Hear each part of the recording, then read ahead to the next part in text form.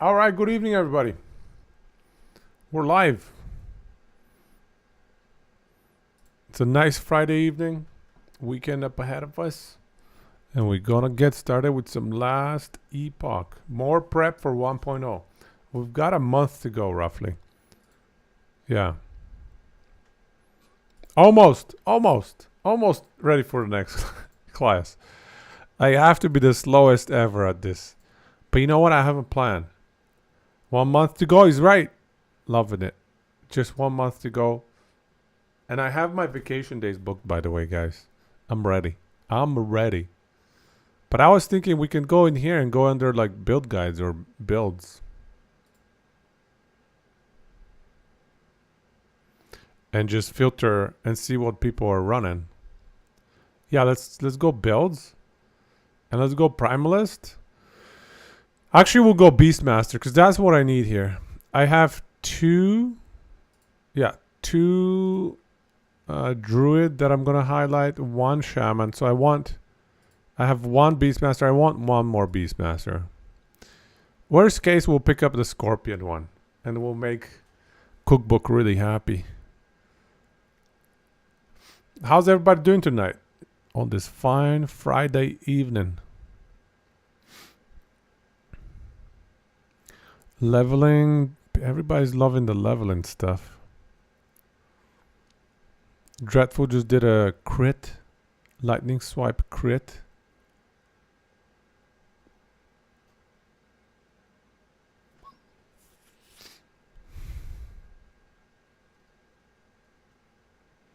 Which one of these builds is legit, actually? It's kind of hard to tell.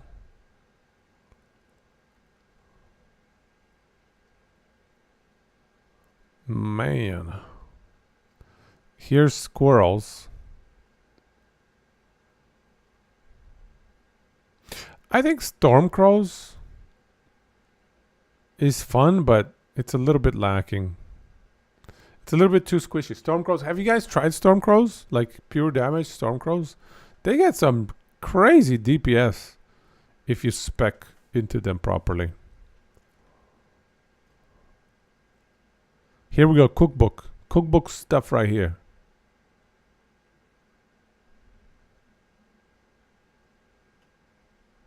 Let's check this one out.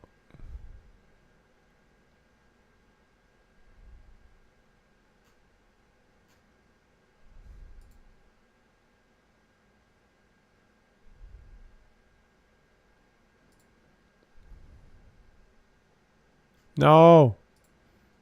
I don't want your commercials.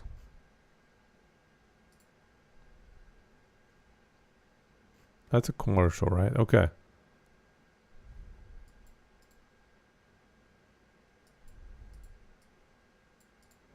Oops.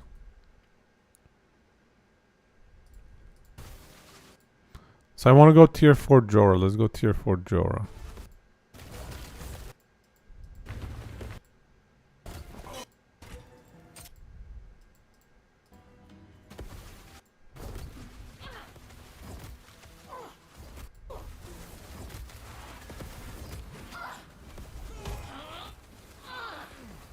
I mean, honestly, it's not a bad build, guys.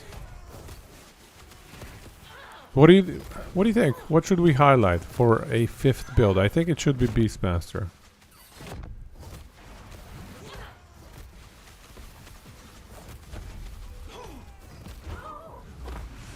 Yeah.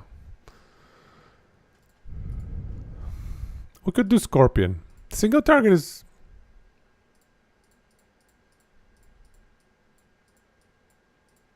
It's okay. Clear is okay. It's more about season start. I think it's pretty cheap to set up, right?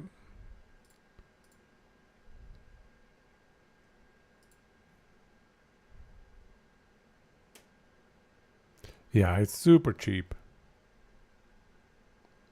I think that's the one we'll do. So okay, we have our 5 builds that we want to highlight then. This is it. This is what we're going to do. Beastmaster, Druid, these 3.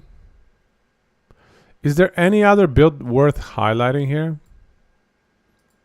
It's probably some of them.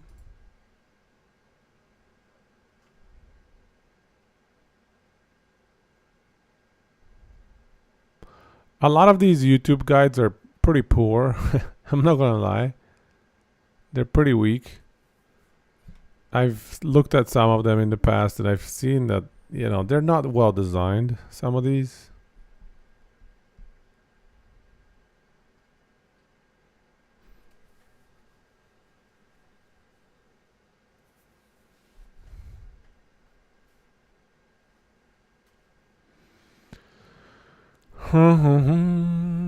Serpent Strike.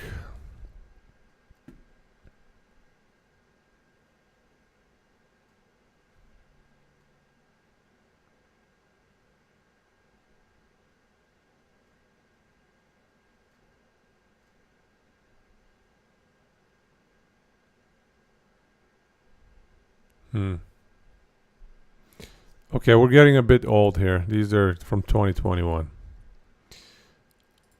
Only 11 from this patch, actually.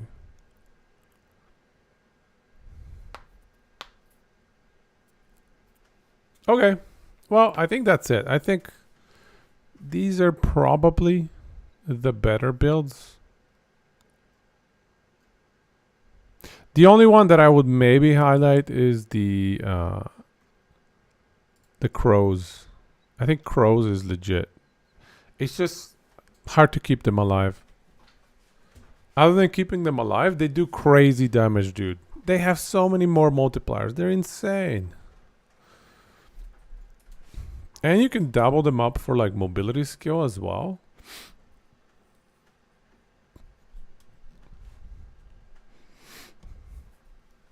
They even get minion damage from strength points? Yeah. Okay. I'm just gonna drop them in here. See if I have time to highlight them. It's a Beastmaster. Oops. Beastmaster. Storm Crows. I think single target is gonna be pretty solid. Probably like a 9. I have to test them out though. I think where it suffers is tankiness. Clear is alright. Like 7 or 8 probably. Tankiness though, I think it's gonna be like a 5 or a 6. But again, I just don't know enough about the build itself. So let's find somebody using it. Storm Crows. Oh, okay. The only build that shows up is mine. And it's not a Storm Crows build. It's the Earthquake one. Here we go. Okay, Storm Crows Beastmaster minion build.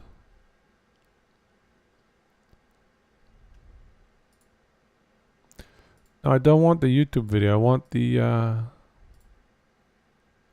oops. I want the build planner. Oops. Here we go, build planner. Here we go. Yeah, okay, so it's actually not too bad. It's not very good for early game though. Like I think it does have some item requirements. I think it's probably like a 6 or a 7. So overall it's actually not bad, honestly, I don't think.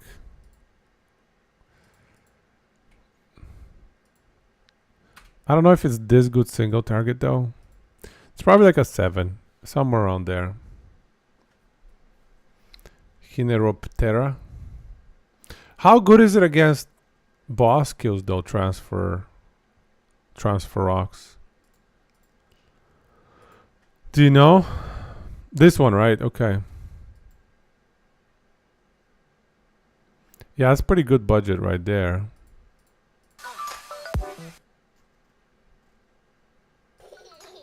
On the targeted area. I want the boss fight, bro. Blessing being automated. However, this makes it so it only being cast once every 12 seconds. See, I don't know how good the build is if you don't show me a tier 4 Jorah fight. We also have a chance to get the Unfortunately. How about this one? A Verbo is for Let's see if this one has a good tier 4 Jorah showcase. I'm getting spammed with the commercials. Maybe I need to get like YouTube Premium or whatever. Crowmaster. Oh my god, it's a 1 hour video. A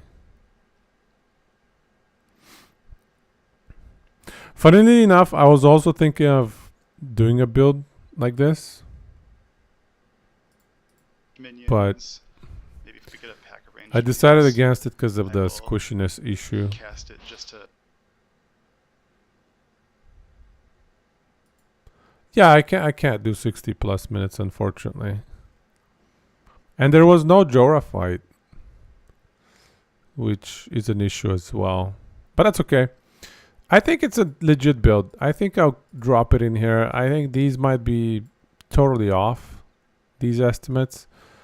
I do think season start is not that bad, actually. But tankiness, I think it's a major issue. All right, so I think that's going to be it for Primalists for now. He gets lost in the weeds. Yeah. I have probably that problem every now and then as well. But I still manage to keep it around max 30 minutes. Usually 20 minutes. So, and I try to do a complete build guide with every detail at least touched on. Not necessarily gone into detail, but at least mentioned. All right. What class should we do next?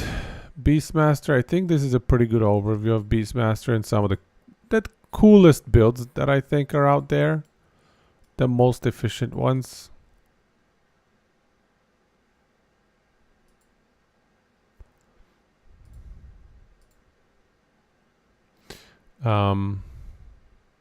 We could do no. This time we'll get it done in 2 hours. Let's see if we can do it.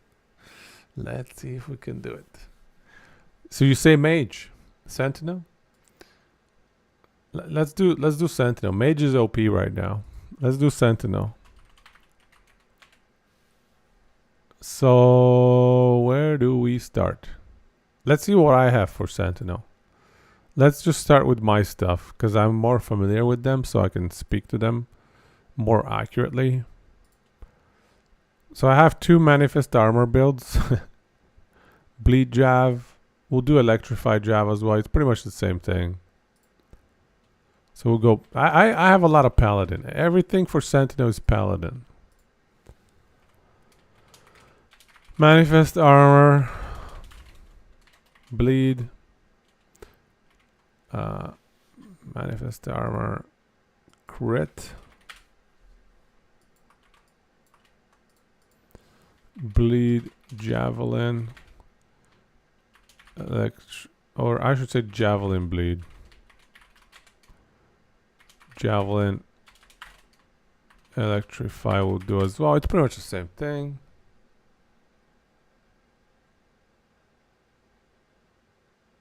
It's 5 paladin builds. Yeah, I mean, I didn't even get to Void Knight.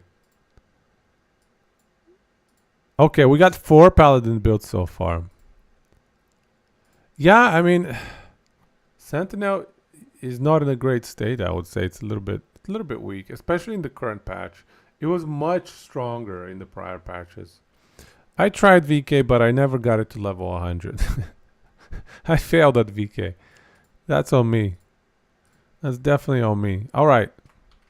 Manifest armor crit. Boom. 9. Manifest armor bleed. Single target. 9. Maybe even 9.5. I think bleed was better, right? I can't remember. Do I need to look at my videos? 8 seconds. 13 seconds. All right. I see. Okay, it's the other way around. 9.5. Although they nerfed them, I think, okay, we'll do 9 and 8.5. They did nerf their damage a little bit. Clear is very awkward. Why do you say MA is hopefully getting nuked? What do you mean by that? Sorry.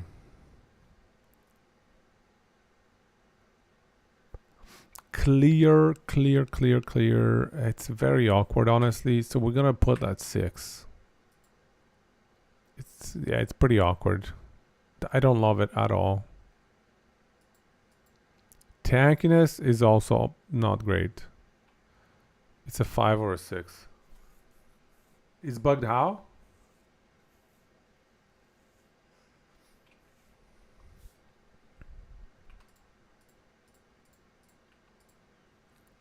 I feel like it's pretty squishy. Season start. This one is a little bit trickier. It's not a good one. This one's a bit better. I'll put it as 7. But because both of them are somewhat reliant on the Smite relic, I will keep it at 7. You can infinite push? How do you get infinite DPS? This must be a new bug that I'm not aware of, because it wasn't bugged before. Alright, so 2 manifest armor. This is, I think this one is worse.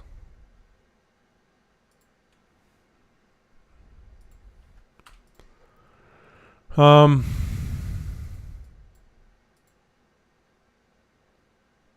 I'd put it like 7.5. And this one at 8.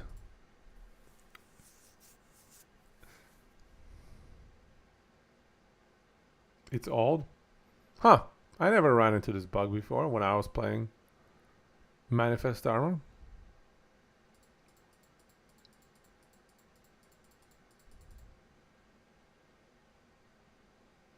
Oh, it's only Forge Guard specific? I did Paladin.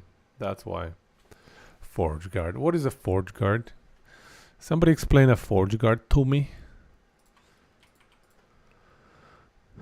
These are pretty squishy as well.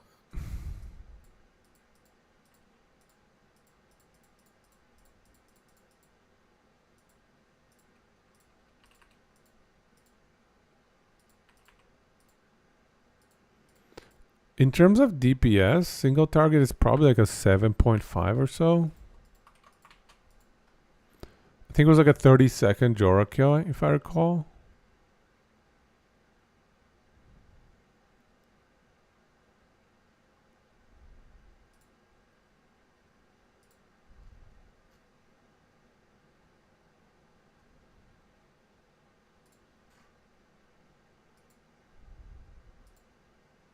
"25-second Jorah kill. Oh, that's pretty good. That's pretty good.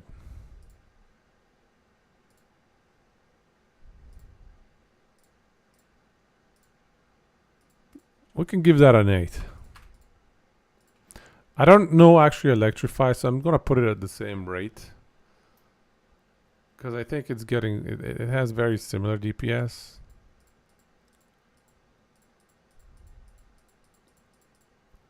In terms of clear, it's a little bit awkward. It's okay though. It's not amazing. Mobility is not great either.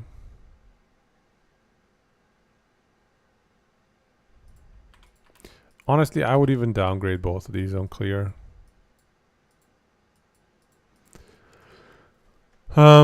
Season start. What did the build have?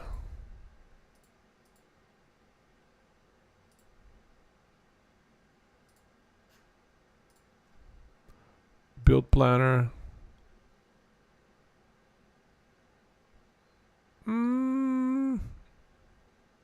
Season start is feasible. We'll give it a 7-ish.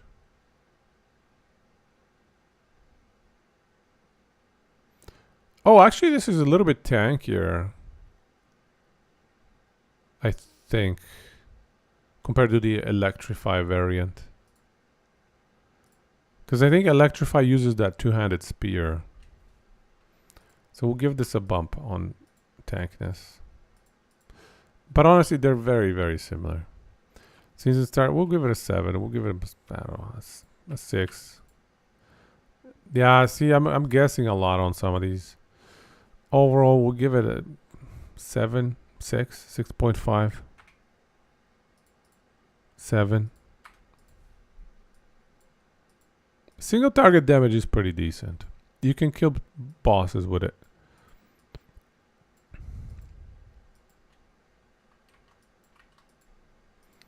Okay, now those are the ones that I have tried. Let's see what else is out there.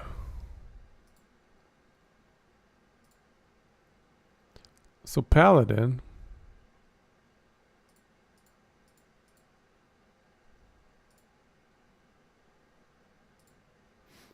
What other skills do we have? Guys, is Judgment and like mana stacking Judgment, is it still a thing with Urgent? No, it doesn't even use Urgent Inquisition. It uses 5 points in Pious Offering. And with that one glove, I think they did a bunch of bug fixes for that. With the Hand of Judgment and Wands, it's still decent. I wonder if we have a build guide on that. Let's look for it. Paladin, Judgment. Alright. AoE Judgment and Holy Aura Paladin support. We don't want support. Something like this. Oh, November 14th. Okay, let's check this out.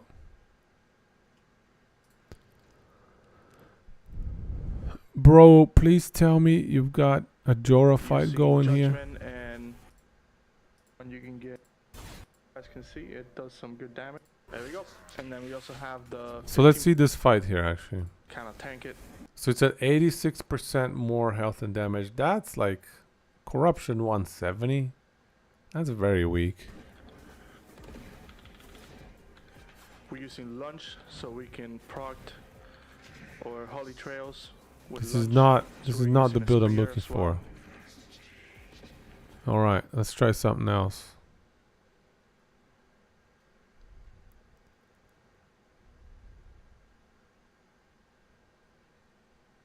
This one? Alright. Have a lot of recovery because whenever we're casting Consecrating Aura, the aura deals damage to us. Yet I found He doesn't have a single fight showcase? Why? Okay, so he gets 286k ticks. Because of Volatile Reversal Double Rift. But generally speaking, the build has the build happened.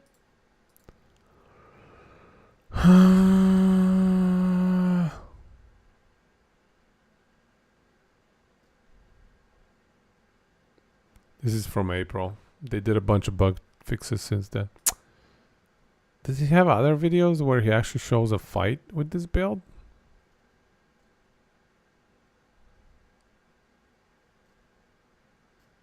Man, I don't know how good these builds are if you don't show me the build in action.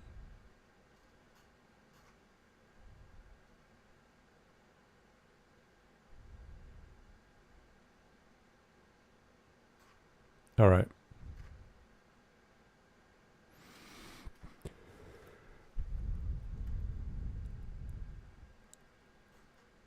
I'm not seeing it. Okay.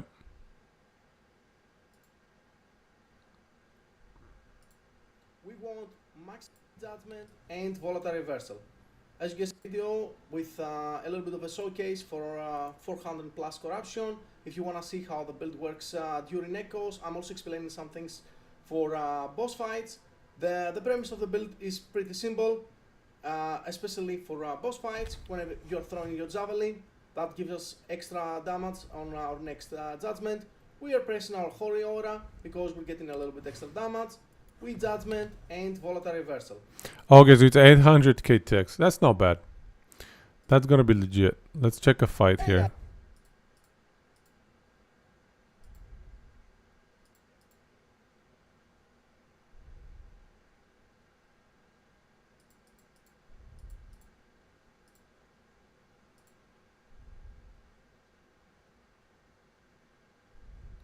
Yeah, the damage is alright.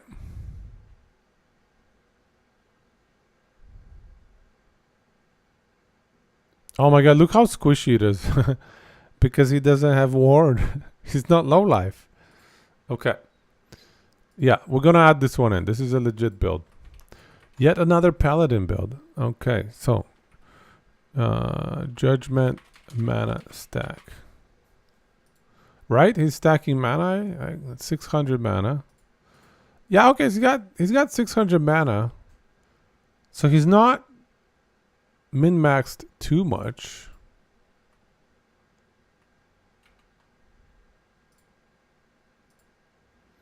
So let me just put the link to the build guide here. All right. So yeah, I'm pretty sure you can get a lot more damage out of this one by hitting higher mana numbers. But okay, so single target.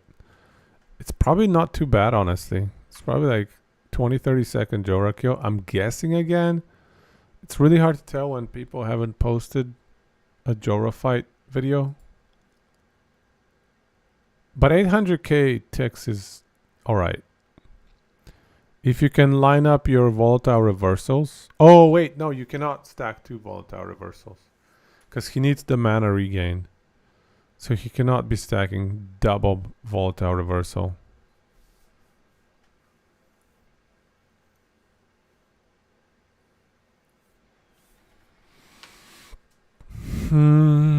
It's probably still okay. Tankiness is okay. He's running a shield. That is the high block chance shield. Clear is where it shines though. You just run around and things die around you. Season start.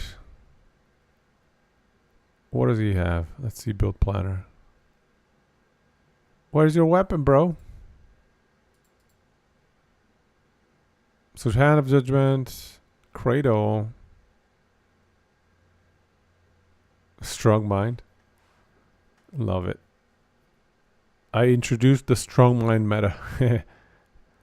I was running Strong Mind for my Sork to stack mana, if I remember. Strong Mind mana stacking.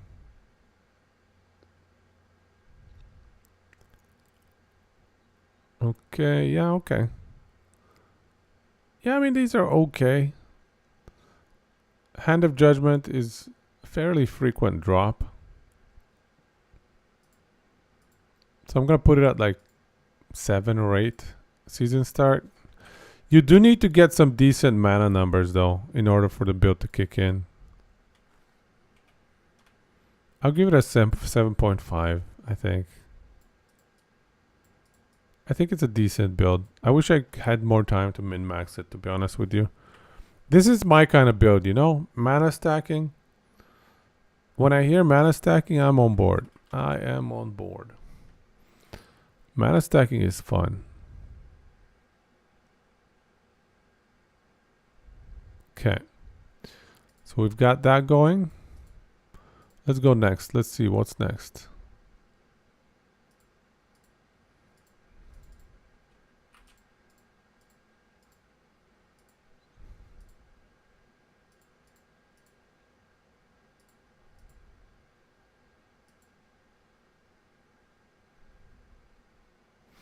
Actually, I think I'm just going to link to his build.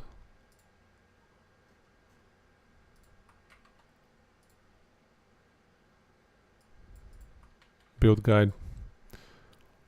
There we go. When I get around to it. And then, if I actually highlight that build, which I think I might. I think that's a pretty legit build for season starting. Okay, what else do we have for Paladin?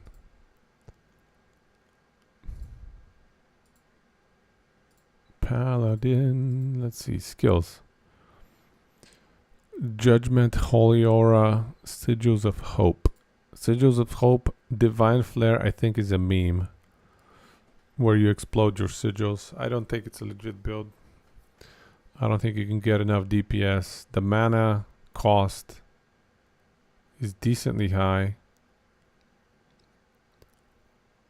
So, I don't think that's a thing. Shield throw.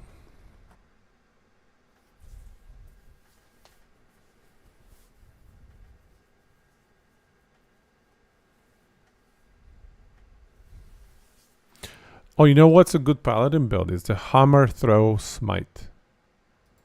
Yeah, we're definitely going to do that one. Hammer, throw, smite.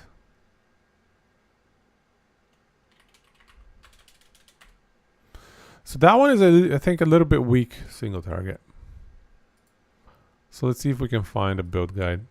I ran that build for a while, actually. But I just wasn't getting enough single target DPS, and that pissed me off, so. Okay, hammer throw. Low life devotion.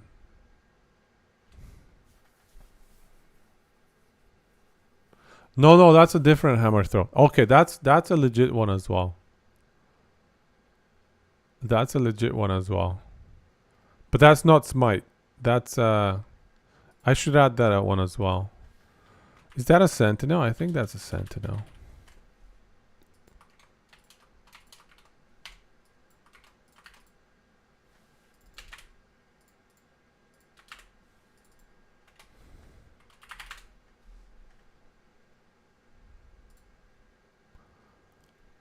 Pum pum pum pum pum. Why is it not showing up? Is it not paladin? I thought his build was paladin.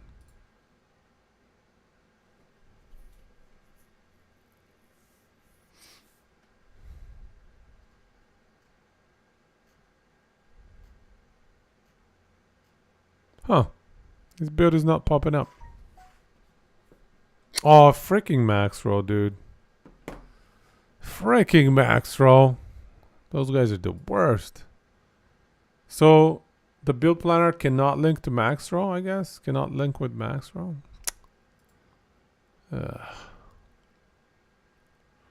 Alright, fine.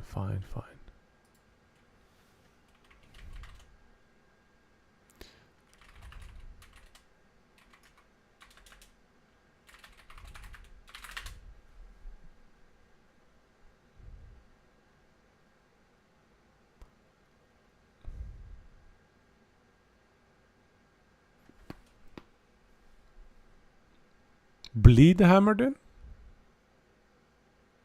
Nova Hammerdin, this is the one.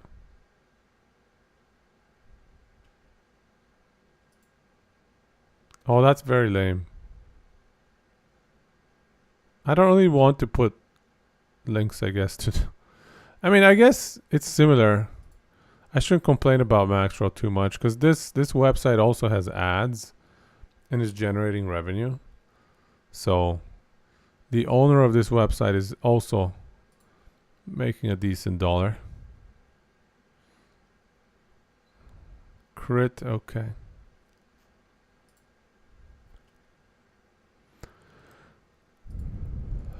So he's running Paladin.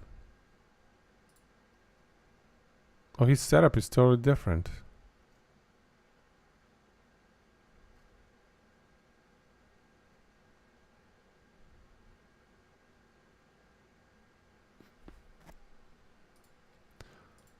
Hammer, throw, and rise.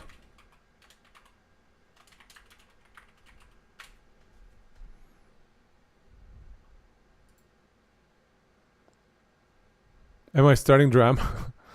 Yeah, I'm not big on drama. I'm gonna back right out of the drama. The drama scene is best suited for others. So,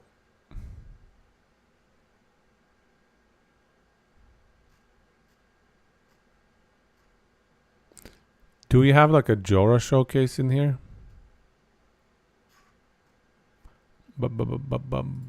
Show me some Jorah. Yo, what's up, guys? Hey, those are pretty legit numbers, yeah. Yeah, this build is smooth. This build is very legit. Arena, he's saying he did what? Oh, he did 800 waves in Arena. Damn.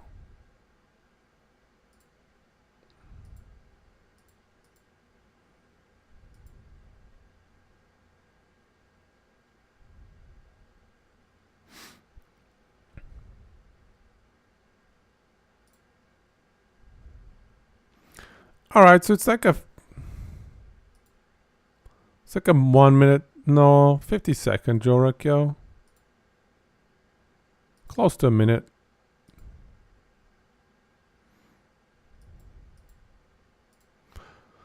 Great build though. Okay, let's drop it in here. All right, so we're gonna go single target of 7. Oops, no, in here 7. Clear is really good. We'll put it 9 for clear.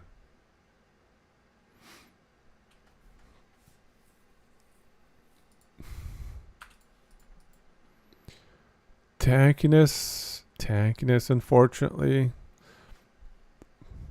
Unfortunately, we have a new baseline for tankiness, and that's low life ward. Low life ward in the current patch is just too crazy OP. So if low life ward on a werebear, having like 18,000 ward, or even Rune Master running 10 to 20k ward easily. I know, but that has to be like the number 10 for tankiness. Low life ward is your 10 for tankiness. Otherwise, we get to like 12 or 13. I agree with you. I'm just saying, if I'm putting a 10 for low life ward,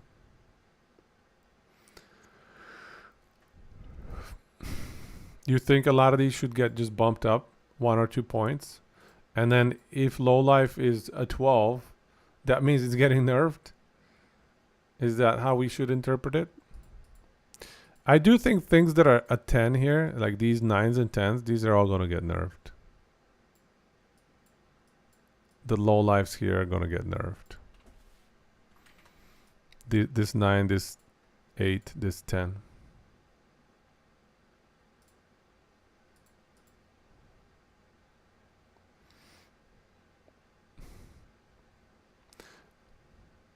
Maybe not 95%, but yeah, I think a lot of the top-notch builds will get hit a little bit. So you think big patch notes are coming? Do you know anybody that has done like the community testing? Has some inside info? Did you do the community testing, Oeezy? Maybe I should ask you in Discord. There's a lot of things that work because of bugs, but people don't realize they're bugged. Yeah, that's true. Why do you say Earthquake Aftershocks is bugged? It's not bugged, man. I'm so sick of people telling me my builds are bugged. And random nerfs. No, it's not bugged, man. It's like mana stacking. What was it? The mana interaction with endurance. That definitely hit a nerf because the mana interaction with endurance got labeled as a bug. And I think that EHG devs need to be a little bit open-minded about embracing things and treating things as unintended features. Why would they say aftershocks are happening more than intended? There's a range of how many aftershocks should pop, no? Hey, Waro.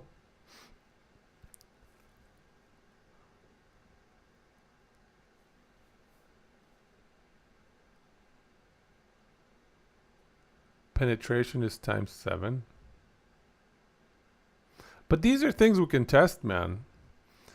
What is the claim about aftershocks happening more than intended?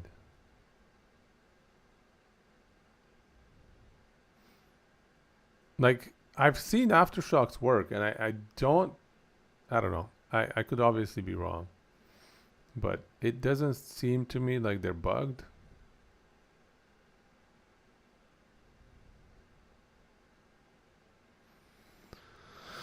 Also, I would like to claim that nobody was using aftershocks. For the last 100 years, there wasn't like a single aftershock build. Until I made a build guide. I would be very salty if ESG nerf my builds yet again. I'm not gonna lie. I won't. My salt level is already very high.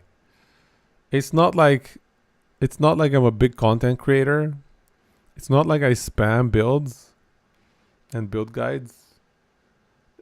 literally like half my build guides have been hit so hard by ESG. Ay, ay, ay. Well, I guess, yeah. I mean, if ESG want to hit it, they're going to hit it. They're not going to care if it's bugged or not. They're just going to nerf it. At the end of the day, if they don't like it, they're gonna do whatever they want. I just hope they keep an open mind, because if they hit the tankiness side of earthquake aftershocks, like the build is already half deleted because it's a melee build. And you know how hard it is to run melee builds? You're so squishy already. If they make it so it's squish, the build is pretty much gone already.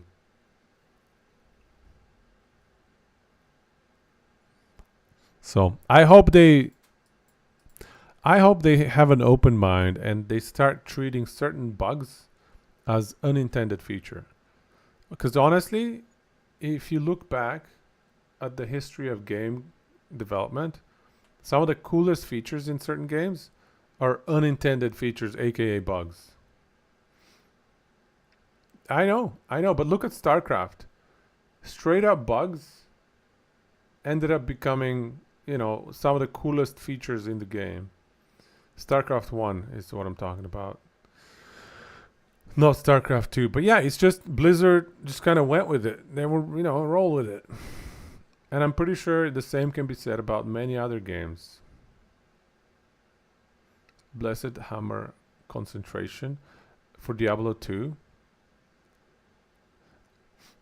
Because concentration buffs the damage. Was that a bug? I can't even remember. That could very well be. The StarCraft ones. A lot of the mechanics in StarCraft 1 were very wonky and unintended. I'm trying to think of a specific example. But even things like if you have two minerals here, let's see here. If you have two minerals next to each other on kind of like a, not right next to each other, but on diagonal, and if you bring a drone, let's say, on top of the minerals to mine them, and then immediately bring another drone on top of that, the two drones stack, and then if you cancel one of them, you can kind of wiggle it through the minerals. So you can kind of just wiggle the drone through the minerals. Or I think you can also do it maybe with Protoss by creating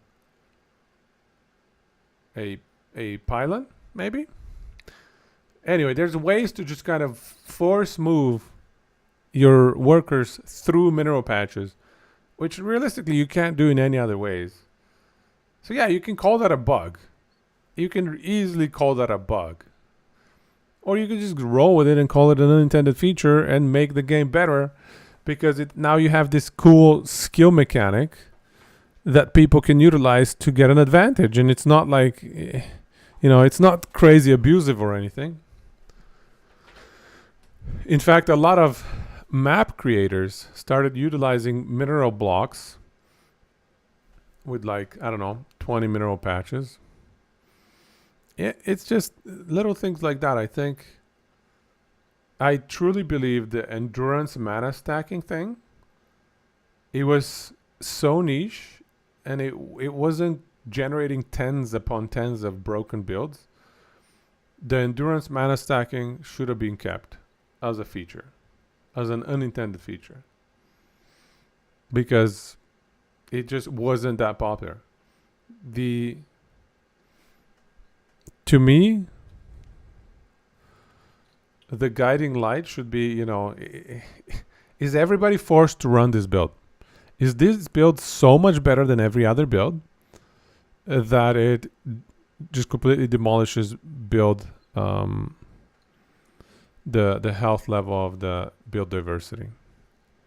And if you don't have that, you don't need to nerf it. Honestly, it's a bug. Who cares? Leave it. I think that is how I would approach game dev. Is it bugged? And if it's something giga broken, if it's something dumb like millions and infinite amounts of damage, I would say, yeah, still nerf it. But If it's something where you're creating some extra builds, protect the players from themselves.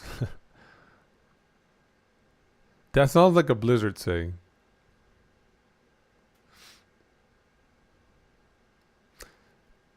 So what do you mean by that? Sorry.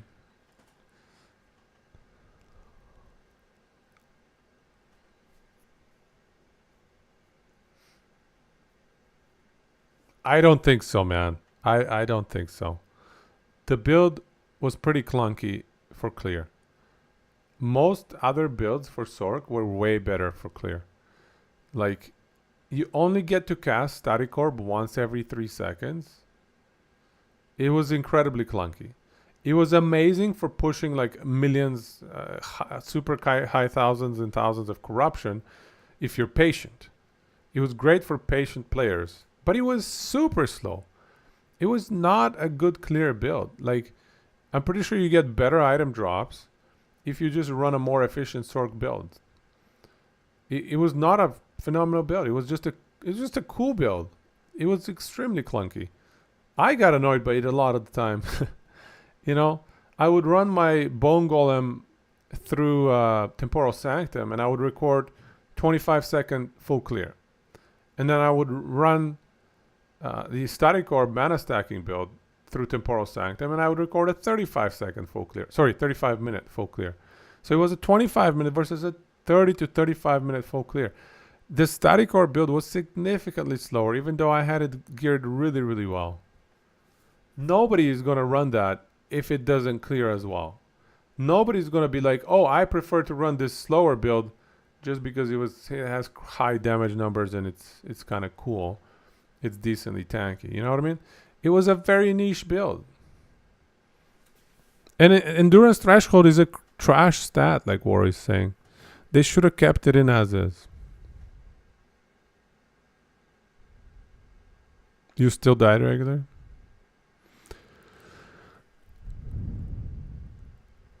Pushing corruption, though, is not necessarily the end all be all for farming or for item acquisition. The pushing high corruption wasn't that important in my mind. It's like pushing high arena. It's not like you get anything. It's just a silly bragging right. There's arena. Yeah, we don't have metrics that showcase what a good build is.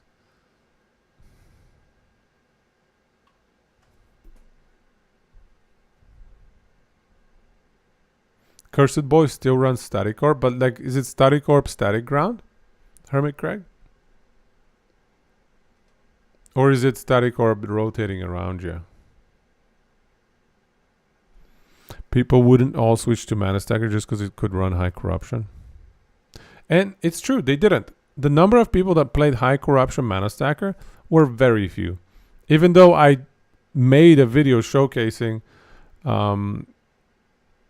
Nasher getting to like 2,000 corruption, which was the highest at the time. There was no other video showcasing here's 2,000 corruption run. But nobody, you know, it wasn't like everybody was, okay, I gotta run that now. It's not just size, man. I agree that size is definitely a role, but certainly the build is just super clunky and it takes tons and tons of patience to play. It's not ideal for most people. Most people would not enjoy running that build. That's the bottom line. Average player probably doesn't play enough to get past 300 just in terms of hours. That's true too. Yeah, no, that's fair. Hermit Crate, you might be thinking of the wrong skill. Okay, so Static Orb, yeah. It's the same skill. It's just a different spec. I created this build Static Orb, Static Ground. Mana stacking with like 1500 mana. But it got giga smashed by the nerf bat. And it's no more. It is no more. But anyways. I can whine about that build forever. Still salty. Well, they nerfed both the damage and the defenses. On the defense side, they made it so that endurance threshold does not apply to your mana. So that 60% damage reduction that was being applied to your mana no longer gets applied. So you just have a much harder time sustaining your mana. And then the damage side, what did it do to damage? Oh yeah, they removed one of the insanely huge multipliers. The damage side was an even bigger nerf. It was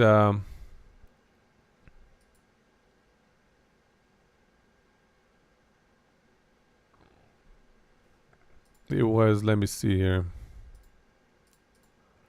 I think this one, overcharge detonation, static orb explodes.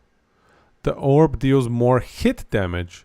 So that hit damage language wasn't there before, I think. Yeah, I certainly know. So this overcharge detonation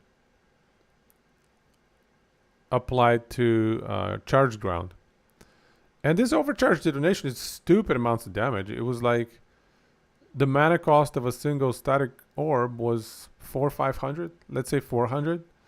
So it was a 1200% more damage to your static ground. It was a 13x multiplier that they deleted from the build. So they did they reduced the damage by 13 times, okay?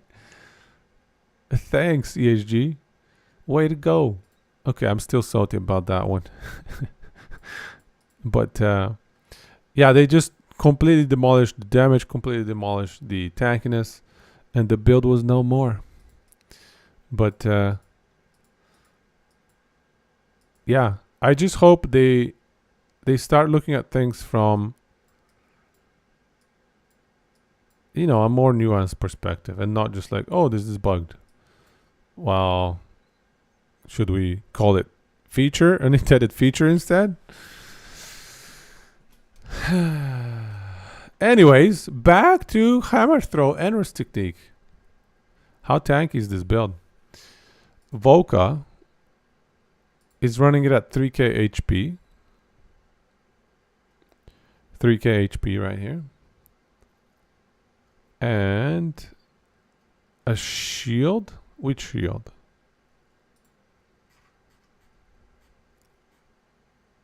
Just a random shield. 50% block. Roughly. Okay. That's interesting. Oh, here he's got this shield. So long as they don't look technically broken. So this is the starter gear. Alright. End game gear. Best in slot gear. Oh, I see. So endurance stacking max block. Okay, well, max block and 3k HP. 4 LP Lirakas.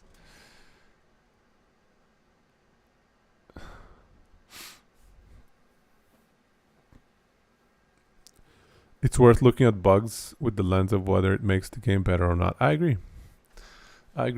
If people discover bugs and take advantage of them in cool ways, something like, for example, the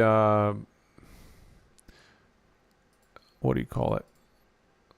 The marksman flurry multi-shot bug. I mean, that's silly. When you are firing like 20x the arrows, you're firing so many arrows that the game crashes. Yeah, it's time to nerf that. That's not nerf. That's not a nerf. That's a bug fix.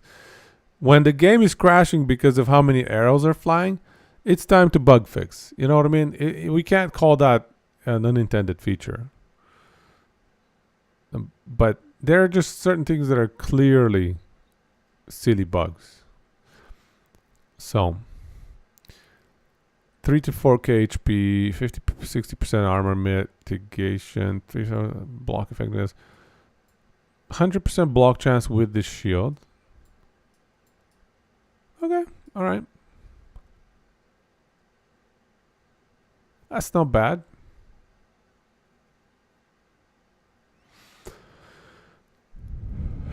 That is not bad. Oh, he likes auroras.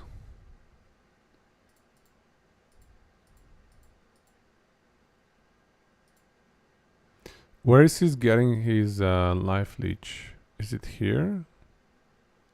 Yeah, throwing the leech to south. Okay, makes sense. Idols, crit multi, crit multi.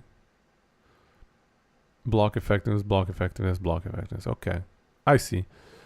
Yeah, this build is decently tanky. Unfortunately, I don't know why, but when I've played shield builds, even with 100% block chance, I have not felt tanky. I'm not sure what's going on with shields, guys, and with block, but it doesn't feel good. I'm not sure why. Have you guys tried?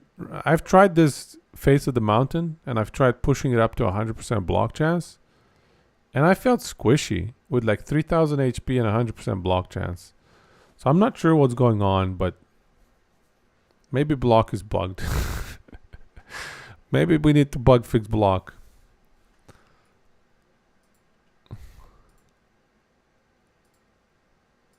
So let's see. How much tankiness would we give it? Probably a 7.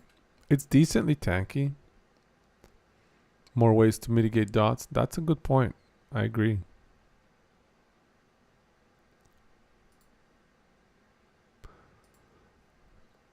So I'm wondering, how does he survive in 1000 arena? Because 1000 arena one-shots a lot. I'm guessing that he just off-screens everything. Yeah, Old Bastion was too OP. When you have an item that makes every single other item in that item class obsolete, that's time to nerf that one. Yeah, okay, so he's not actually tanky.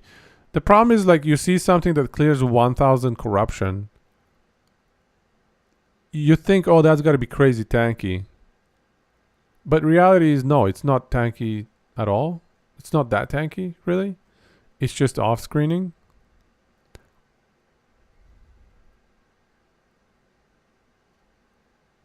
So, that's different. That is different.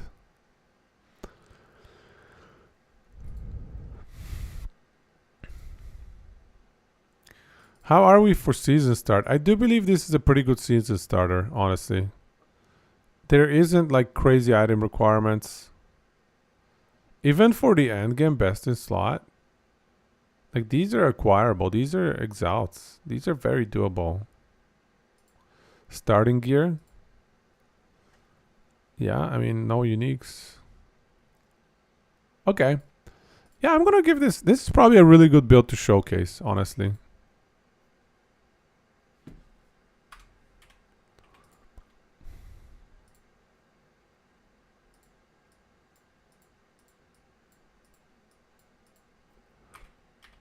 I'm even going to give it a 7.5 tankiness. If your idle slots are not taken up and you're able to run a lot of 530s, that's really good for your build. Even 10 on season start. Yeah, I can see that. I can get behind that. What else do we have for 10? Thorn Totem. This Earthquake Aftershock. Yeah, I can see a 10 here. I can dig it. Tankiness is pretty decent, honestly. Single target is honestly the weakest point. And probably I can nerf that a little bit. Because it was like a minute to kill tier 4 Jorah. So that's probably actually werebear territory. So yeah, it's probably 5-6 territory. Because we said werebear, that's a minute, so that's about a 5. So, but the build is still great. Like, you're tanky enough that you don't need to worry too much during the Jorah kills. And you can kill Jorah fairly early, probably. So yeah, definitely this is one build that I want to highlight, actually. Let's add that in here. This is one of the better ones for season starting. And I also don't think this one is going to get nerfed. I also don't see this one getting nerfed too much.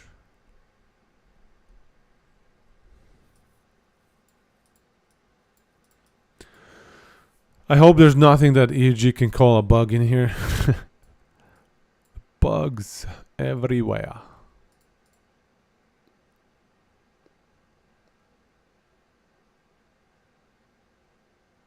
How can I pre-level? It's a new season, isn't it?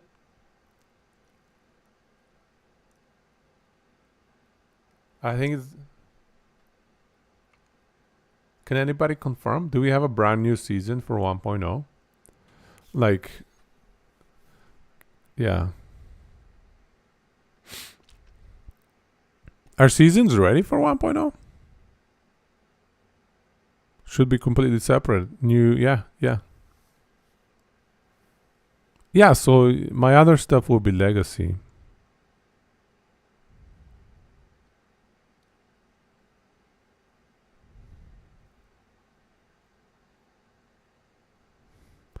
I think I'm just gonna start a brand new warlock from scratch. That's kind of my plan. Brand new warlock.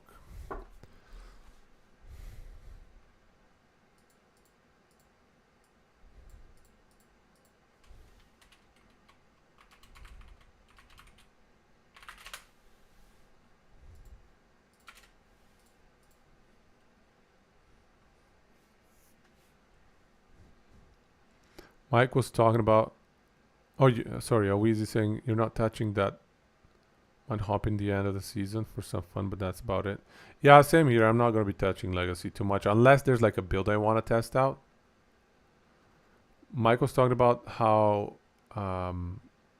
Merchants Guild will be different this time around. Because everybody already has expensive stuff worth selling. But maybe there's both Legacy and New Cycle. He's talking about Legacy MG sales. Okay, yeah. That makes sense. Because there's going to be the Legacy and the Season. So, I think they're planning on making seasonal stuff.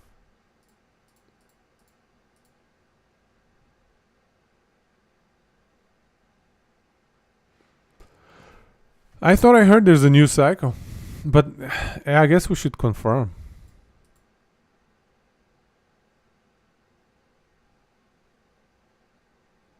Legacy MG. Sounds like a nightmare. No, we should confirm because it's just been word of mouth for me. Word of mouth, so I don't know for sure. Okay, let's do Hammer Throw Smite. Do we have any timing on how long it takes Hammer Throw Smite to take down Jorah or something like that?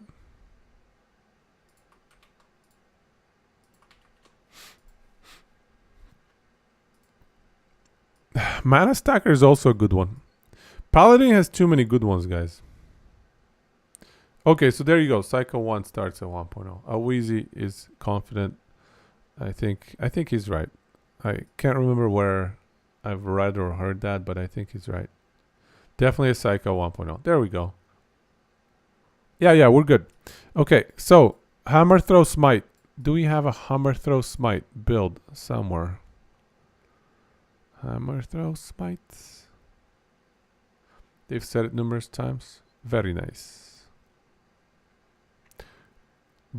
Low Life Devotion. Why Devotion? What is Devotion again? Oh, Devotion. Okay, it's the amulet. Okay, so Low Life and Mad Leto. But Smite heals, you know?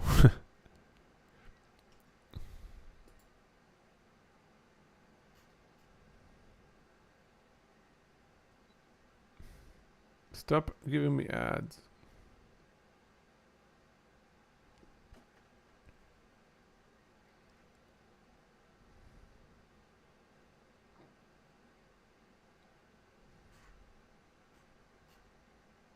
Seriously?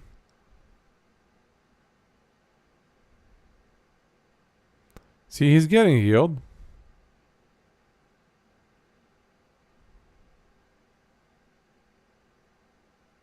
These are pretty decent numbers.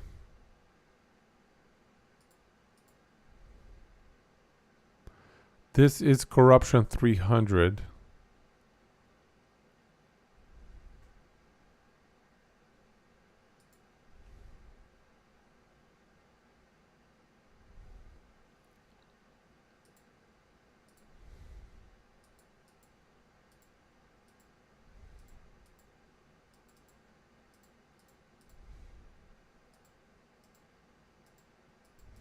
Man.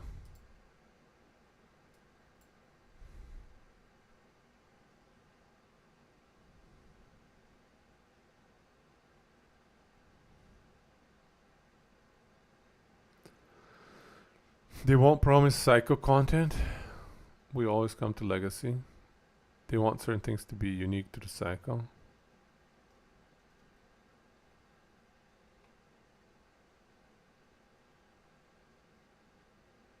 Yeah, that build did not look crisp to me.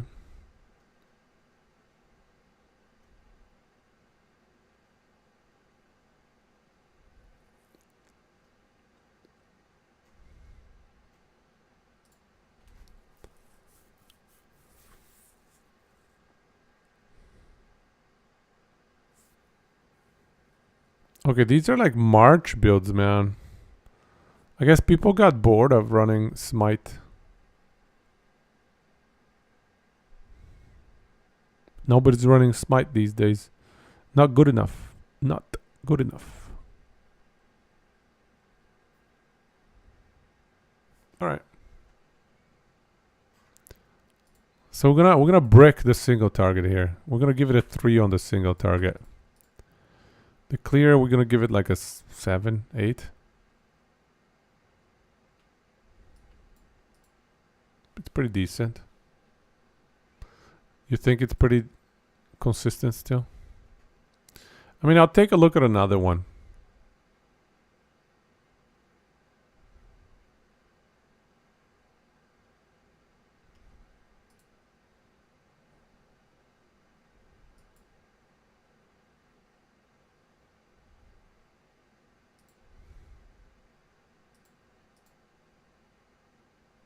Okay.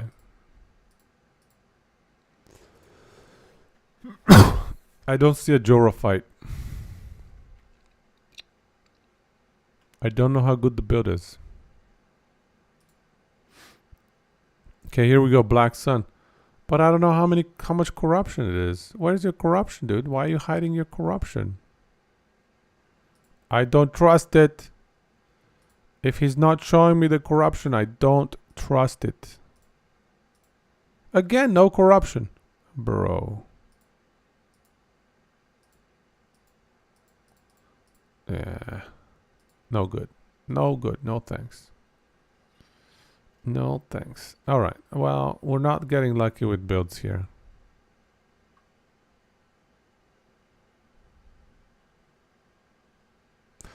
I think nowadays people are more running it as a Void Knight, actually.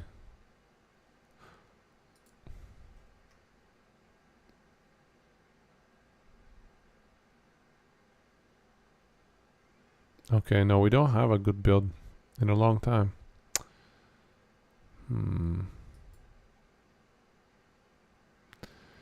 Well, we don't have a very recent build guide to go on, guys. So, I don't know. I'm just gonna... I've played this build myself. And I know it's interesting, it's fun. But honestly, you do need the 4 Smite idols, so you can't really... I mean, it's okay for season start, but it's not amazing. It's not super tanky. It's the better aspect of it is clear. So we'll give it, I don't know. We'll give it a 5. The thing about the build is it's really fun. Because you get all these zaps everywhere. Hey, Sleepless. Morning. You got 4 perfect idols for it. Oh, yeah, you gotta try it. The build is not phenomenal or anything, but it's a lot of fun. Because you get zaps everywhere. It's fun. I would definitely... Yeah, 9%ers. That's a 36% altogether. That's solid, man. You can run a bunch of different builds off of that. It's not just Hammer, Smite. There's a bunch of other builds that can utilize that. And by the way, this is another reason why the Manifest Armor builds have a low tankness. The necessity, the requirement to run Smite idols, that takes up, 4 times 4, so 16 idol slots. If you weren't running Smite, those 16 idle slots would be 8 5% 30 health idols. So 8, that's 40% health, 240 health. You're foregoing so much health because you must run the Smite idols that it makes the build incredibly squishy. The 530s are really powerful idols. Anytime you can run 530s, you want to be running 530s. That is the conclusion I came to eventually. 530s make builds happen. Like, you can more than double your health. If you start with 1,000 health and you just fill up all of your idols with 530s, that is going to more than double your health. I think. I'm pretty sure. It should go from at least 1,000 to 2,000. We should do some science on that and double check, but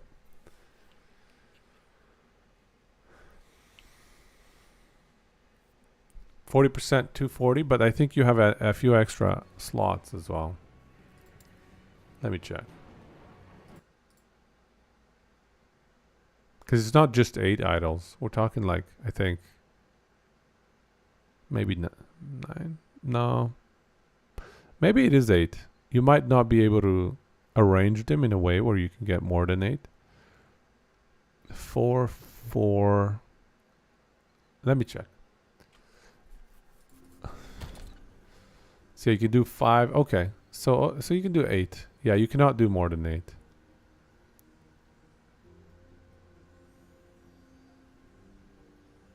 Yeah, you cannot do more than 8.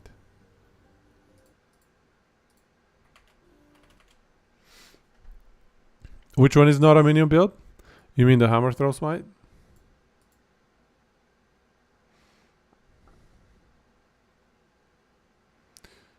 The the 1x3s that give you 9%. Yeah, 6 530s. And then the 1x3s that give you 9 plus. Is it 45 max? I can't tell. These 1x3s. You can do 9% health plus. I guess not all of them have health on the suffix. Yeah, it looks like not all of them have health on the suffix.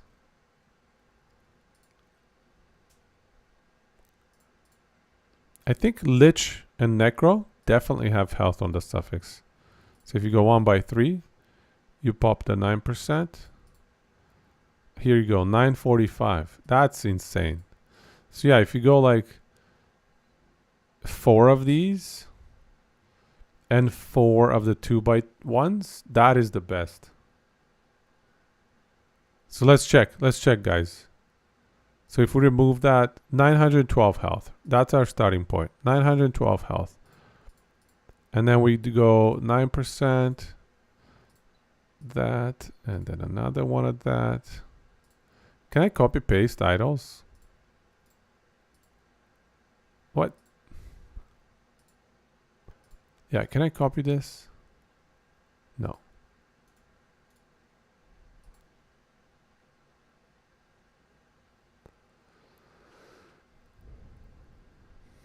Is Warpath VK worth talking about? Yeah, I think we should put Warpath VK on there. I just need to find maybe like a fight of Warpath VK versus Jorah or some other boss or something, just to get a gauge of single target DPS. And it's also pretty zoomy and fun for monolith clears. So here we got 2x1s, we go health and health. 2x1s, health, health. 2x1s, health, health. Last one. Here we go. Last one. Just so we can prove the point. So we started with 912 health. And then we stacked just idols just percent and flat health idols. All the slots we could. And we're up to 1982 life. So idols alone, if you can slot health idols only, can double your life. If you start at like 900 life, obviously. But even if you start at higher life, you're still gonna get like really good numbers here. So this is why builds that lock your idol slots and force you to, let's say, equip smite idols are a lot less tanky than builds that have your idol slots open. Flexible idol slots is an incredible tankiness boost. You want your idle slots open, because otherwise you lose, 500 to 1,000 health. No joke. Anyways, same thing with hammer throw smite. Your idle slots are taken up. You cannot be very tanky. And I think theoretically you could get like 9% smite proc, and I think there's a health suffix on those idols, the 2x2s. But that's just so incredibly rare. I've never had that. I've had maybe one with a crappy roll. So I would not count on that. So yeah, this one is a fun build, but mostly just that. Fun. Not very strong.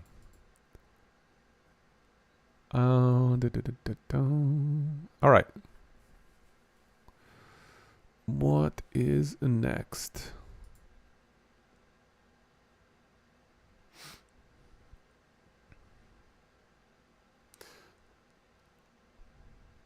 Who wants to have fun in any game? We gotta spam all the good stuff only.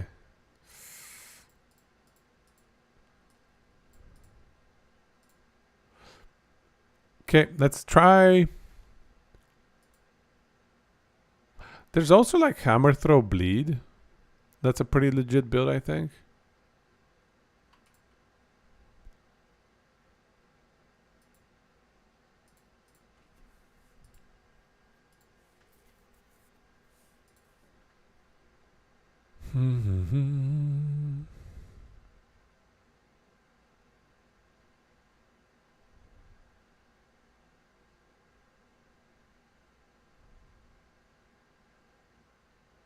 Hammer throw overall is a really fun skill, I gotta say. Hammer throw is like the lightning blast of Sentinel. It can be fit in so many different builds. It's a lot of fun. I like it. And I like that there's an Enrus technique build as well. Quite different. Lunge. Lunge is probably... No, lunge is definitely the worst mobility skill. Okay, well, but other than that, I don't know. There's some Mimi shield rush builds. Mimi rebuke builds for high arena pushes. Paranoia 1.0 fix. I guess we'll see. Maybe.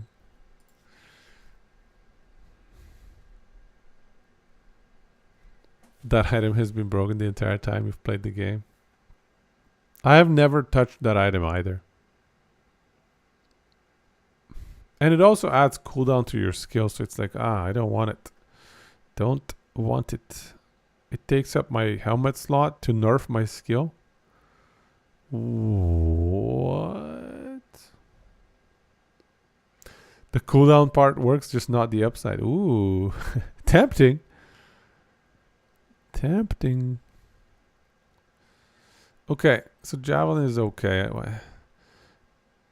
There's Warpath, but I think if we're gonna list a Warpath build, it has to be VK, I think. So let's do it. Let's switch to VK. Let's do some VK builds. So we got Sentinel, Void Knight, Warpath,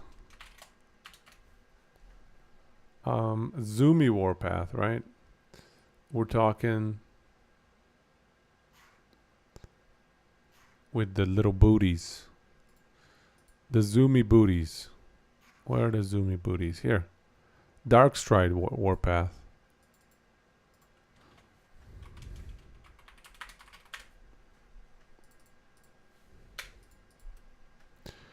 So, do we have a Warpath Void Knight build?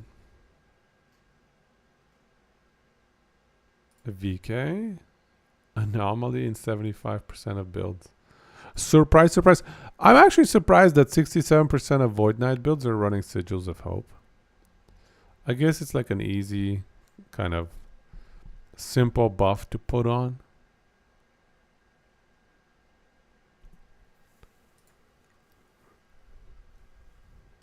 Void Crit Warriors, Fury, Eye of Reen. This is a recent one.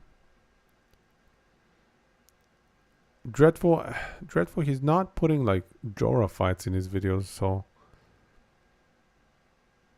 it's hard to gauge how good his builds are. It's kind of annoying.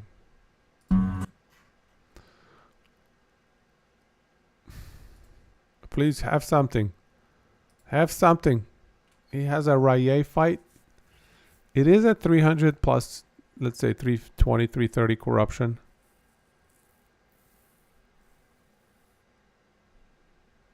Hey, that's pretty decent damage for 300 and some corruption. It's got increased health as well. Yeah, that's not bad damage.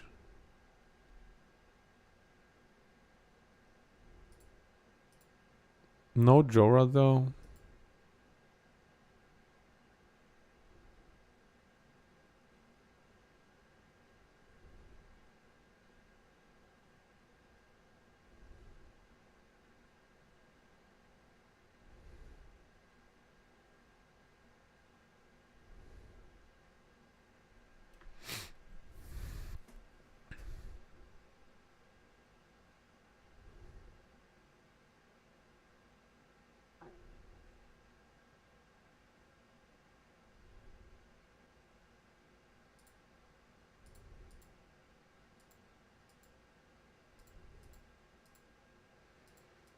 How long do you guys think this is going to take to kill Jorah?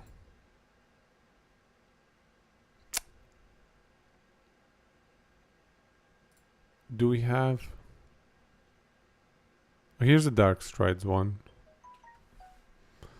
Oh, and they run Apathies more in Dark Strides. Okay. Something like this. May 2023. I guess it's going to be again on these max roll stuff. Playstyle. Alright. Do we have... No. Sentinel. Void Knight.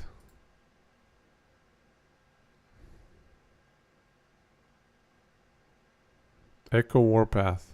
This one. Let's see what these guys have.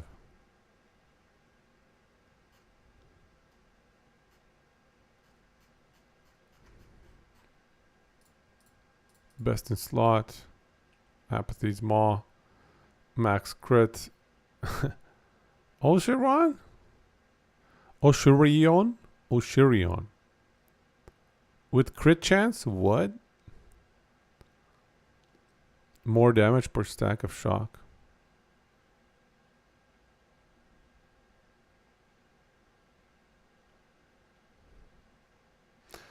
I think for starter, both are fairly decently important, just because you're gonna want to kill bosses to do your... You're gonna want to kill Jorah to get your legendaries imbued, right? Otherwise, if you can't kill Jorah, that's a problem.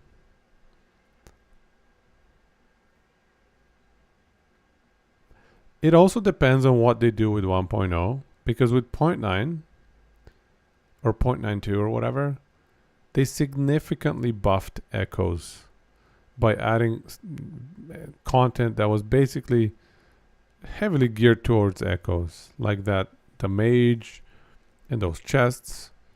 They don't appear nearly as much in tier 4 Jorah dungeons, so you're that essentially makes it so that you're way better off running echoes compared to tier 4 Jorah, for example. So it depends on what they're going to do with 1.0 and what kind of content they're going to release and what kind of activity they're going to promote. It's kind of like PoE. You know, if they greatly buff the type of drops that bosses give, bossing is going to be a lot more important. But if they introduce a new seasonal content that is heavily single target based, you know, so it's hard to tell ahead of time a little bit. But okay, so I kind of see what they're doing, you know. I want LP Argentis with Warpath. Not many people have that. Wheezy might just have one of these. How did you end up taking your Void Knight to 100, Wheezy? With the Warpath Argentis? With this gorgeous piece of armor right here. Okay, do we have like a YouTube video?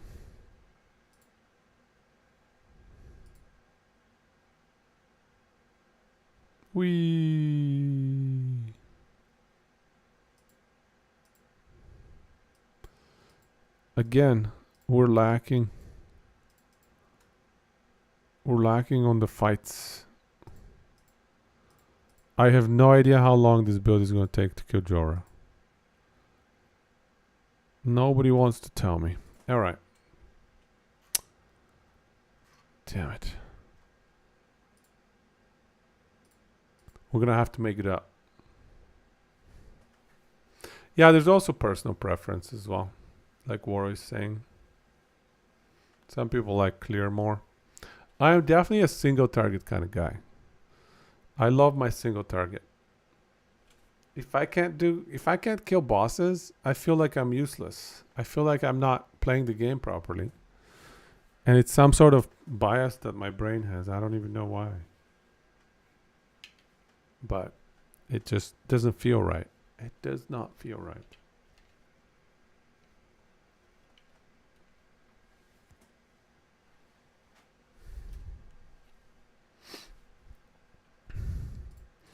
The clear on this one, I think, is going to be pretty damn good. Put it at 8.5. Extremely zoomy. Tankiness. What kind of HP were we running here?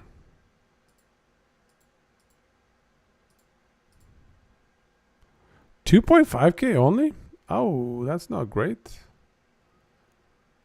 That is not great, so we're going to give it a 6. You find that it's a lot easier to accept some degree of slowness in progressing by encountering single enemies that you simply can't kill, or that take way too long, makes a build feel awful. I agree.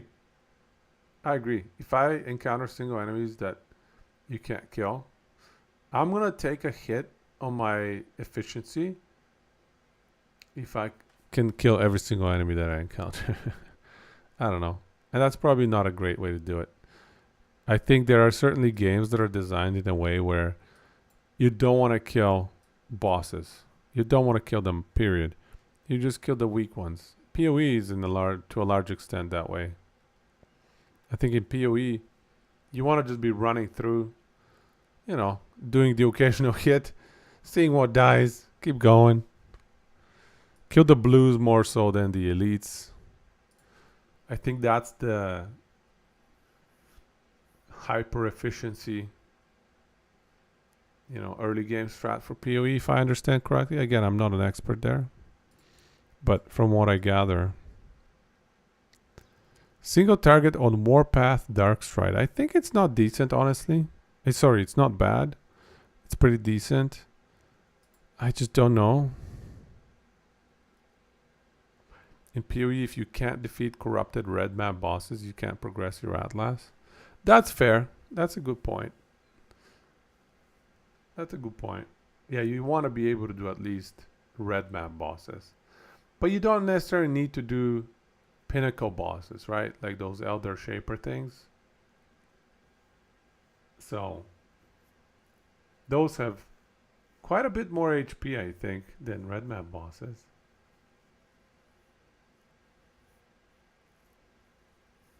It's like a 10x maybe, I don't know. Warpath Dark Strides single season start rather. Season start. Is it a good season starter? Honestly, I don't think so. If you're running crit is hard to get. Hard to max out. What do they have for beginner gear? Yeah, they have no crit. They have no crit. It wants the apathy with 1 LP crit. Yeah, I agree. Yeah, this is definitely not a starter. So we'll put it at like 3. What is the single target though? Even 2 you think? Yeah, 2-3 range I'm fine with. What is the single target? I think it's pretty decent, honestly. I don't have a reference point. It's gotta be in the 6 to 7 range. It's gotta be 40 to 50 seconds.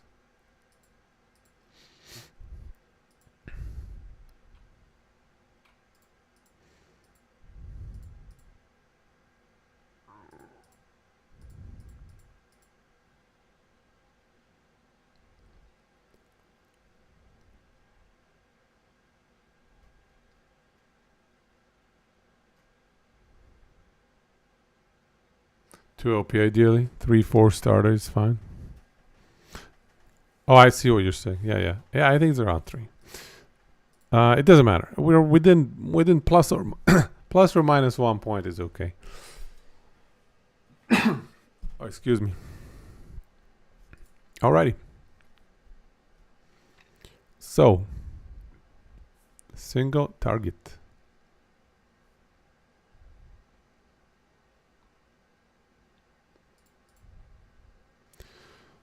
It's got to be 6 or 7, I feel like. I could be wrong, but we'll give it a 6. I wish I had a better reference point. Overall, we'll give it a 7, 7.5. 7? What else is around 7? I think 7.5. It's pretty zoomy, so I think that feels good. Spin to win. It's very, very chill. Found a VK versus Shade at 220 corruption. Okay, let me check it out. Thank you. No, cut it out with these garbage commercials. Because I have actually YouTube Premium on my other browser, on my other Chrome browser. Maybe I should open them there. Okay, so this is 100% more health.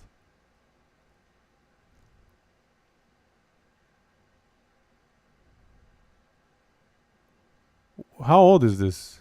8 months ago. How well optimized is the build? This is not looking good at all. This is looking pretty slow, I have to say. Brave browser.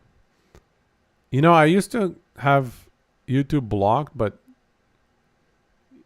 YouTube ad block, but YouTube is running that fancy algorithm to tell if I'm ad blocking it. What is Brave browser?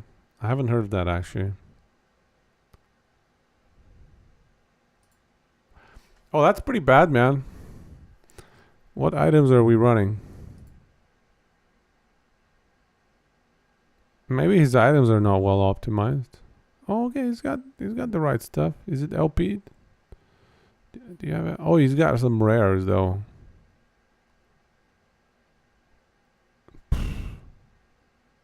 $70 vitality?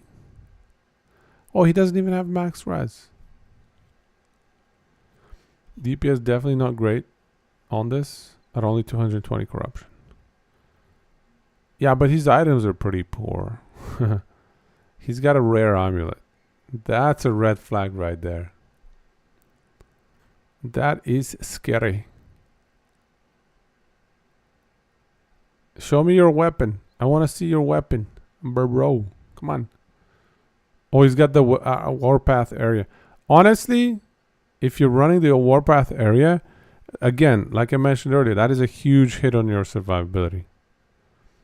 So I like the warpath area as well, but it's just so hard to make it worth. That's fair. I hear you. I can see where you're coming from. And he's running lightning res on his idols. That is rough. Okay. I don't think his item setup is good here. I think you should be able to get a lot higher DPS than that. But I think we're going to bump down the damage single target. And we're going to bump this down to 7. And we're going to go no. Okay. Okay, that's good enough. I think it's a decent build, but not amazing. He's only 9% on his maw? That's a tier 5 now. I think that's a tier 5.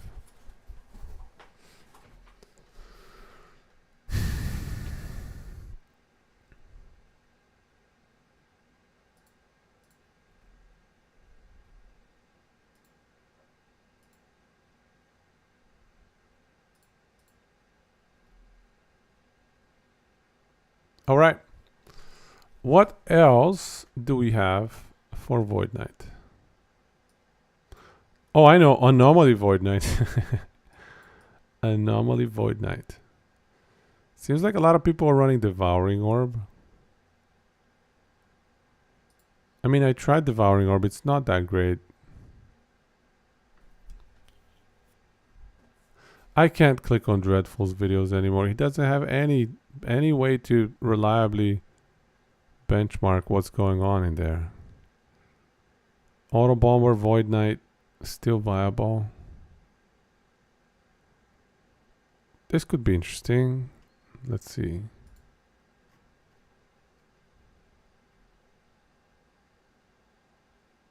Yeah, I'll check out an Auto Bomber.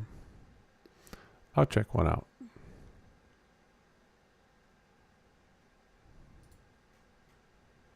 Let's check this one out. Okay, this is Corruption 100. That is not okay, guys. We cannot be making Corruption 100 videos. Unless it's like a leveling build or something.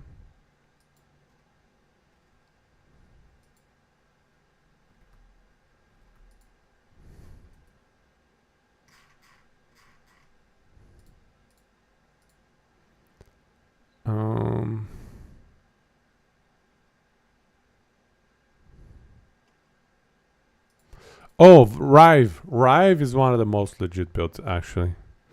Sentinel Void Knight Rive. Physical Rive. I think that is one of the best builds that we can highlight. So I think this is going to be one of the ones that we highlight. But let's just run through and see if we can find an Auto Bomber as well.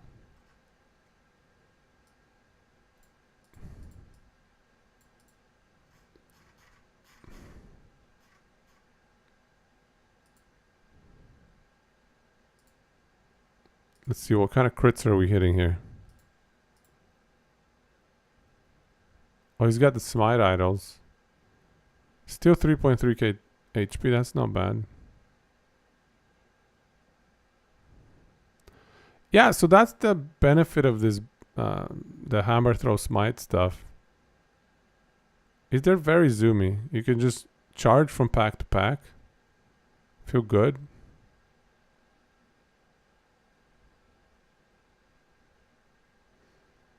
What is with the quality here, guys? That's much better. 500 corruption game. That was 500 corruption. That's pretty good. Yeah, that's pretty solid.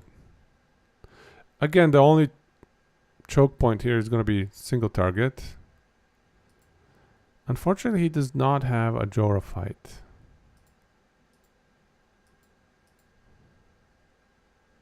Ravenous Void. Casual Ravenous Void.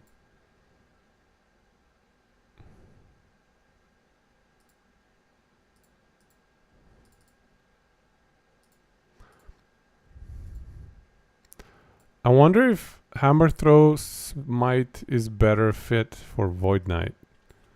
Maybe we should have that instead.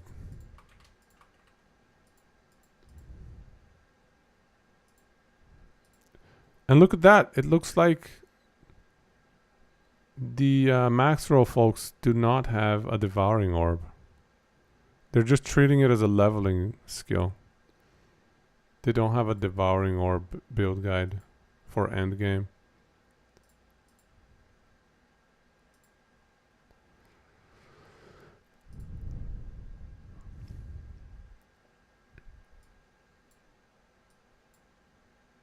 So yeah, what we want is 2 Void Knight builds to highlight, 2 Paladin, and 1 Forge Guard.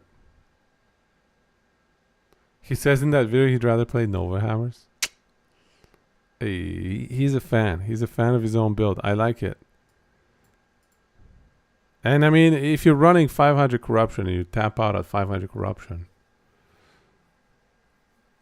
he's encountering the same issue I encountered after I ran a really strong build.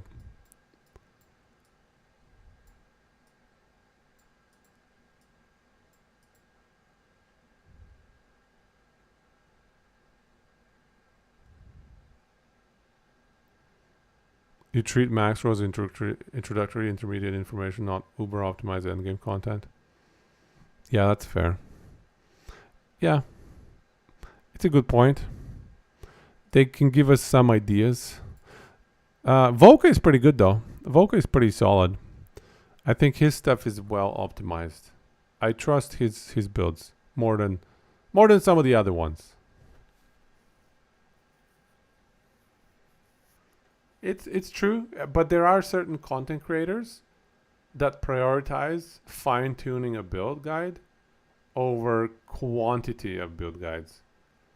You know? So like Volca, for example, you can tell that he's played a certain build for a very long period of time and he's truly optimized it to a really solid degree. And then there are other build guides or build content creators. I'm not gonna name any names just to avoid silly drama, but they just spam build guides and clearly the quality has taken a hit for the sake of quantity. And I mean that's fine. That's just a prioritization game, right? If you prioritize quantity over quality, you have to make that sacrifice. It's not necessarily a bad thing. Hey, I'm not naming any names. EMP doesn't have a big YouTube channel, so I wouldn't even put him on that list, to be honest, because he doesn't get much traffic through YouTube. He has good traffic on Twitch though, so and he has fun. His priority is not to optimize, so I don't even think we should, you know. I don't think he worries about min-maxing the builds to the highest degree as much as just having a good time, just messing with certain builds sometimes, and that's fun too. Sometimes I like running meme builds. He's like 30% of the builds on LE tools, really? That's hilarious. LE tools picks him up that much. Anyways, yeah, I mean, yeah, his stuff is not very well optimized. But he's not there to optimize. Like, when I've seen him on stream, he approaches it more with just the intent to have fun, have a good time. And he's a chill dude. So, you know, it's all good. But, anyways, we're not here to rank content creators, guys. We're here. Authors. Oh, wow. We are now tier list. All right, we're going to tier list. Starting with EMP. What percentage am I? Am I like 0.01%? Or am I not showing up there because I didn't do the build guide as the LE2s want me to? Oh, you're talking about build guides up here, hey? Right?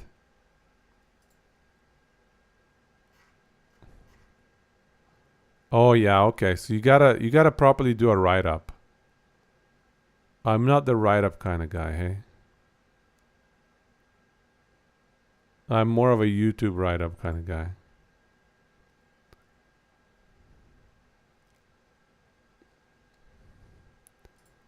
Oh, Trickster. Trickster has 6 of them. Oh, and he's heavily focused on Rogue. Anyways. Alright. Anyways.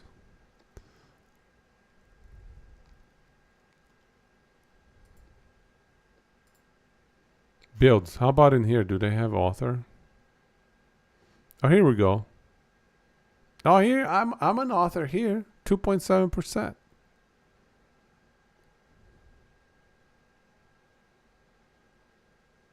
I have not tried Warlock. The test realm is still NDA'd. No, I didn't go to the test realm, unfortunately. Can you give me some juicy insider info?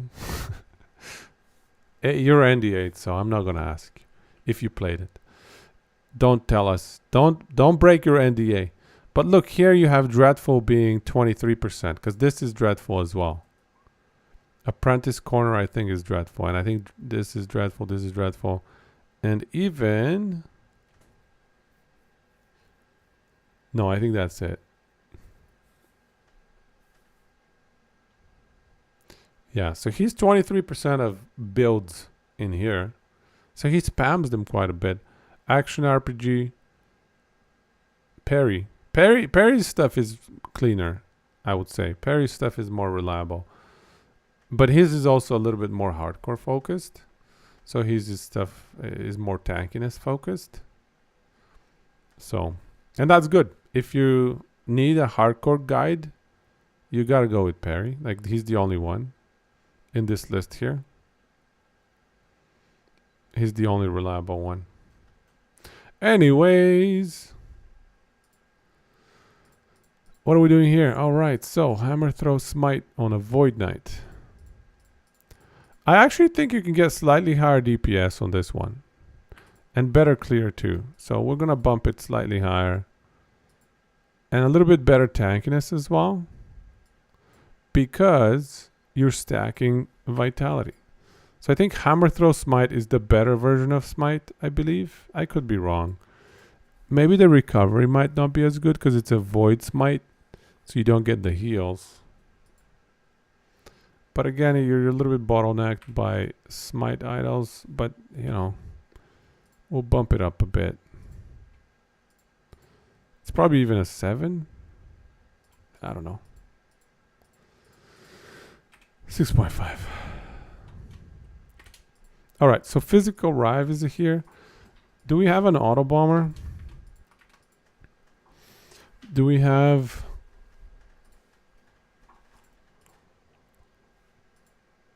What's it called?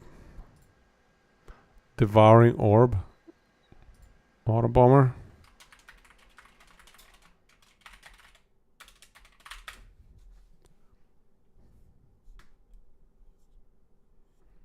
Is the community test realm something that you just go in and try it? Probably not, right? You gotta apply for it or something? I should have looked it up maybe. Yeah, okay. You gotta apply for it.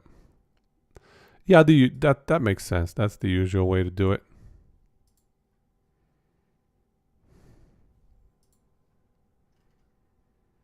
Okay, alright, okay. So I did not get a good Auto Bomber guide.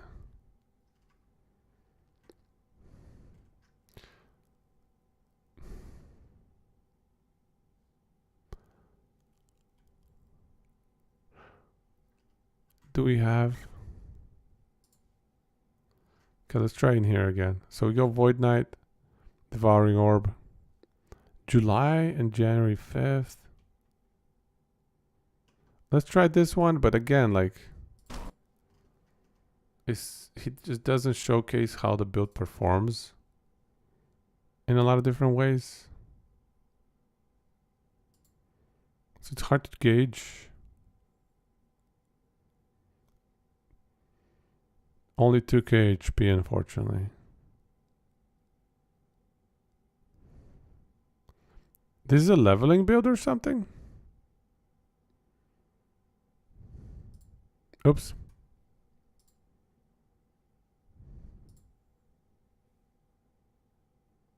Yeah, this is very much looks like a leveling build.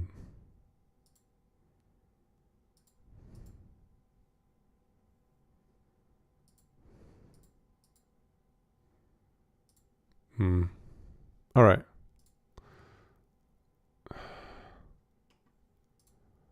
That's not working for me.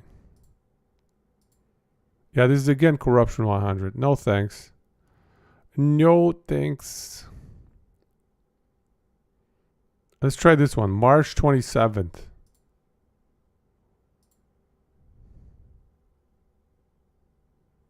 Corruption 359. That is okay. Not bad. Here's the boss fight. Corruption 359. With a little bit of all-res. That's not easy to do. Boss fight takes a long time though. So certainly the single target is not amazing. You know who does who did a really good auto bomber is LMK, I think. No, what's his nickname? He renamed, I think, his channel.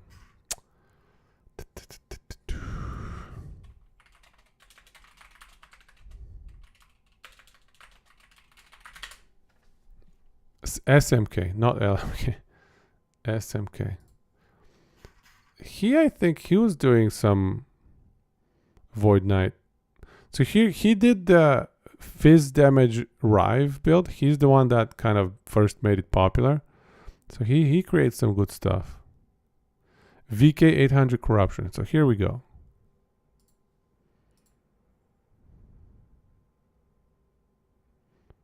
Oh, he didn't turn off the screen shake. Dude. 3.5k HP. Yeah, so he is really good at min-maxing his builds as well. So this is what I would point to if I was gonna just reference a Devouring Orb guide. I need to see a boss fight though.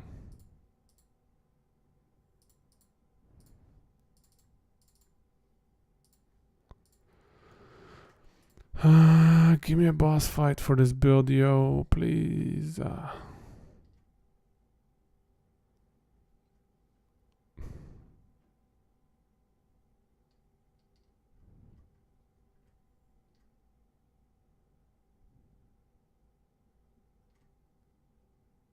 No, he doesn't have it.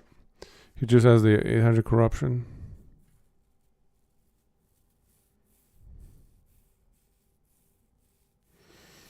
Okay.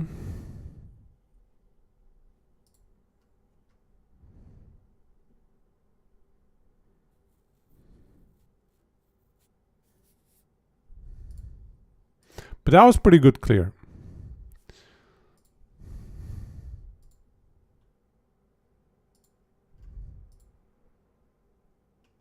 Here's his planner. For some reason he has a yellow mace. And for some reason he has Vions? What? Does he have another planner?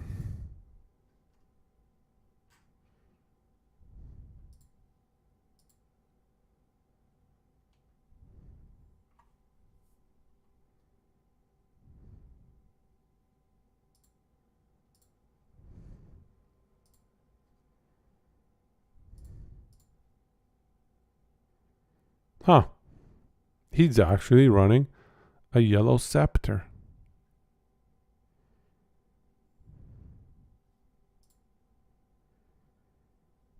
Spell crit chance. I guess he doesn't need to max it. He's got this point here.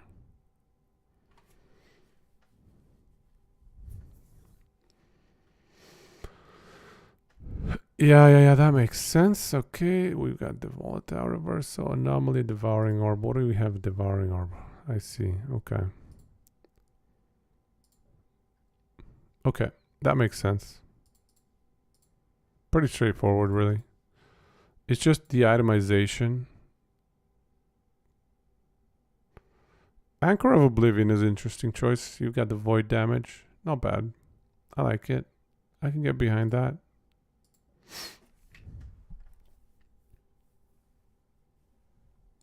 Okay. That was pretty solid clear, honestly. I would give that an 8.5 as well. Single target, though, I still think it's questionable. But again, I don't know exactly where it lands. Tankiness. It's decent. But you still rely on the 4 smite idols.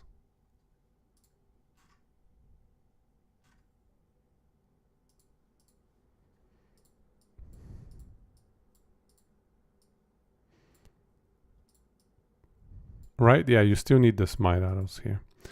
Season start. Yeah, it's not a season starting build. Actually, it doesn't actually. Yeah, it's only the idols.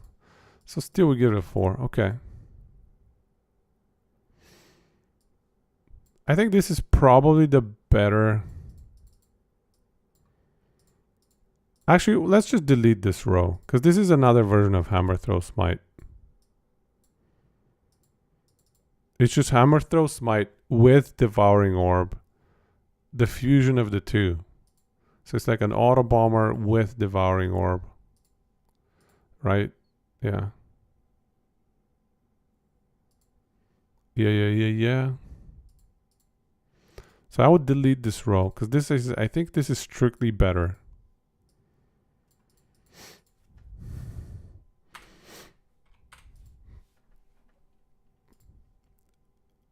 Yeah. Okay. Now let's do Sentinel Physical Rive. I think he definitely had one of the better videos showcasing that.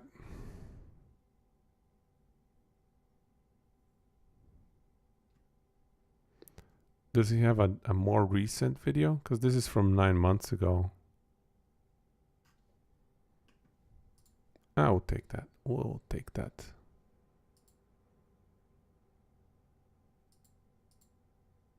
Look at that DPS though. Okay, so fight starts 5 seconds in. Yeah, it's a 20-second Jora slam. That is incredible. Okay. So that is definitely like 8? 8.5? 8.5? Clear? Does he have a clear of like a monolith fight?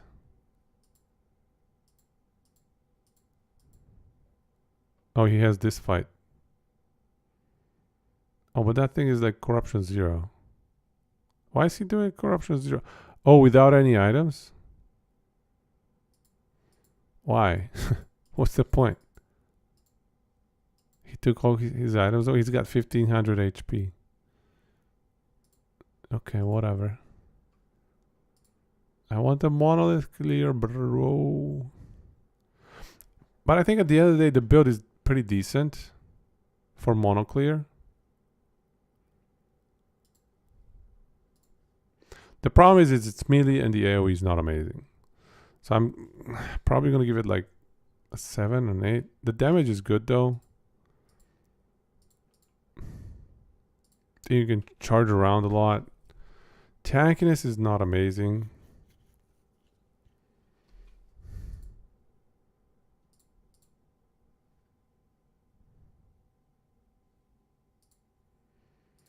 Do we have another Fizz Rive build guide? Let's see. In here. Okay. So instead of Devouring Orb, let's do Rive.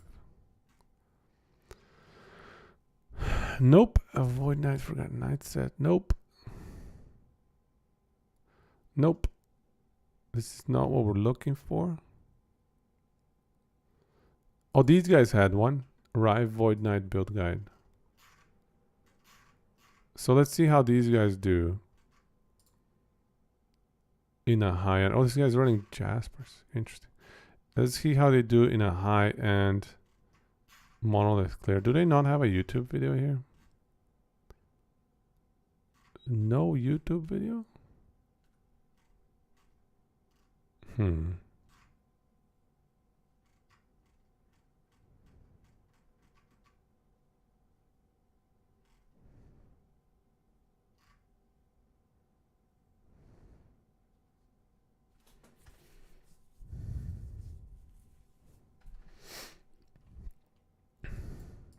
Yeah, the limited AoE probably leads us to take a little bit off of here. 7.5 for clear, maybe. Just because the AoE is limited.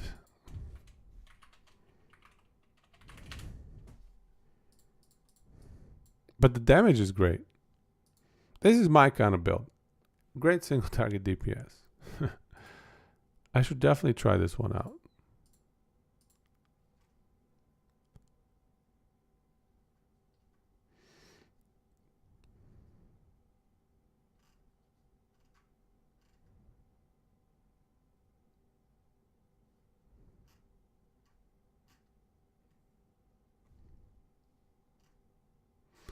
Do we talk about what levels of corruption it can reach?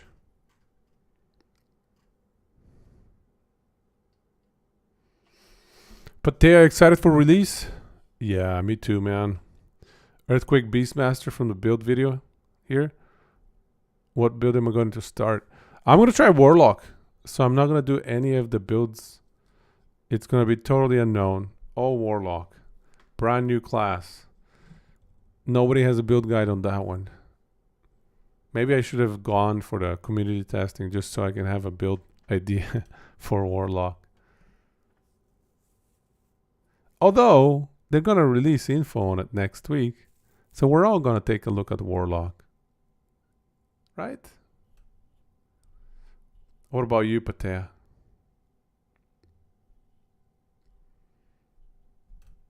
Yeah, I can't wait as well. Warlock looks pretty fun so far. I mean, I guess actually I haven't seen much from it, but I'm just excited. I'm just excited for it. I haven't seen anything of it actually. So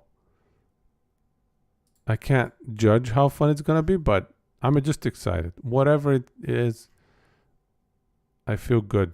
I feel good to try it out. Either that or the other one, the Falconer. Falconer as well could be fun. What about you guys? Is anybody starting like a not new class, like one of the existing classes? You're going Earthquake Beast. Nice. But Patea, I gotta warn you, they might really nerf that build. I have to warn you. They might nerf the Earthquake Beastmaster build. I really hope they don't, but they might. Falconer, we've got a Falconer. You want mobility and nobility. I like it. Why do you think it's gonna be mobile? You think the Falconer buddy is gonna make it mobile? I wonder. Oh, Mike said so. That's cool. I like that. I guess Warlock might be a bit more static. You want to stay away from the new stuff? Or things getting nerfed? Okay, so if you want to stay away from things that are getting nerfed or new stuff, I would recommend going with Sentinel. I see the least nerfs and negative impact overall on Sentinel. Yeah, I agree. They like to make the new stuff strong. You can tell that they're Dota players over there.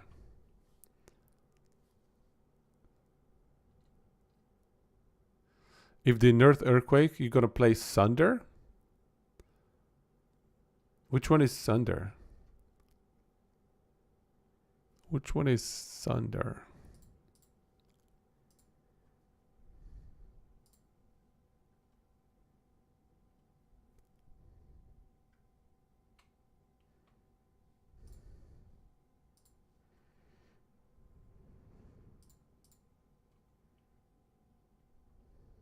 Sentinel shouldn't get nerfed because it is the weakest, I agree.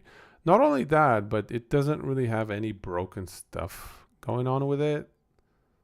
So, yeah, I just don't think it needs many nerfs at all. Not to mention that currently Sentinel is weaker, partially because ward meta is so strong. And Sentinel doesn't run ward. So, basically, once they nerf ward, they're inadvertently buffing Sentinel by nerfing ward. Oh, upheaval. Upheaval. I see. I hope they buff upheaval. Upheaval is a little bit weak right now. I see Sunder is the PoE version of upheaval. Yeah.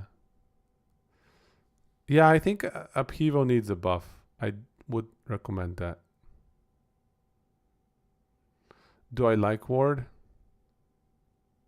Hey, Zenvorov. How's it going, man? Good to see ya.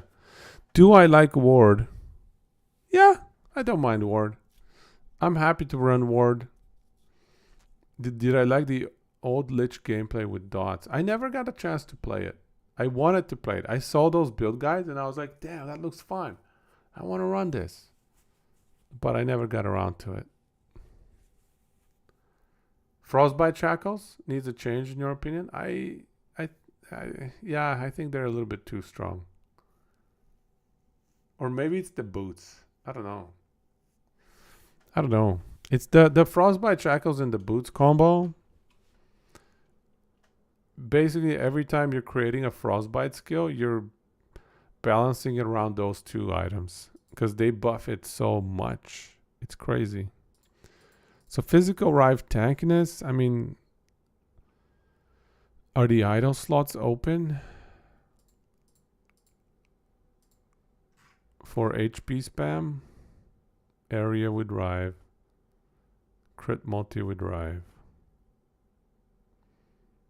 A little bit of HP here and there. Not crazy though.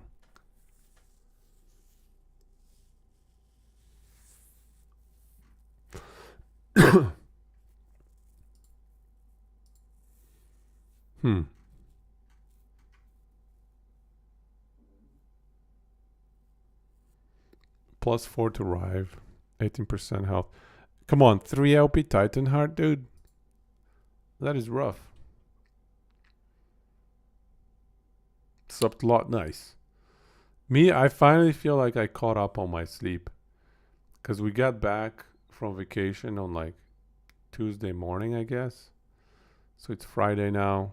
So last 2 nights I got a good sleep. So now I'm finally feeling decent. Did I buy the new cosmetics? Oh, with the new... Let's check those out. I haven't actually looked at them. I think I know what you mean.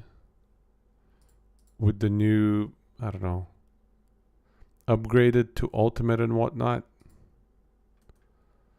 Where is that?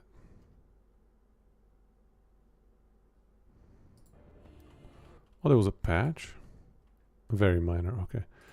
Do they have it inside the game? Ultimate Edition looks cool. Do they have it? Do they have that stuff inside the game?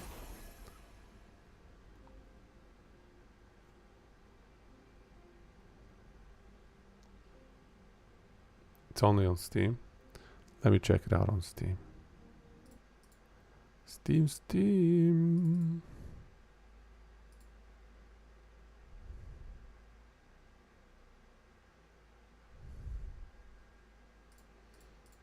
Can we pull it up here actually? Steam. Steam last Epoch.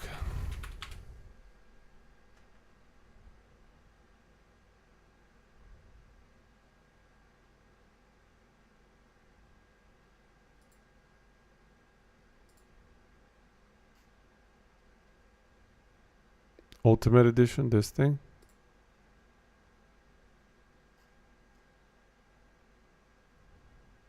All of these, hey?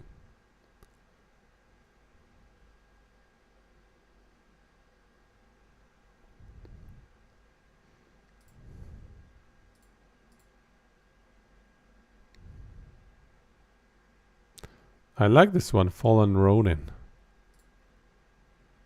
That's not bad.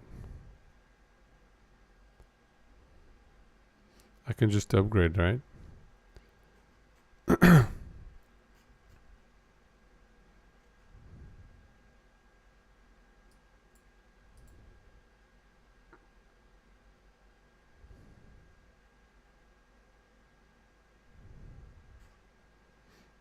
Where's the upgrade?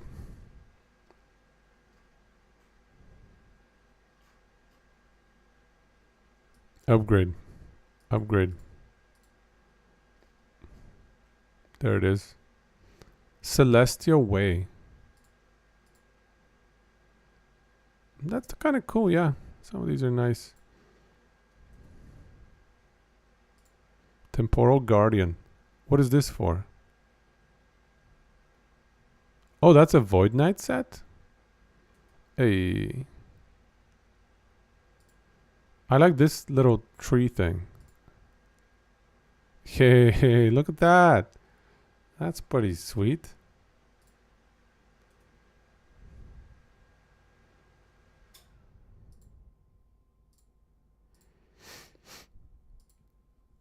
I don't really care for the pets, I'll be honest.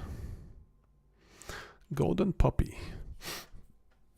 I don't like the pets, I'll be honest. I straight up don't like them. They're just too much clutter for me. Yeah, I'm familiar with Necro Flame Wraith. I have a build guide on that one. I like the two sets here. The Fallen Ronin is solid. And the Temporal Guardian is solid.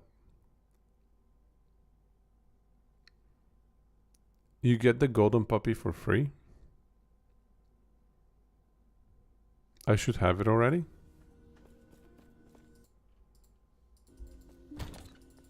I haven't done the upgrade though. I haven't purchased the upgrade.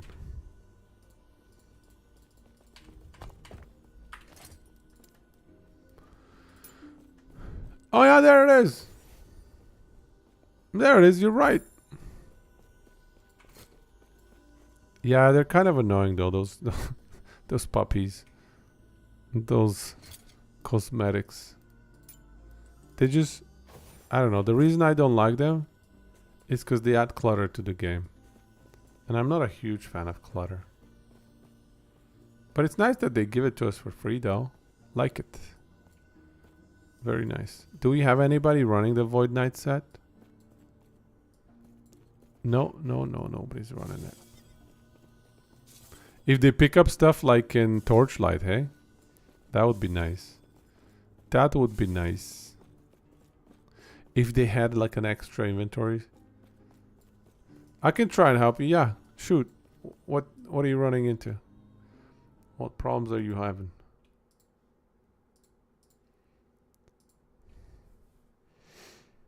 You're a new player from PoE. Have been playing for a few days so far. Nice, nice. You cannot link it in Twitch, but you can link it in my Discord. I just have all links removed. Hey, Bento Bean. I know, right? My wife gets all the credit. I have to say. Yeah, just drop it in Discord. I'll check it out.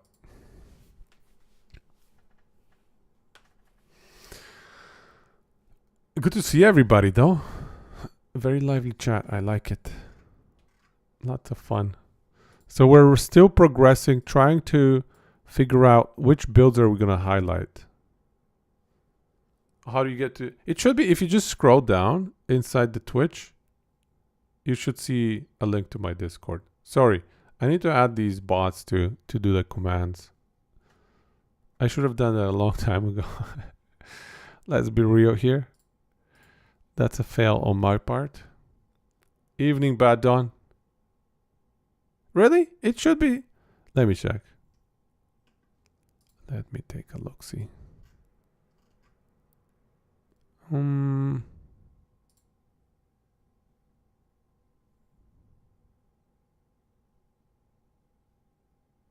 What?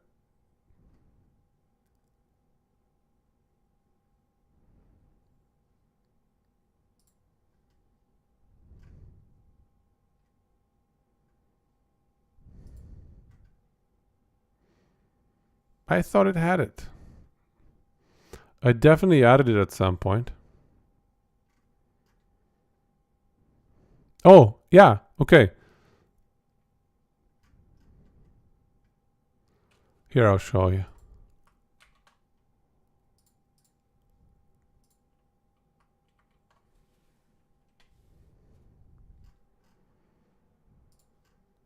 Right here. If you go, about blah, blah, blah, there should be a link to the Discord right here.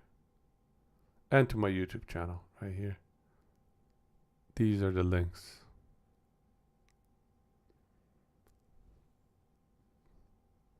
Yeah, it's kind of small. I need to have it in a panel. How do I get it in a panel? I need to look that up. I always imagine that it's in a panel. I didn't actually check how it looks like. Yeah, I looked at edit panels, but like, where is it at? I guess I need to do an extension manager. I'll look it up. I'll look it up. I'll need to look it up. Because that's valuable. I don't want it to be this tiny over here. Oh, you don't see those buttons, eh? Okay, I need to add a proper panel then. Alright, anyways, I'll do that later. Let's not worry about that now. Really? What the hell?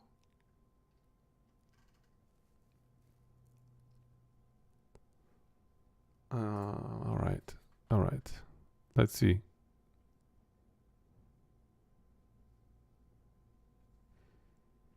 Can I drop a link? I think I've disabled links even for myself. So,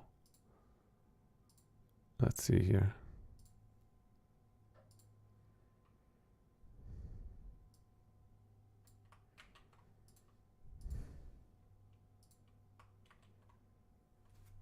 What is FFTV? That link worked, right? There's the Discord link. Can you see it? Or did I disable links even for myself? Okay, good. All right. Franker Face Z emote extensions. Okay, I'll have to check that out.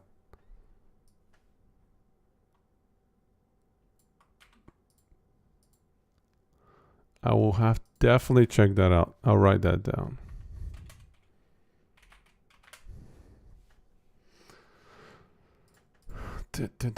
Yeah, there you go. Okay, so we've got the link. Let me check. Ben to Bean, how was my learning experience with PoE, and how do I compare it with last Epoch? PoE's learning curve is, it's just way steeper. You've got like so many different mechanics. Not only mechanics about how your build works, but also mechanics of what you can play inside the game, like activity mechanics. So you not only have to figure out, okay, I have 15 different defensive layers. Okay, so I have to learn and understand each one of those. But then I have to learn 15 different activities as well, 15 different damage mechanics, and just to make sure I understand what's going on. So it's kind of, it's rough, man. It takes a long time. It's fun though. I enjoy that. It's just, I simply just don't have the time. Unfortunately, I don't have the time. Especially if I want to play Last Epoch. If I could play PoE only, if I could just play PoE only for like 2 years, I think that learning curve would certainly not be a problem. But, you know, in the current state and my current time availability, I cannot. We have a PoE burnout, Princess Hanny. No, I hear ya. Bad Dawn, thanks, man. Thank you for saying that. I try to min-max them as much as I can before trying to give it as accurate as possible from my standpoint rating. So hopefully it's helpful. I'm glad that it's helpful for you. And then let's see. Mysterious Rebel, you're loving Shadow Daggers builds. But you think you'll get nerfed? I think Shadow Daggers is the one that you push 2000 corruption with, right? If that's the case, yeah, probably there's a nerf coming at some point. I do have to do the commands. I definitely, yeah, that's something I should have done a long time ago. I think I'm going to get on with the commands. I'll see if I can get it done soon. Thanks, Bad Dawn. So I'm not the only one that felt like PoE learning curve was a cliff, hey?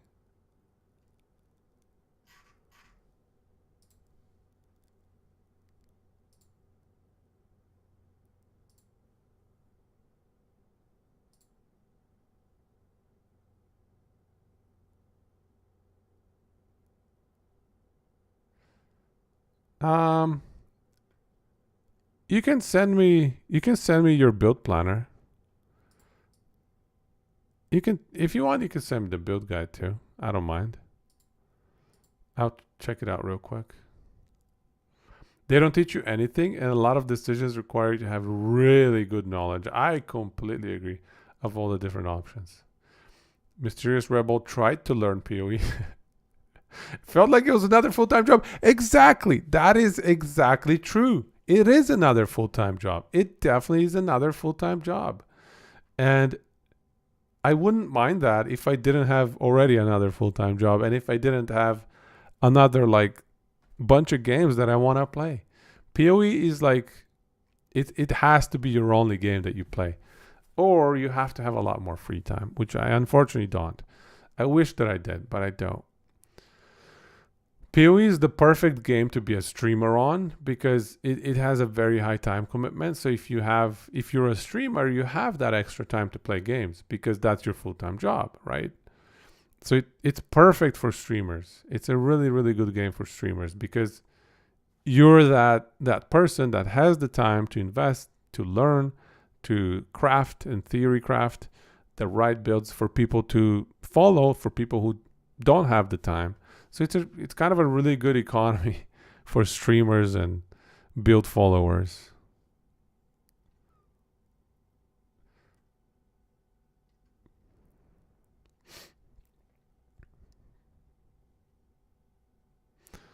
Bad Dawn was handheld by a friend to end game in PoE, and you were still overwhelmed trying to figure it out. Yeah, man, I was also overwhelmed. Definitely. You just got to take the time, one at a time. Okay, today I'm going to learn, I don't know, Delirium. Today I'm going to learn Harvest, let's say. So you just go one by one and learn all those mechanics. Same with the defensive layers, blah, blah, blah. You just got to, one at a time, figure them out. Or that you don't think that's true. Once you vaguely know what you're doing, you can play a little each league. I guess you could, but you gotta follow a build guide. See, for me, I want to get to a point where I'm actually able to play the game on my own without significant input from like 5 different people teaching me. You know what I mean? I want to get to a point where I'm independent without having to spend 3 months of learning the game. Your full-time job is to tell bad dad jokes. What kind of a full-time job is that? I like it. That is a good full-time job. Yes, PoE is tough to learn, but when you play it for long enough, it just clicks. No, I agree with that. I agree with that too. I was getting to a point where it was clicking for me. You love the PoE for the economy? It's basically a minigame. It is true. That's another layer of complexity, by the way. Figuring out how the economy works. When is the right time to buy and sell? What is the right thing to invest in if you want to make profit on, let's say, crafting or even flipping, like you're saying. There's definitely a lot of that if you want to get into it. Waro came up with a dumb build idea, tried it to 90-ish and quit when it didn't work. Yeah, I guess a lot of people have like love-hate relationship with it.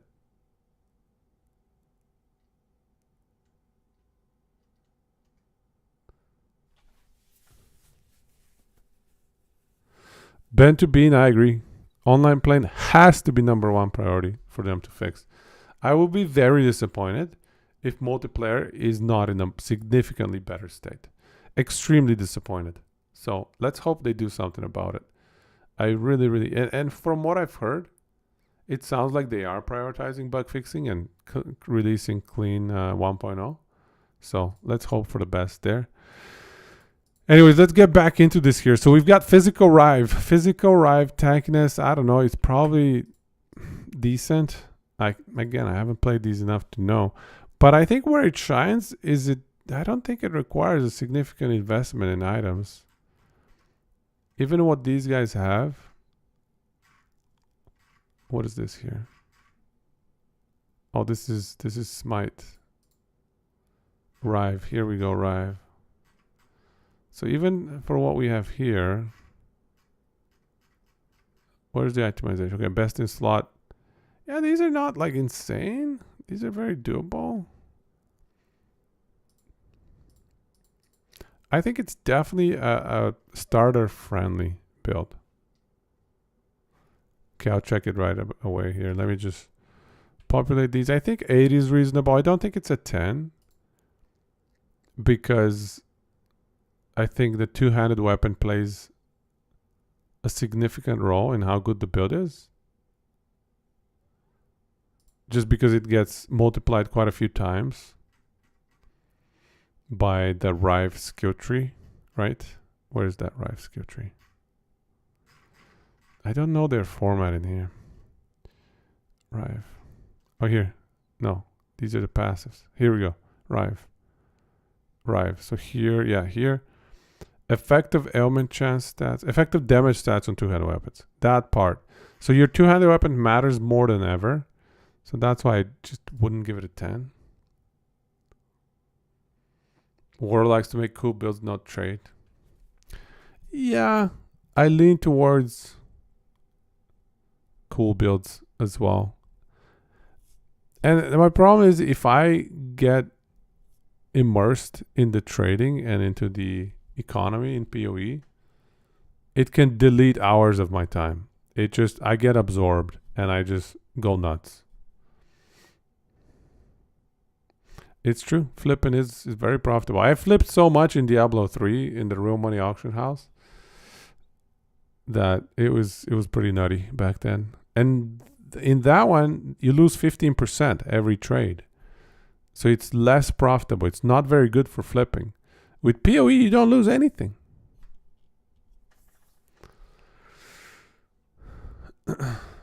Mysterious Rebel wants to you want to try Void Knight because of the new cosmetic and be super giga purple. I like it. You can yoik endgame gear for cheap. Yeah, early on you can get endgame gear for cheap. Okay, let me just check out your build here real quick. All right. Flame Wraith.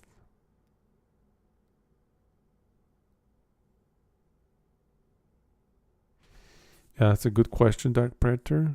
It feels pretty good at the moment, not dying, full res capped. So here's the build, the current version.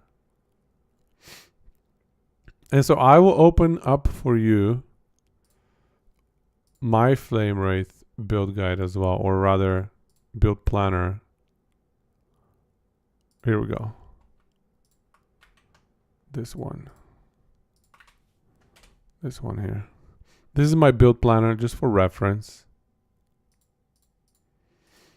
And I need to make it current. Here we go. So, okay, so first things first, do you have Flame Wraith idols? Yes, you do. That's good. So that's very important to check. Your health is a little low. Summon Flame Wraith. Let's see, do we have any major differences?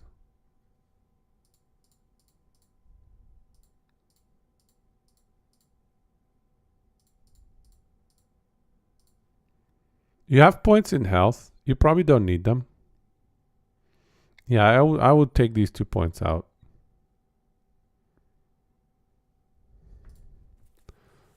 Actual. Okay. Yeah, I don't think you need the health on the Flame Wraiths. You just spam them so much anyways that it doesn't matter.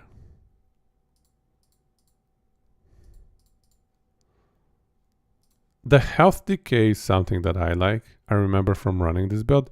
Health decay is probably more helpful than health, to be honest. So I would migrate these two to health decay.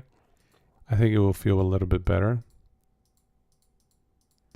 Otherwise, not major differences on the Flame Wraith. Drain life. I'm guessing will be the same for drain life.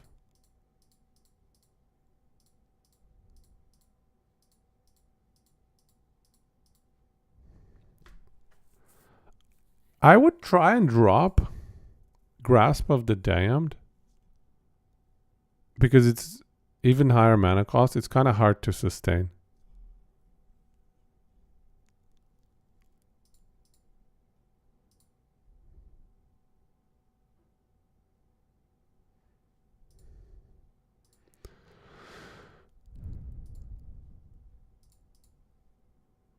I don't.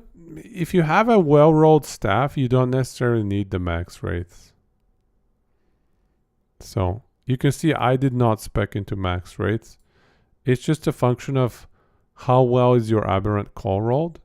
If it's a +6, yeah, I would take a few points in max wraiths. If it's a +12, no, you don't need extra wraiths. Honestly, it's a decent investment. An extra point here and then here. +7, yeah, you might want to consider it. It's a bit of an investment though. So, okay, you're running. Oh, okay, so you're running volatile zombie. So you're not running the meta build, which is Dreadshade on a low life Abom. Okay, so there's a big trick that people love to do. And that is you get your Assemble Abomination. Yeah, yours is a little bit outdated. So you get your Assemble Abomination and you spec into Imprisoned Horror, which makes it stationary. And so it can stay out of trouble is why this is actually good. Stationary, you pop it at the end of, or sorry, at the beginning of a echo, and it's going to stay there. It's not going to get killed, even if it's at like 1 HP. And your staff is going to push it to 1 HP because your staff, minions lose 6% of their current health per second. So your staff is going to automatically, by default, make sure that your Assemble Abomination is going to go all the way down to 1 HP.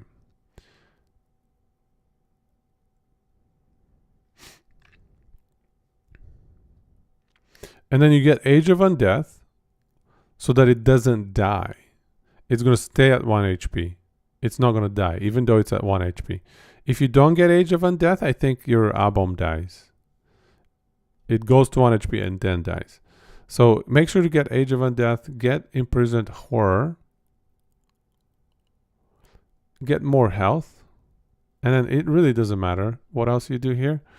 And then the important thing is you get Dreadshade, and you get this Flesh Harvest. Increased buff effect per 3% missing health.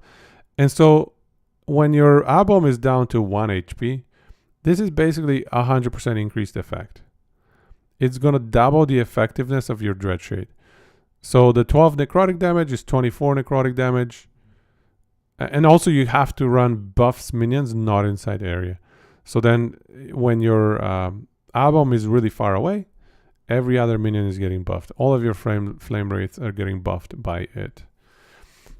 This setup is great for like mono clears. It's a little bit annoying to run against boss fights perhaps, but overall this is the current meta and it's really strong just because of this doubling of Dreadshade. Dreadshade is already crazy powerful. And then this martyrdom as well.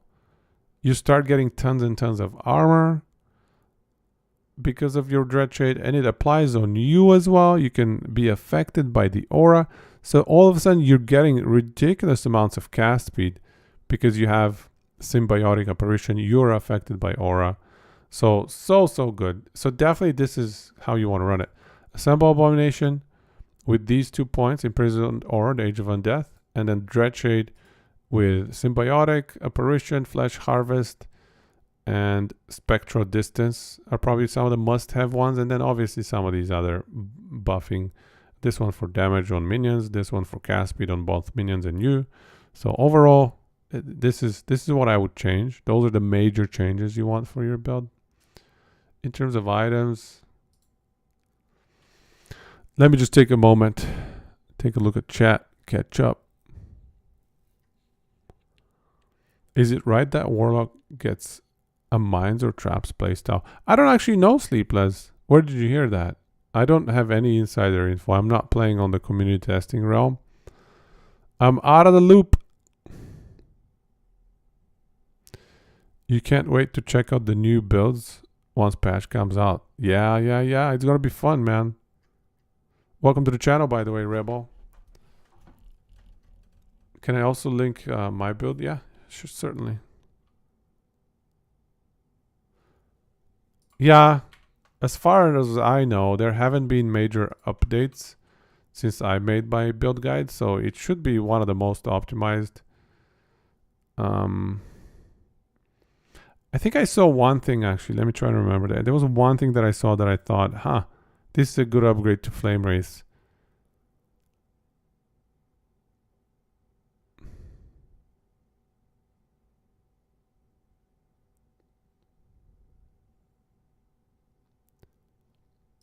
I think they were utilizing Twisted Heart of Eukaros and spamming it to get a lot of ward. But it was not necessarily...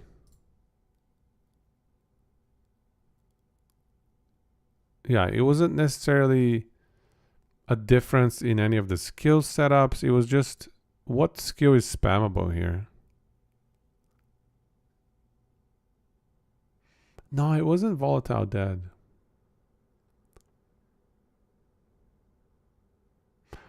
No, I think Volatile Dead is not going to proc Twisted Heart. Thanks, Rebel. I guess Volatile Dead procs a bunch of ward, but... Yeah, it procs ward, but not from Twisted Heart. I'm going for COF on Zatoro. That's the one I'm leaning towards. I like Self-Found. It feels rewarding for me to just see the item drop and go like, yes, finally. So I just like that ARPG playstyle a little bit better.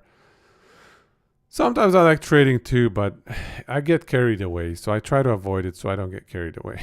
It's very addictive, the trading thing. Okay, let me just drop this build planner. Yeah, Dyke Predator is saying the same thing. Twisted Heart of Eukaros is a good chase item. Yeah.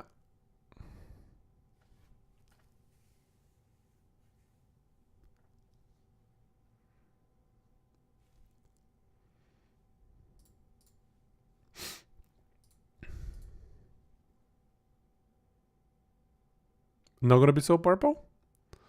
The new item?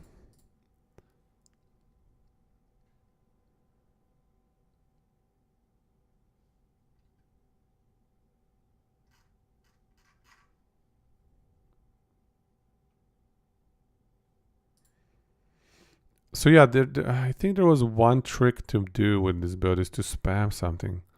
Just to proc Twisted Heart. No other reason. Can you spam Dreadshade? Was it on a cooldown? No, it's not on a cooldown. This introduces a cooldown. So yeah, I think you spam Dreadshade. That's what it was. You spam Dreadshade. And every Dreadshade spam generates Twisted Heart of Eukaros ward. And so that was, I think, that was a little trick that somebody was doing that I thought, this is a really good playstyle adjustment. It's not necessarily an item change or anything like that or a skill change. Just a playstyle change that makes a good difference. Make sure to have marked for death. Yeah, here you go. You have marked for death. That's good.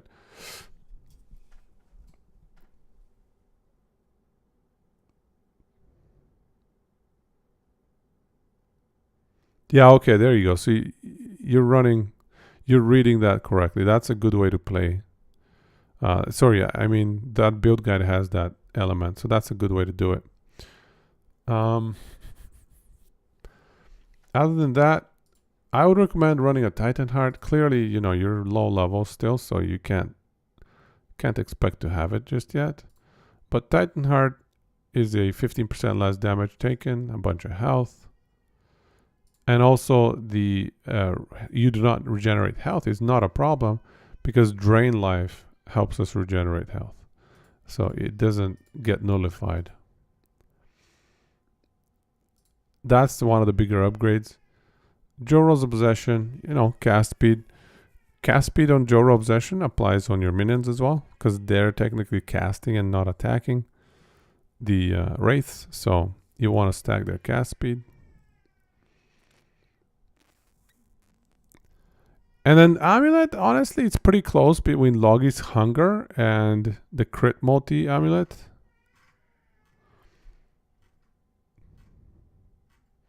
The death rattle right here. But anyways, I think those are my recommendations here. I would say try to get your mana blessing here. It's just this build needs a lot of mana. Logi's better with low wraith count on weapon, since you get plus wraith on tree. Yeah, that's fair.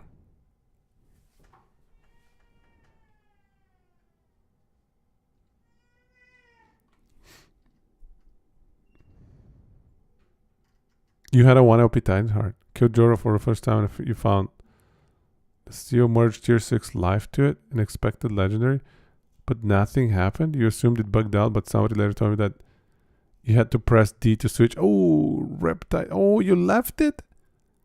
You left it just chilling in there? Hey, if you go back, is it going to be still there? Probably not. You should check though. You should check. Maybe it's still there. Flame Wraith gonna get even better with the new minion spell damage stat. Oh, that's a good point. Yeah, we're having new affixes, new suffixes being introduced for weapons. And so now you're gonna have, is it prefixes actually? Could be prefixes actually. Anyways, new affixes that are being introduced in the game. And now we're gonna have even stronger aberrant call weapons. So I look forward to that as well. Anyways, let's get back to this tier list. We got sidetracked, it looks like. Overall, this build is really solid though. I would give it a juicy 8 or 8.5 even. Season start, yeah, it's a really good season start. I don't even know what's a good 8.5.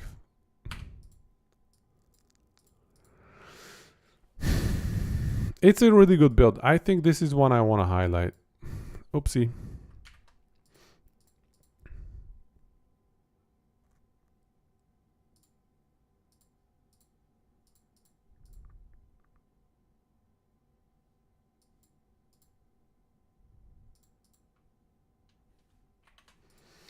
So we have a Paladin and a Void Knight. We need 3 more? Oh my god, dude. We could probably do this Judgment one. I like the Judgment one. It's not amazing for season start, but it's okay. It's alright. Either that one or the Manifest Armor Bleed. But Manifest Armor Bleed is so clunky in clear mode.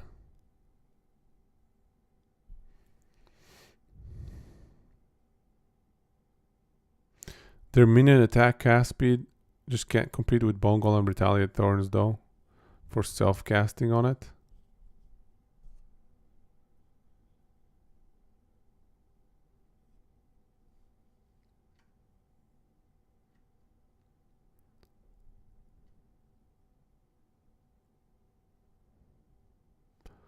Oh yeah, I shared my current build on Discord, by the way. So I shared my build planner. I can share with you as well my my YouTube build guide on it. Let me find it. Flame Wraiths. Here's my build guide.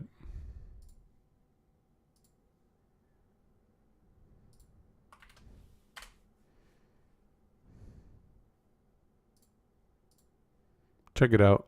Check it out.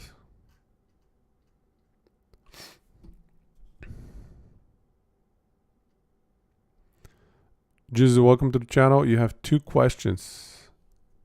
What is the strongest build right now? Oh, that's a tough question, man. At least pick a class. You gotta pick a class. Which class? And I will try to answer that question. You know, it's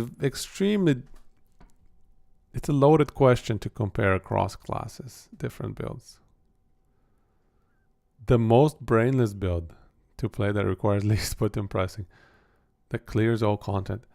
Probably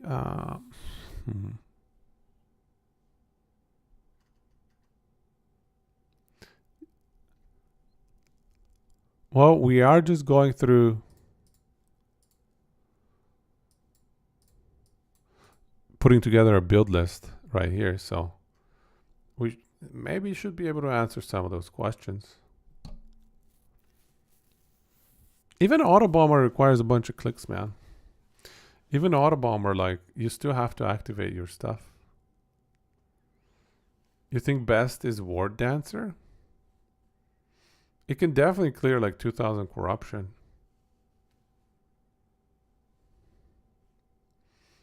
You're probably right. That's probably one of the best ones. There aren't too many builds that can clear 2000 plus corruption easily. That have damage and tankiness and everything else. That one's getting nerfed though, along with all the other low lives. Everything low life.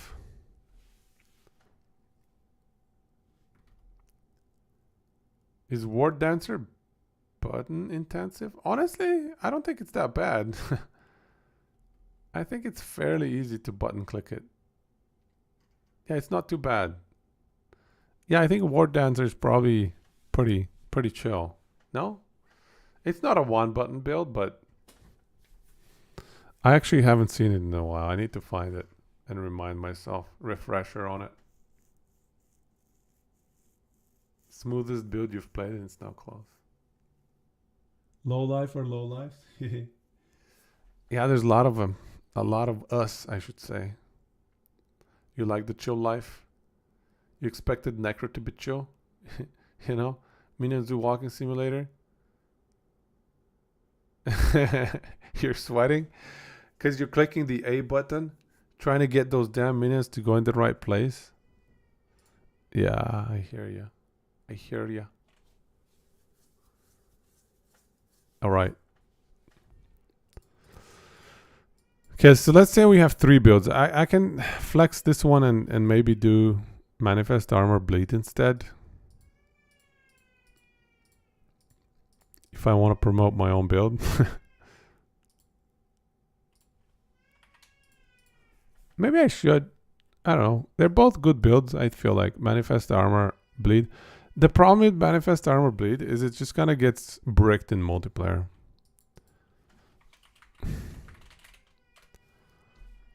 Because the shields bounce off of your allies. It's really dumb.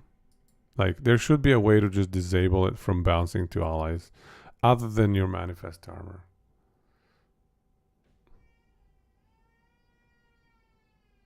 I don't actually have the right Ward Dancer just yet. I haven't played it enough. I haven't played enough Blade Dancer. I should. I have one in offline, level 100, but I never got the Ward Dancer style going. But yeah, SMK, he had some good stuff. I have him open right here, right, actually.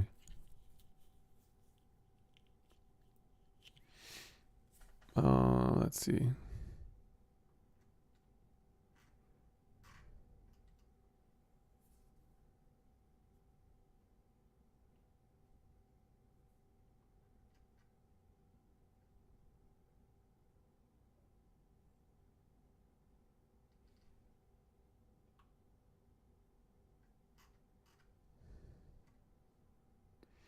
Low Life Blade Dancer Arena. He's got one right here from 4 months ago.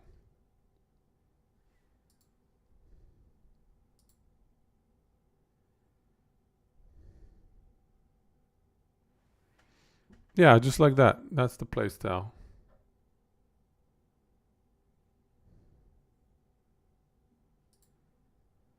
Wave 588.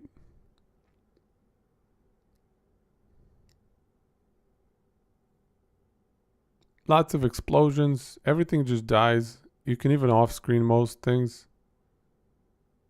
Pretty chill. 2000 corruption video. Let's check it out. 2000 corruption.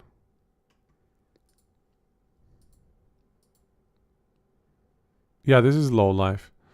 And that's before low life was crazy good, right? Like, That's before the low life glove, right? It's pretty hard to gear up, I think. Like it's not easy at least. It's a gradual gearing up. Low life builds are not gonna be like your insta smashing everything and you're crazy tanky, but it's gonna be a gradual increase in your tankiness. And that's actually one of the beauties of the builds that are low life. It's fun to gear them up through time and progressively get tankier and tankier. It's pretty good. I like it.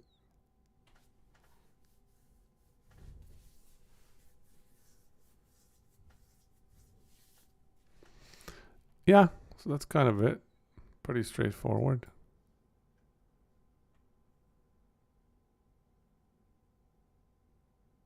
So it's shadow daggers, right?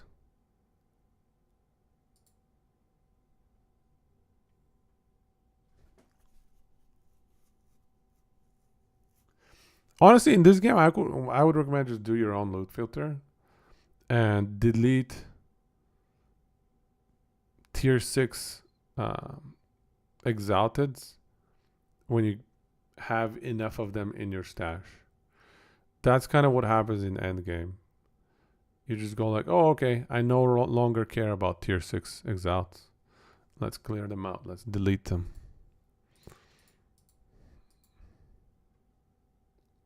Shadow daggers or just shadow cascade. Wow. Yeah, that's pretty sweet, man. Okay.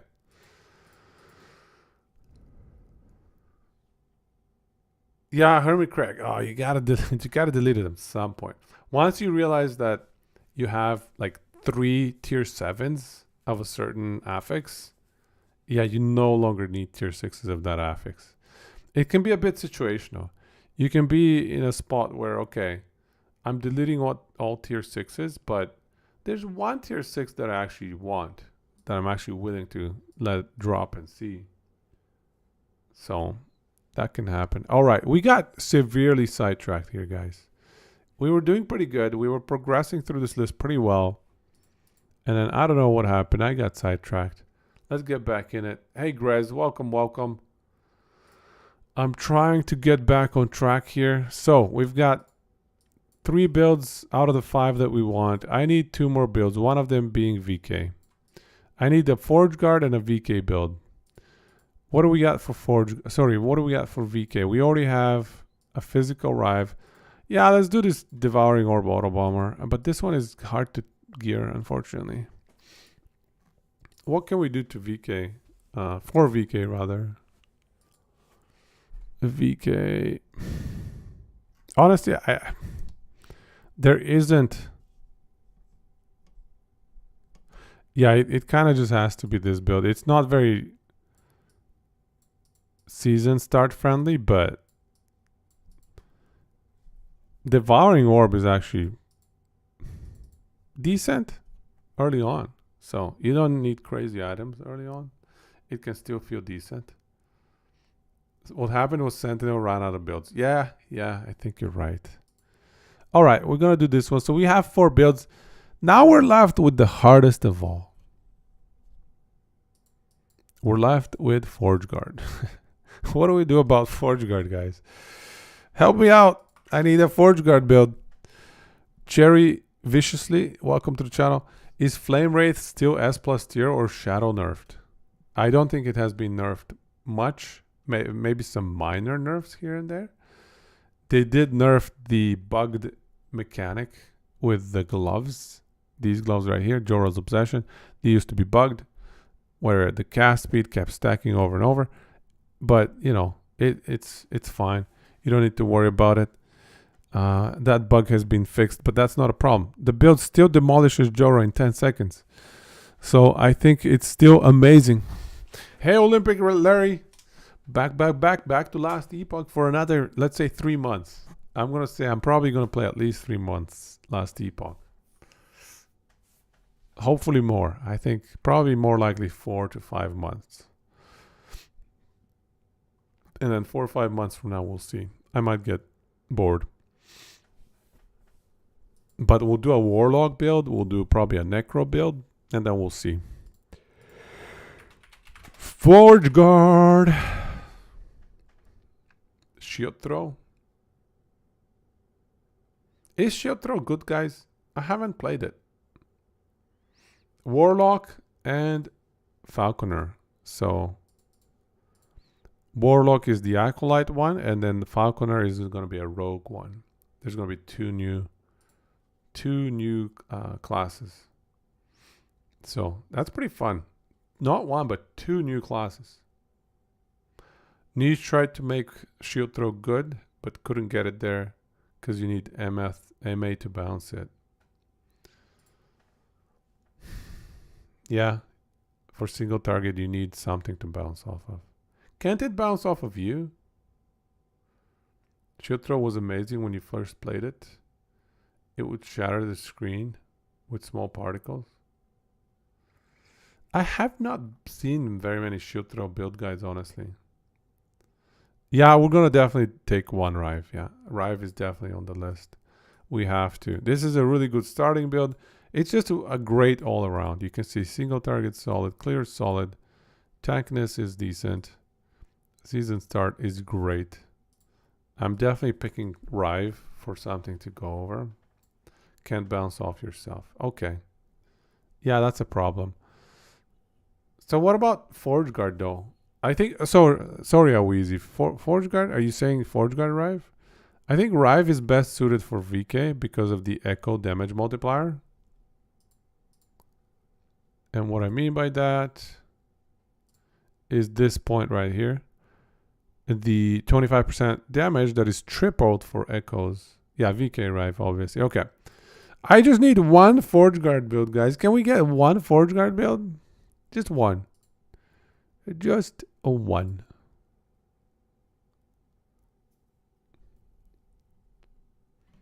I think this is a VK Rive. No, this is. Did I add that in here?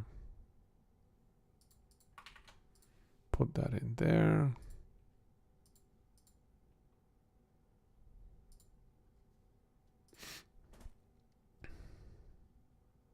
The only one is bugged. There aren't any Forge Guard builds.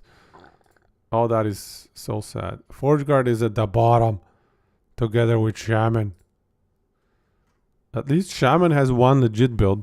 What does Forge Guard have? Oh! Sigil of Hope Forge Guard. No, it's a volatile reversal Forge Guard. Yes.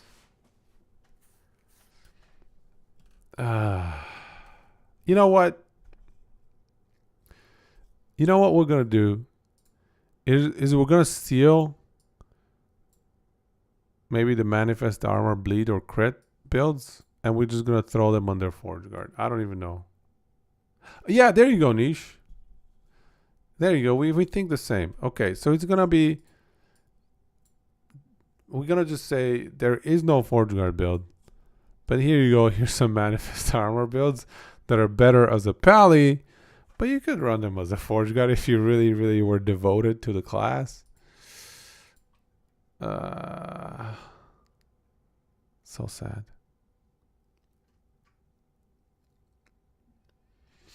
Dreadful has been memeing. I saw this meme one. It's a good meme, but it's no good overall. Bleed Forge Strike. I was looking at the numbers. I don't think it's enough. 2023 June.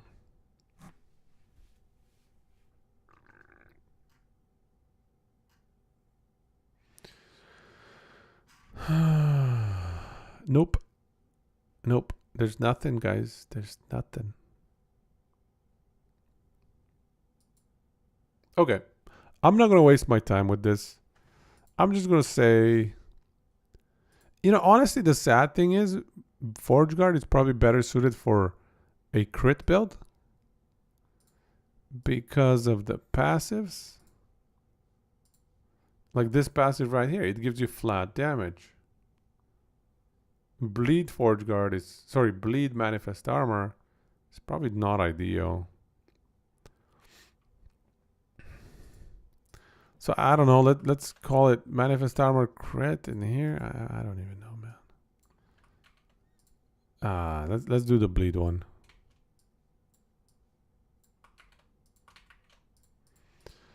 And I think single target is gonna go down. Clear is gonna go down. Okay, the build is actually gonna suck. Tankiness might be okay. Season starts okay. So we're just gonna bump it down a bit. We're just gonna bump it down a bit. Anyways, this is sad.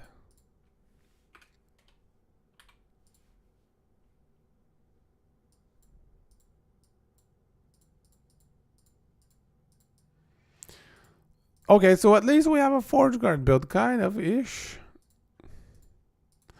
So we're done with Sentinel. I think Sentinel, these are kind of the better builds out there. Am I missing anything, guys? I do think there's some niche builds, some cool builds that you can make run, like Javelin with the trail is interesting for like clear. It's not amazing though. I think Vengeance is really good to tank up. So if you had a great damage skill, I would definitely want to try Vengeance one day and just tank up with these skills here. Less damage taken. I mean, this is amazing. 25% less damage taken. That's nuts. Sork just gonna use a Rune Master build. Yeah, because they deleted the mana stacking. Multi-strike. I don't think there's any good multi-strike builds. You know, you can get cute with Smite, but it sucks single target. No good.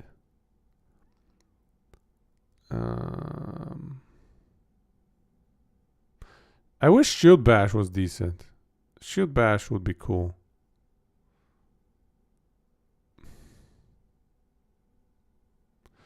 There's some memey Shield Rush builds, right? Like you can run Shield Rush and bleed and like spam it on top of yourself to cause a lot of bleed stacks. But I feel like that's pretty memey. Forge Strike, yay! 7 Forge weapon. Okay, alright. Yeah, that's enough. That's enough for Sentinel. Shield Rush is really buggy. Yeah, I've tried it for just a minute and it's very annoying, to be honest. So should we do Mage? Because that's going to be easier. Because we're dealing with like... Sorry, that's going to make the last two easier. Because we're going to have only the ones with 2 classes left. Because Mage has 3 classes available now. Oh, right. Where should we start with Mage?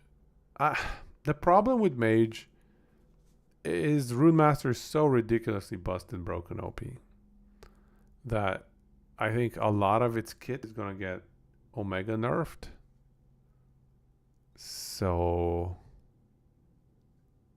yeah, I'm not sure. I'm not sure where it's going to leave it. And again, SMK has done some crazy stuff with Rune Master. Okay, so let's see here. Do we go with Sork? Do we start with Sork first? You know what? I'm gonna get cute and start with Sork first. I think Sork with Arcane Ascendance and Lightning Blast can be pretty decent. I'll do my Infinite Lightning Blast build. Let's do that one. Let's do that one. Okay, so we'll do Sork.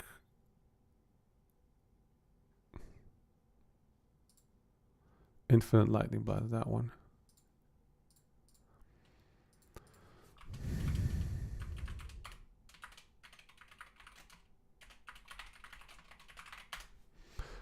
And I wonder if there's any upgrades to be had there.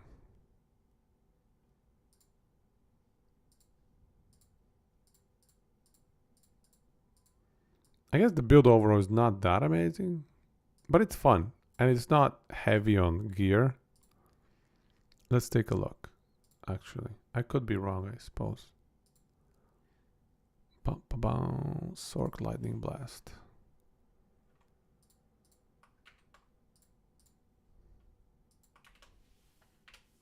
It's very easy to play, yeah. And it's very zappy. It looks fun. It just looks fun. Yeah, look at this random items, dude. Yeah, this is definitely a good build starter. Or season starter, rather. Yeah, this is definitely what you want a season start with. Uh-oh. The passives are going to get busted, aren't they? I don't know. They're okay. Okay, yeah, this is good. Yeah. I think this is one I want to highlight as a season starter. So 35 to 42nd Jorah. It's actually fairly reliable for boss killing. The chest, yeah, it's not amazing. I was just looking for life leech, honestly. And the crit strike avoidance. Yeah, I'd probably look more for armor stacking and get my crit avoidance from the hybrid armor / crit mitigation suffix. I may need to update the build planner for this one, you're right. Okay, yeah, I need to update the build planner for this one, but otherwise it's fairly legit and reliable. Single target. So single target. Honestly, I'm going to say 8, but for Sork, this is one of the best single target skills in the game. Sork does not have bossy raising skills. I think I saw that Meteor meme with, you know, Meteor spamming down Jorah in like 3 seconds. But I think that's a pretty unique use case that isn't amazing for clear as well. But yeah, Lightning Blast is one of the better skills to single target with a mage, I do believe. Clear is okay. You're not very mobile though, just by design. Tankiness is okay. It's more about season starter. It's a really good season starter. Yeah, Heart of Eucharos helps it a 10, so we're not going to give it a 10, but I would give it a 7.5, honestly. It's not phenomenal, but it's really good to start with. And then you can transition. Still haven't got a Foot of the Mountain? It's a pretty common drop. Hope you get it soon, bro. Welcome to the channel as well, Temperos. Is it, let's see, how common is it? It's a 45% chance to drop from Stone Titan's Hearts. So you just kill him 2 times on tier 4 or even 3 times on tier 3. You should get one on average. Well, technically you don't really need the move speed because the idea is you teleport so that you can maintain your minus mana cost stacks, your mounted endurance stacks. But yeah, move speed is nice on Foot of the Mountain. It was just so bad. I see what you're saying. We'll bump it down. Leave it at 7.5, maybe 7, I don't know. The point is it's a really good starting build. So even if it's 7, I still think it's a solid starting build. 7.5. Yeah, 7.5. It's around there, I think. And like I said, for a Sork, it's actually one of the best single target builds in the game. It's very reliable. And there we go. We have a Sork build to highlight 1, and we need 1 more. We're going to do 2 Sork builds, 2 Rune Master builds, 1 Spellblade build. Because Spellblade, as we all know, is the weakest of all of them, of all 3.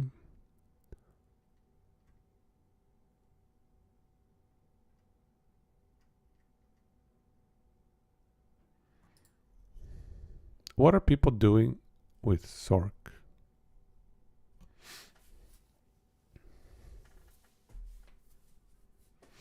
Oh yeah, that's true. Juicy Rune Master passives is right. Yeah, I really have to go over the skill tree here. Oh yeah, Rune Master passives.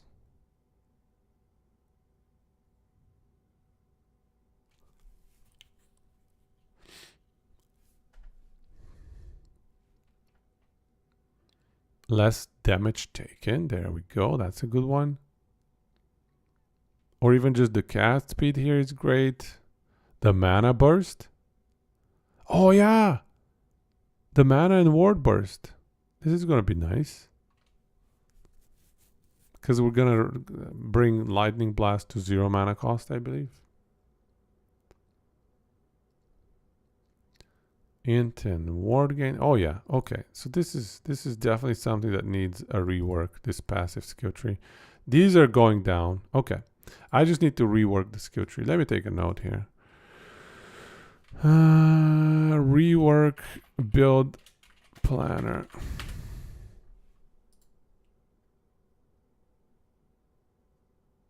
Those passives are super good. Yeah. I hear you.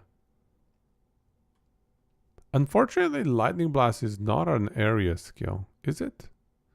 Oh, you can make it an area skill. Dude. How hard is it? Is it too far away? It's not too far away. This makes it area. Oh, actually, maybe not.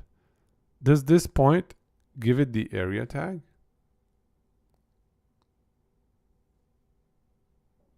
Lightning spell intelligence.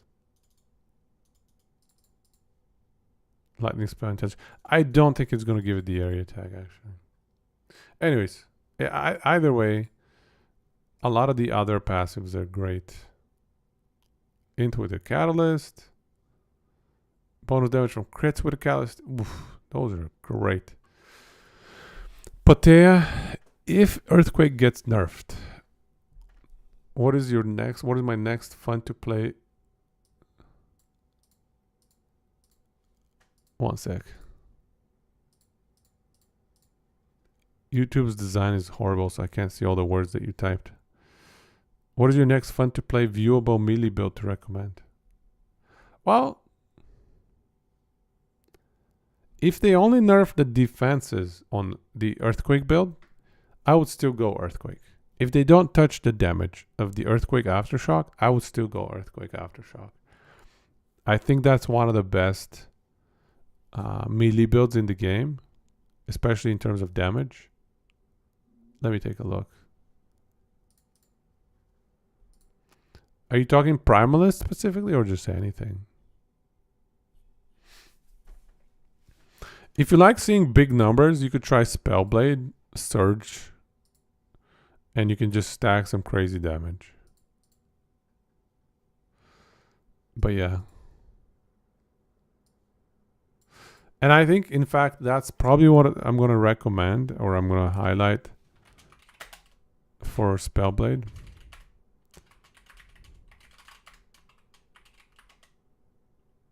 Surge Giga Crit. This is one of the highest numbers that you're going to get in the game. Oh, 70% crit multi with 1. You know, that's actually getting tough to find all the points to put these in. I guess you're going to have to delete these 5 for sure. These 5 probably need to go. These probably need to go. These are just low value points. This probably goes. Maybe 1 point is okay. Mana and armor needs to go. Yeah, okay. This needs a major rework. A very major rework. This can go down to 1 point.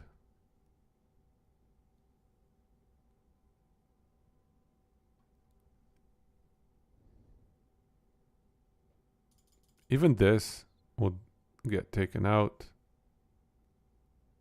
Cooldown has to stay. This is weak. 1 point for 1 spell damage for 1 point. Very weak.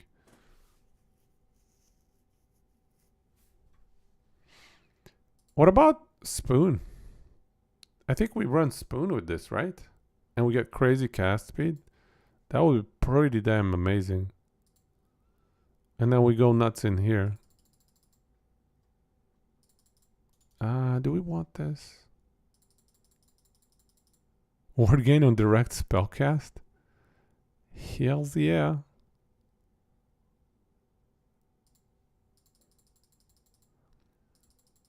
Okay, yeah, that's yeah. These are massive upgrades. Instack is right. Yeah, I mean we already have Instack though. Like we have 6, 8, 8. We can even do here.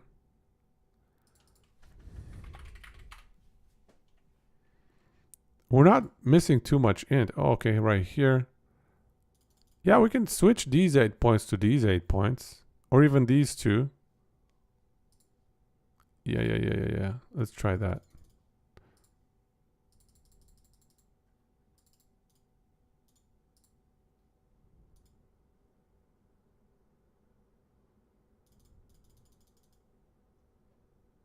Something along these lines. Oh no, wait. Then we go back in here. I guess the items need to be respec'd into int.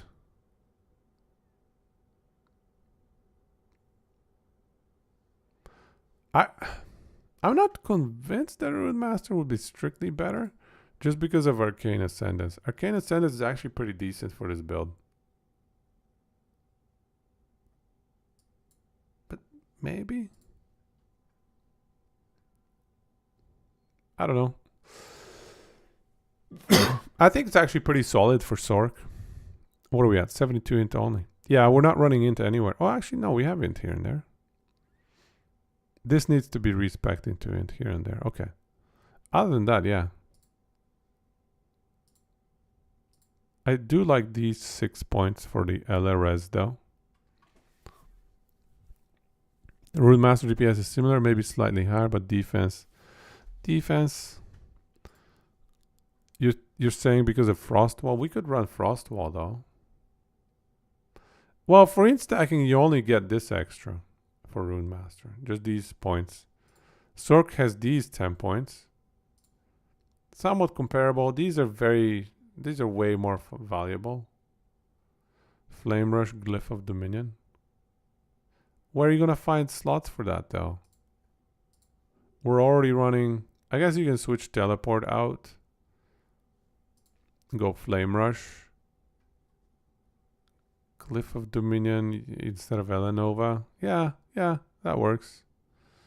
That works. I mean, theoretically, you could. Honestly, I would run Flame as a Sork. You can run Flame Rush as a Sork. Drop the Teleport. Replace Elenova with Frostwall. And I would run Frostwall Elenova. Sorry, Frostwall Flame Rush. I would consider running that kind of spec. The only issue is when you get overwhelmed with a ton of little enemies, your Lightning Rune Master is Lightning Blast, Flame Ward, Static Orb. Static Orb. You really like...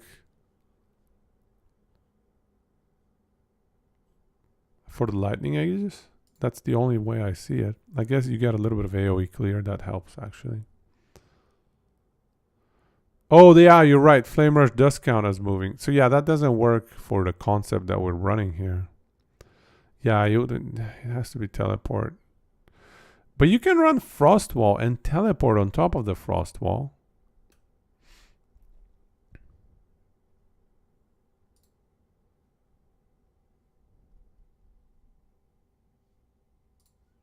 Yeah, you can teleport on top of the Frostwall. And then I guess you would have to either drop Arcane Ascendance or Elenova. Arcane Ascendance is a huge damage boost. Frost Nova honestly can be spec'd to spam Lightning Blasts for you. So it's actually pretty good for damage. I think it's a no-brainer to just get rid of Arcane Ascendants and go Frost Nova, honestly. Frost Nova is just too good. Frost Wall. Frost Wall, it has to be nerfed. This skill is stupid good.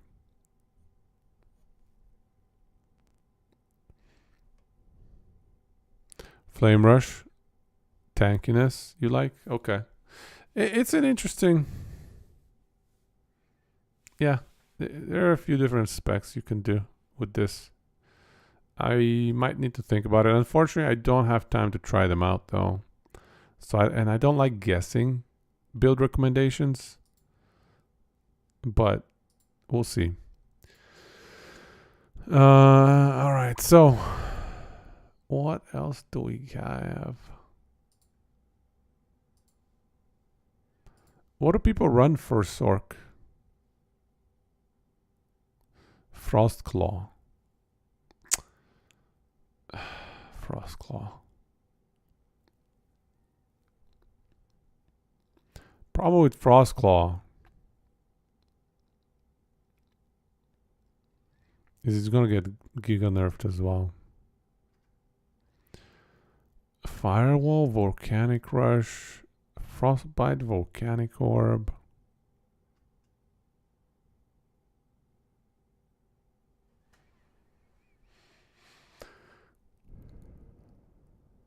Mana is fine as long as you turret after you Flame Rush.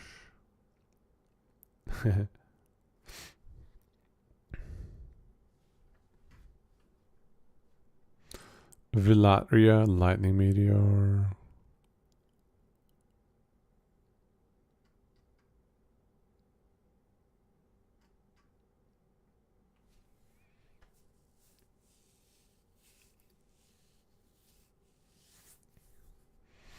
EMP tried the Meteor procs with Harbinger as well, it looks like.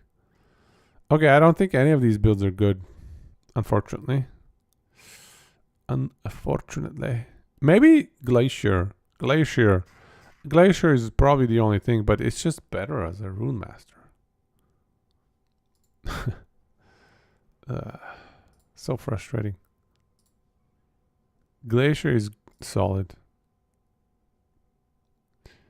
Running it with lesser Glacier.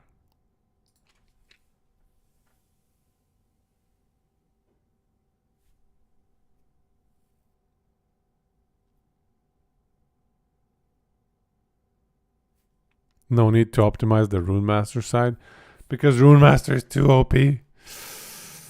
Okay, well let's list a few Rune Master builds. Let's do that because damn, Rune Master too strong. So I think one of the better ones to start a season with is the Hydra Hedron one. Hydra Hedron. Ignite Glyph of Dominion. Oh yeah, I actually did that one. You're right. I have some Rune Master builds right here. Ignite Glyph and Frostbite Frostclaw are just really good builds. Frostbite Frostclaw. Oh my god, there's just too many good builds for Rune Master. Ignite Glyph of Dominion. Frostbite Frostclaw. Ignite Glyph you think is a 9, hey? Let me look at the build planner for it. I forget it. I forget. I had an 8- for some reason. Let's check it out. Stop. Build planner. Well, you kind of need a bunch of uniques, man. But in order to make the build shine, you really need them to... You still need a bunch of uniques. I would put it at like an 8. And fire starter torches? I don't think they're that great until you get like 2-3 LP with tier 6 at least in them for ignite on hit. So it's okay, but it's not phenomenal, I would say. For starting, it's probably like an 8. It's probably like maybe a 7 or an 8. You were doing fine at 300. Well, okay. We'll put an 8. We'll put an 8 there for starting. Let's see the DPS. What did we get? 25 to 35 seconds. Very nice. Lightning blast. Comparable. So we can put another 8 here, which in fact pushes this down to 7.5. And we'll push this to 7. The clear is actually probably better than lightning blast. Damn. Rune Master OP. Tankiness? I feel like I did not do the greatest job of min-maxing my tankiness. Hermit Craig, your Ignite Glyph RM stalled out at 350 corruption without good LP uniques. But with the good LP uniques, did you push it?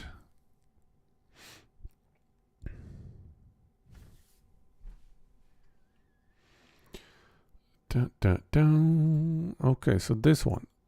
Ignite Glyph of Dominion.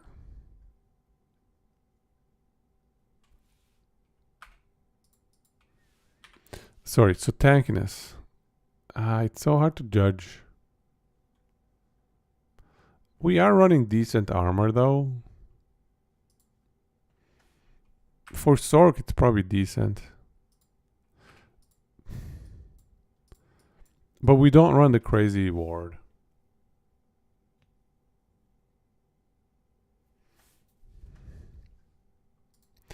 What corruption did I push it to? 3 to 500. Yeah, I think this is probably the ballpark. So I think it's a 7.5. But it's a good starting one. Flamer damage reduction. Frostbite Frost Claw. This is where it's at in terms of insane everything. So the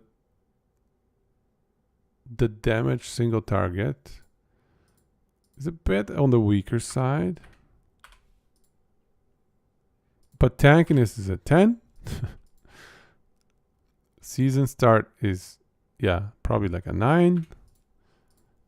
Actually, no, you need a few uniques to make it work, right? Let me remind myself.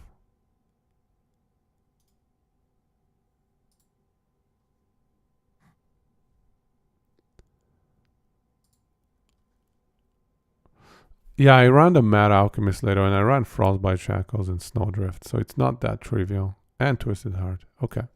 So it's actually going to be a bit lower. I'll put it down to 6. I mean, the issue is that you can run it even without those unique and get great results with this build. Clear, I'd say, is pretty solid.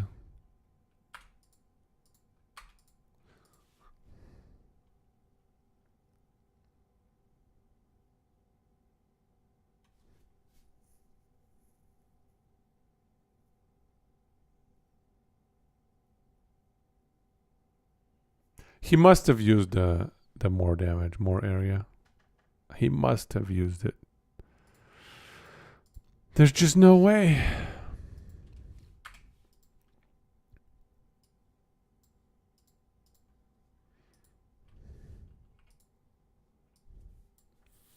So this one, Frostbite Frost Claw, it's probably an 8.5.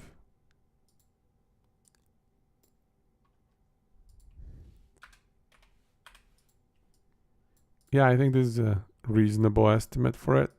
And it's probably one we should highlight. I don't know.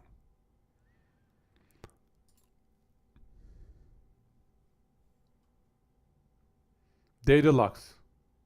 Right on time for Magen, for Rune Master ranking. Lots of OP builds. It's kind of hard to pick, like, which is the most OP build.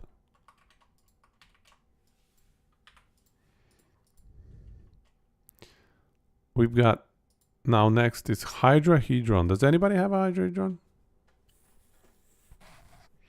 Yeah, I'm kind of going to assume Frostbite Frostclaw is going to get nerfed. So I feel sad because it's hard to judge what I should do about Rune Master, because I think a lot of Rune Master needs to get nerfed. You've got all of these builds, bro? All of the Rune Master builds? Nice. Nice. I don't think ward altogether needs nerf. Just certain pockets of ward generation. There's a lot of crappy ways to generate ward. For example, Mage has all these affixes that are like get ward on cast. Sorry, get ward per mana spent. It's garbage. Ward per mana spent. I've wanted to use it for so long, but it's just no good. You think much of what Rune Master is, items wise, is what all classes need to become? I think a lot of Rune Master's ward generation is definitely broken, but I don't think they need to nerf ward across the board. They need to nerf ward generation from certain ways to generate it. So you think Hydrohedron is bad for season start? A lot of people were running it for Rune Master when Rune Master was first announced. Pretty much everybody was running Hydrohedron. I thought it was pretty good as well.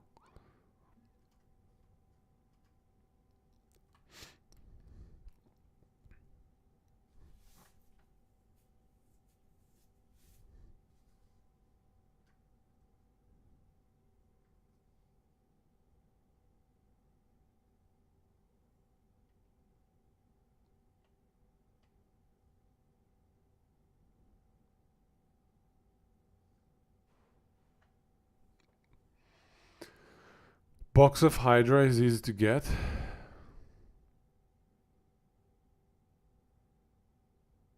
You don't think it's good for leveling? I thought it's pretty good for leveling. You just go through your wall. It's basically every 3 seconds. You cast your wall, you cast your Flame Rush, and you go and you walk through your wall with the Flame Rush. And that automatically creates your Hydrohedron. And you just keep running. You don't need to do anything else. Your Hydrohedron just deletes everything. It was pain. Are you sure maybe he just didn't have the right combos?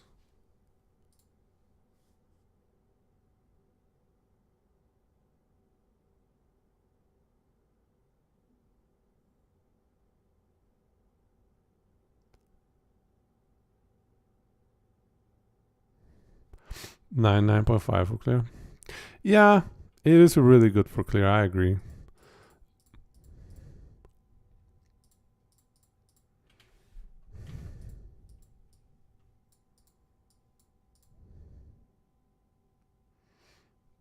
I can get behind that. TP on Invocate is good.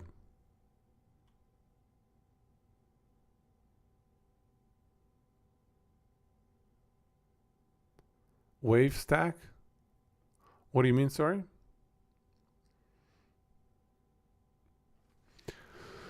Wave stack for what? Oh, I see. Yeah, okay.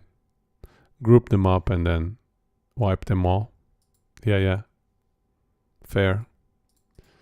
Yeah, okay, so let's do Hydrohedron.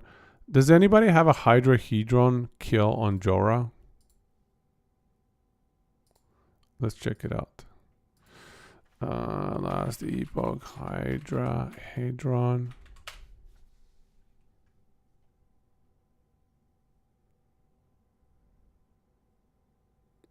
He's not gonna have a Jorah fight, is he?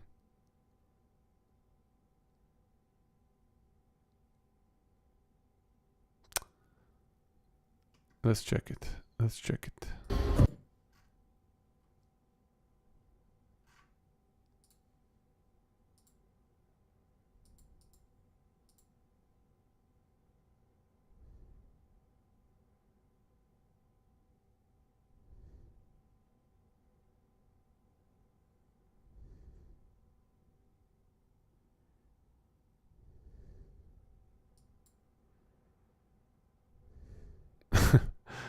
Filter Gaspar.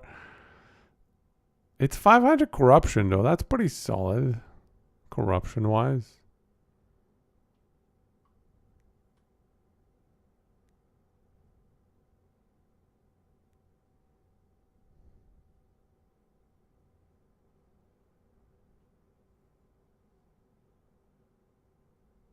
Yeah, okay, this is not bad.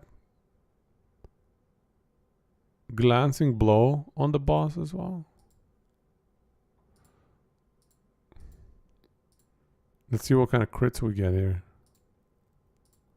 These crits are not that high actually, only 200k.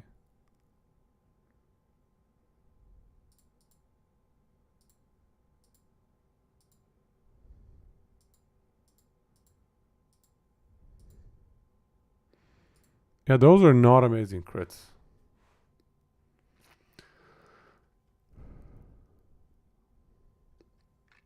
Link to the spreadsheet? Sure.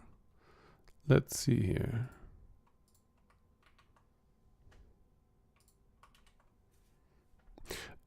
Keep in mind that the spreadsheet might, or a lot of these builds will likely get nerfed or at least changed.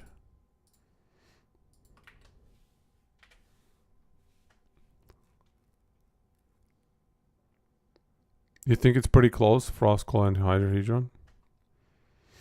How many seconds for Jorah? It's similar, you think? It looked pretty solid DPS, single target. Yeah, I think I like the clear because you can keep running while the thing is clearing everything. I don't think tankiness is anywhere near Frostbite, Frostclaw though.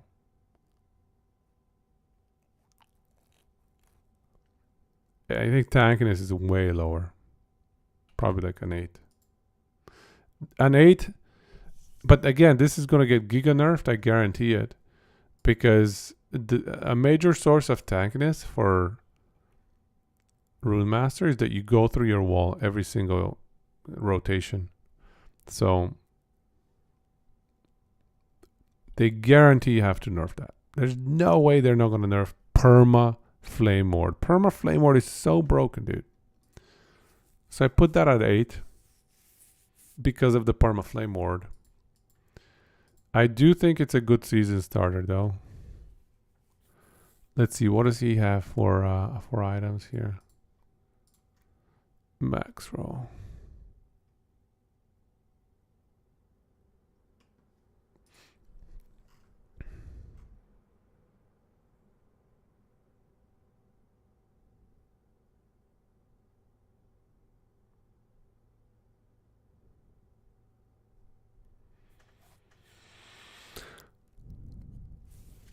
So you don't really need these, but yeah. They increase the end game DPS significantly. This in particular, the Criterion.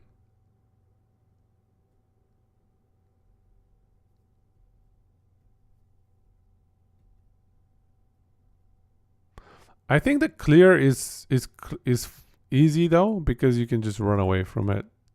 Let the explosions do the job.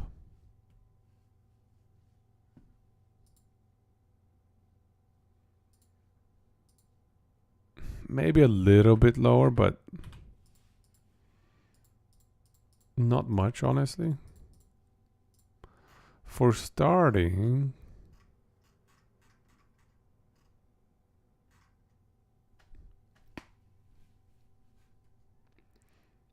really at 10? I don't know, man. A fundamental criterion. I understand that it's not a must-have. But gearing around fundamental criterion is actually pretty tricky. I would give it like an 8. I think an 8 or a 9. Probably an 8, 8.5, something like that.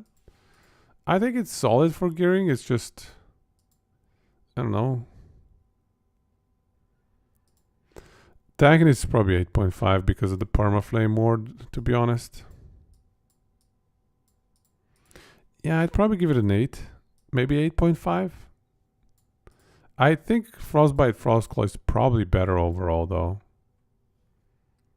I do believe so. Okay. Yeah, so there's another one. OP Rune Master. I'm probably not even ranking these high enough. I think these probably deserve to be better. Yeah, I think these probably deserve to be higher. Just from the tankiness, this needs to be at least a 9. Like 10 in tankiness, that's just ridiculous. And this can be 8.5. Because I've played these things and they're just better than anything Sentinel has to offer.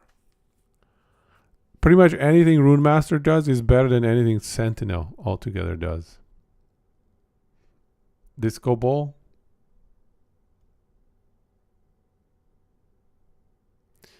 It's hard to, yeah, I can't assume nerfs. I can't, because it depends how much of a nerf.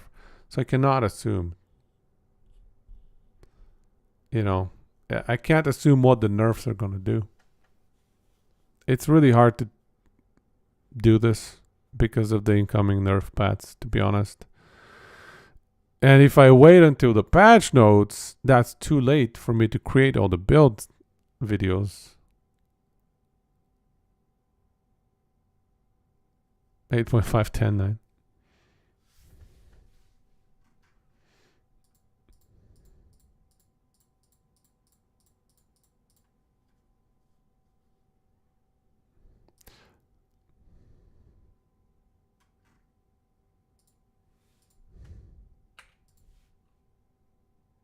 I'm probably too biased towards my own build up here. I think a 9 is more reasonable.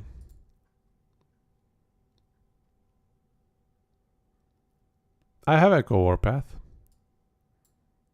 This one. This one. Do you think I'm not fair with it?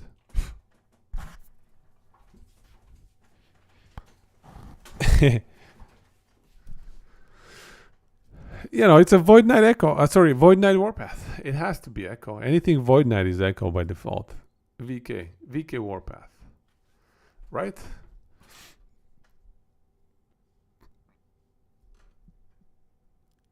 Perry has a video titled Claw Gang. Yeah, he did a lot of Frostclaw builds. You think Earthquake Aftershock 10? I had it at 9.5. I don't know if any build I should have it at 10. We gotta leave a little bit of room for wiggling, maneuvering.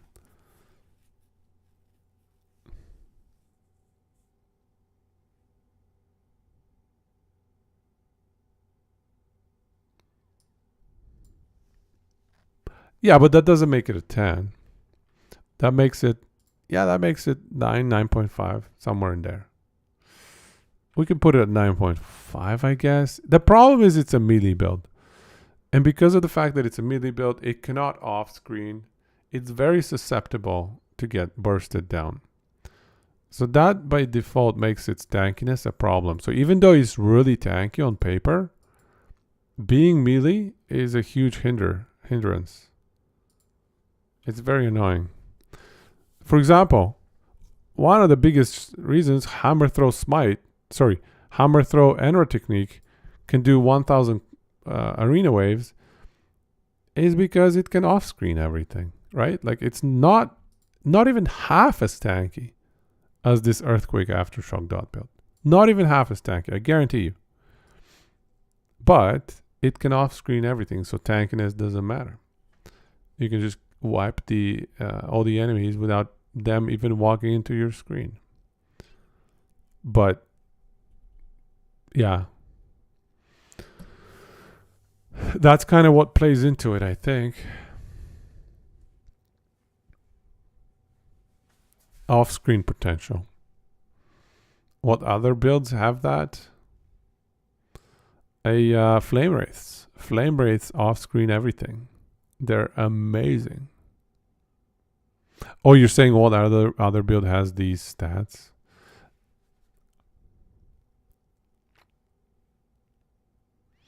Yeah. I mean, I'm probably a little bit biased. That's why I'm trying to nerf it down, is because I'm probably a little bit too biased because it's my build. Let's be honest here. I'm probably a little bit biased. The clear. The AoE is great. Yeah, it's not ranged, but those aftershocks come out of your earthquake and they actually reach a decent length or a decent distance from you. The only problem is they take a while to get there. But I can get behind nerfing it down to 8.5 on the clear. And then overall 9 would make more sense here. I think overall 9 is probably the right call here. Because it's not the strongest build in the game. I had it at 9.5 and I don't have anything else at 9.5. That's silly. It's certainly not the strongest build in the game because that fact that it's melee. Werebear Swipe is one of the tankiest builds in the game, if not the tankiest. It definitely deserves to be up there with it at 9. Thorn Totems I also have at 9. Great season starting build. Yeah, I think 9 is reasonable.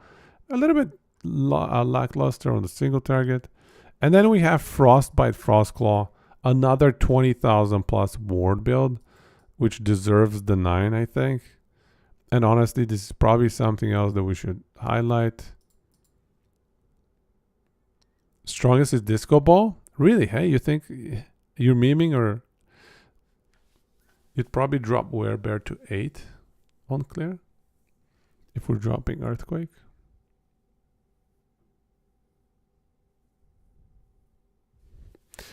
It is a little bit slower. It does have lower damage, so clearing elites is a bit of a problem. But I still think it's a 9 here because of the intense and immense tankiness. 10, 10, 10, 10, 10. Raid Boss Cannon made it 2 weeks ago. Do you have a link?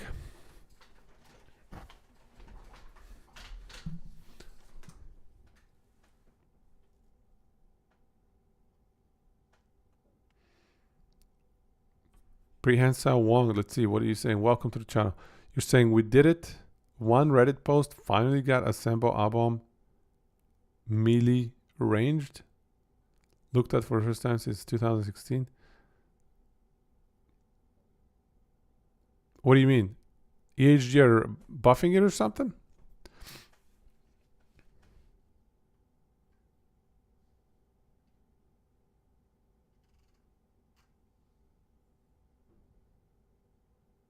Abom has short arms. It's a Tyrannosaurus Rex. It's a little T-Rex.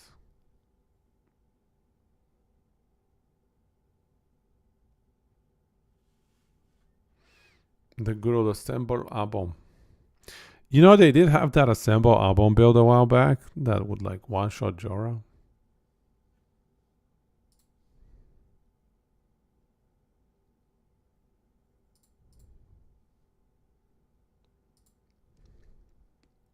Let's see, Raid Boss Cannon.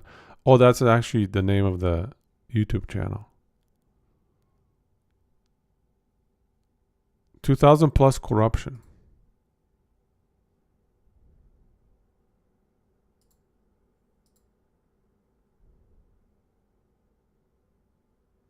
Yeah, I've seen this before. It's just off-screen stuff. Yeah. Well, not quite off-screen, but pretty damn close.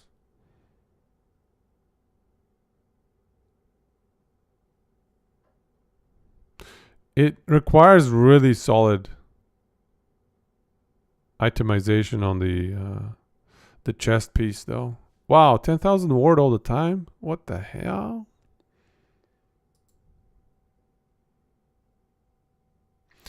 Yeah, I would assume it's not the greatest at boss fights, but this is looking really good. I know what the items are like, honestly.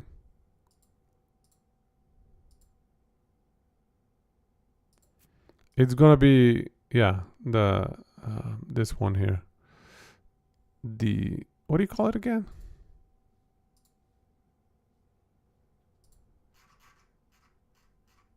Fundamental criterion. Morning Frost, interesting. Okay, that's a good one. I see what it's doing. Yeah, this is extremely late game though. This is like a 1. Okay, not a 1, but like a 2 on itemization, honestly.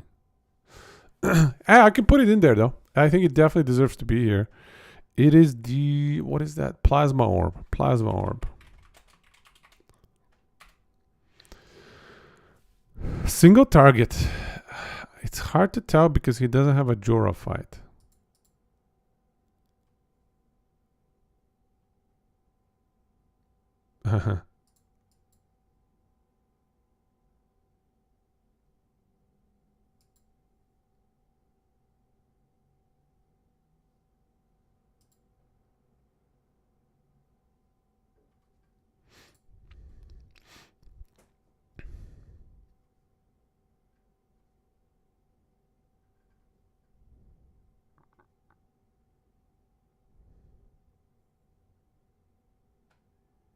This is pretty good single target though.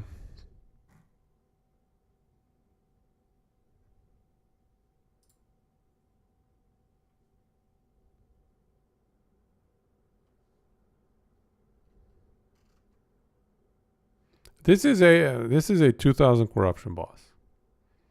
So the single target here is phenomenal. Oh, 600, 1600, not 2000. 1600 corruption. But still, it's pretty damn good. It's pretty damn good. Look at the war generation. But again, the war generation certainly needs to get nerfed here. Oh, he's tanking the explosion. Although the boss doesn't have extra damage, but still. The boss even has glancing blow. So yeah, this is really solid damage.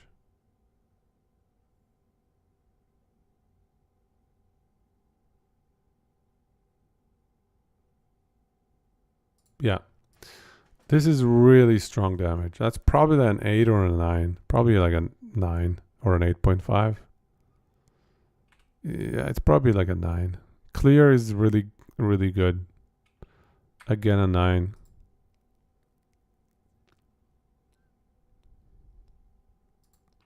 I would even give this a 9.5.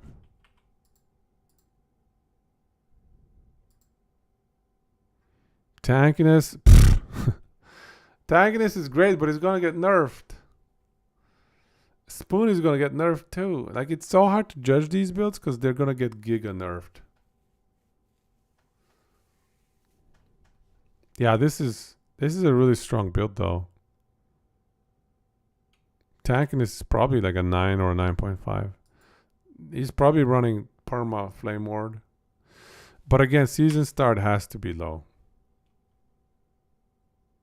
Nerf risk. Yeah, no, that's fair, man. I agree. Nerf meter. No. Nerf, I don't know. Nerf gauge.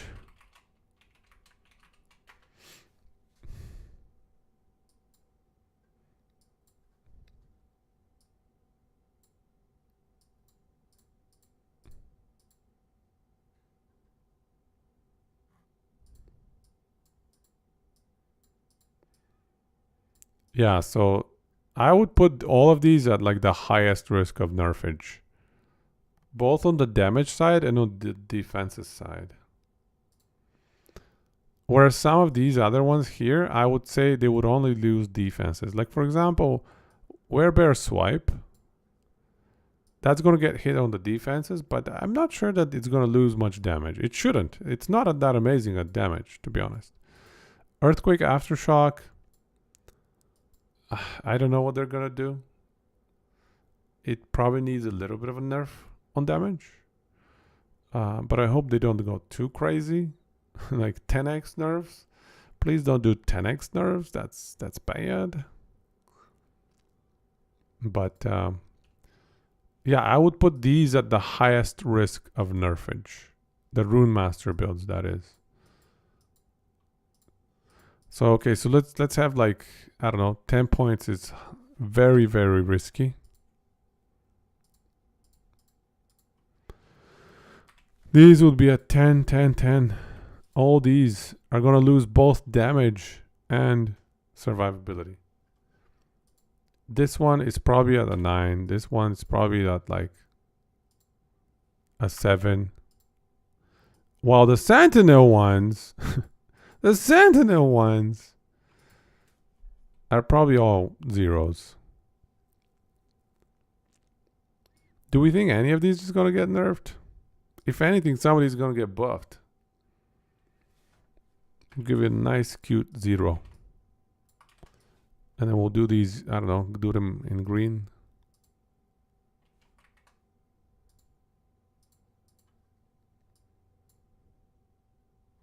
I don't think Manifest Armor is gonna get nerfed. It's super clunky. It doesn't work in multiplayer. It does crazy damage, but it's garbage other than just single target damage. That's it. That's it.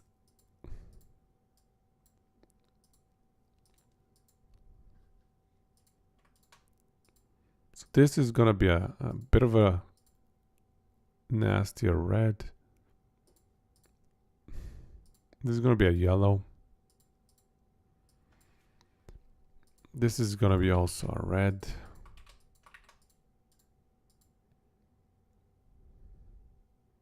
This one's fine, I think. Like I don't know. Yeah, this is fine. Crit squirrels. I do believe crit squirrels need to be nerfed a bit. Both squirrels actually. So I'm gonna put them at a 3.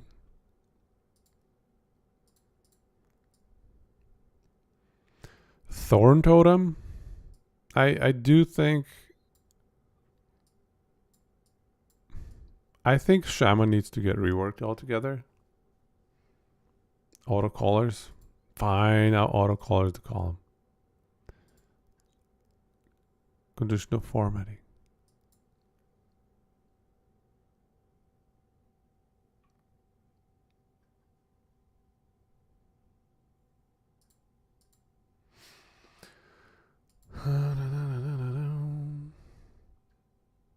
Honestly, it's actually a little bit annoying to set it up.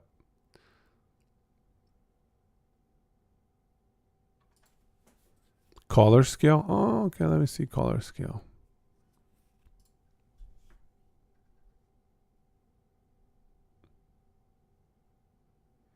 Midpoint.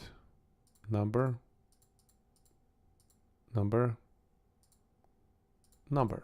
10. 5. Green.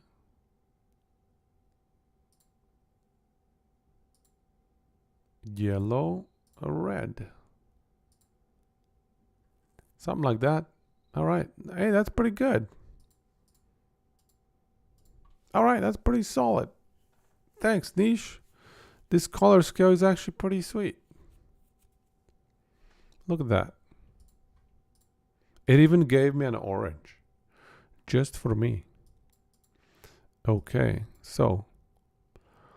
Do you guys think Thorn Totem? I think Thorn Totem is going to get reworked. Because Shaman is getting reworked. Lightning Bug, I don't know enough about the build itself to know whether or not needs a nerf. I'll put it at 3. Scorpion, I highly doubt it. Give it a 0 here. Cold Dot Werebear, I don't think so. Storm Crows?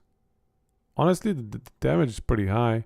I think they need to buff survivability and maybe nerf the damage a little bit. I don't know. But I'll put it at 0.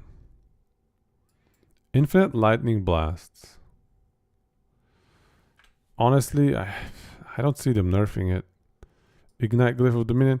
It's gonna get nerfed because of the general Rune Master nerfs. I'll put it at a 5.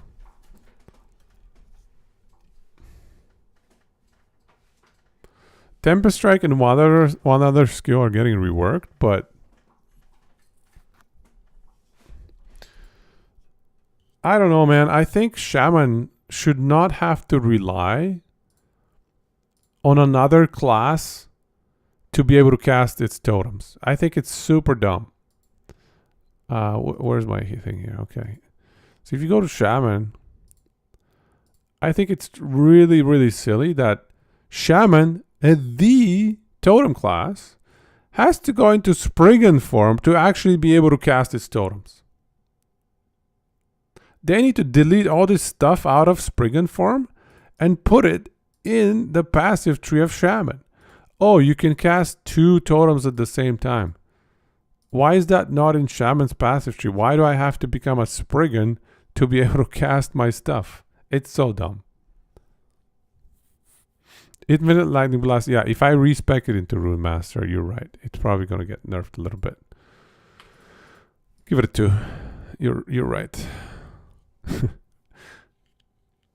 We should drop a Meteosark in here, you think?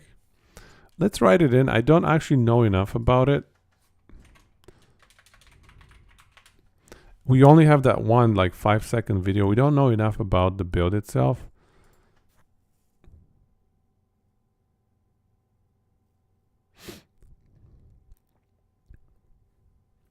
But yeah, like Shaman itself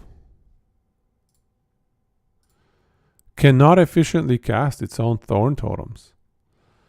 That's why Spriggan form is so good for Thorn Totem builds, is because it casts 3 at a time for free. Why can't Shaman be casting them and have like, you know, even with the mana cost reduction, that's not enough. And it's still pretty cumbersome. You want to send me Evax build? Number 7 on ladder. But he's hiding it. I don't know if there's much to hide, to be honest. I'm sure we could figure it out probably.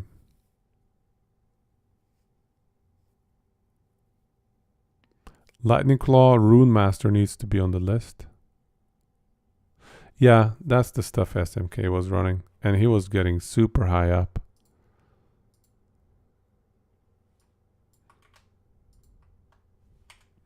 I'm gonna put it up here actually.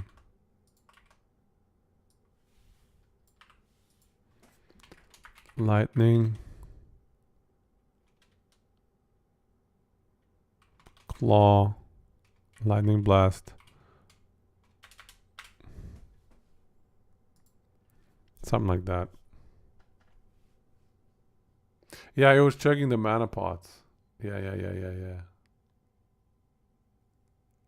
He had Lightning Blast and Rune Claw. Sorry, Frost Claw, both. He had Frost Claw in Lightning form and Lightning Blast both. And he was running the what do you call it? Fragment of the Enigma Spark Charges. So he had Spark Charges going as well.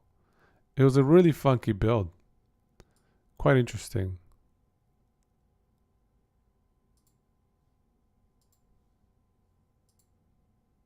Let's open it up real quick.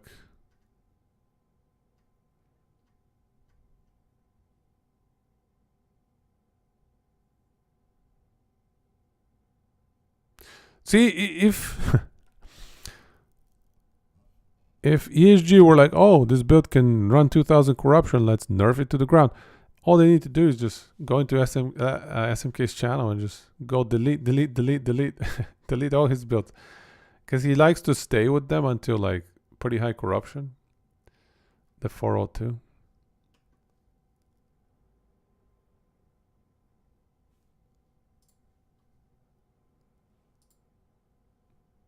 He does a good job with them. I like his builds. They're really clean.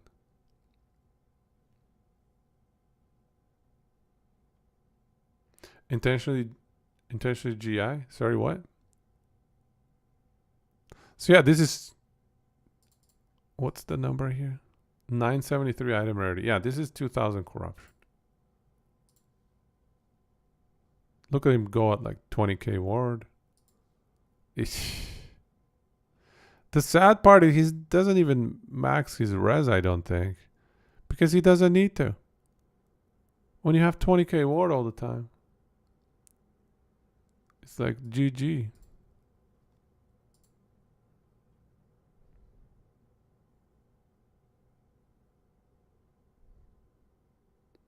I suppose Lightning Blast is utility here?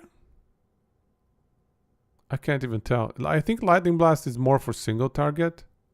Perhaps.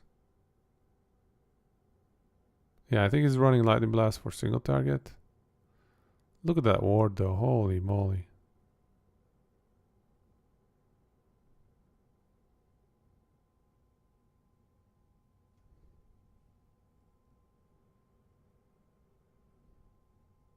No, yeah, I was thinking, yeah, utility for lightning ages. But for single target, he's definitely running. He's spamming lightning blast.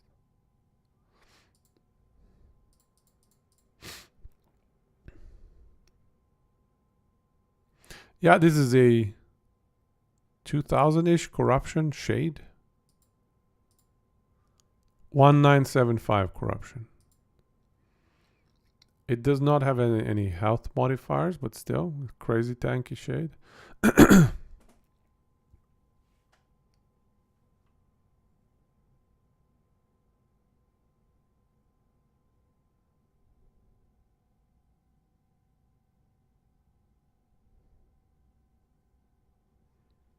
Yeah, I think this is probably like 8.5 or 9 single target.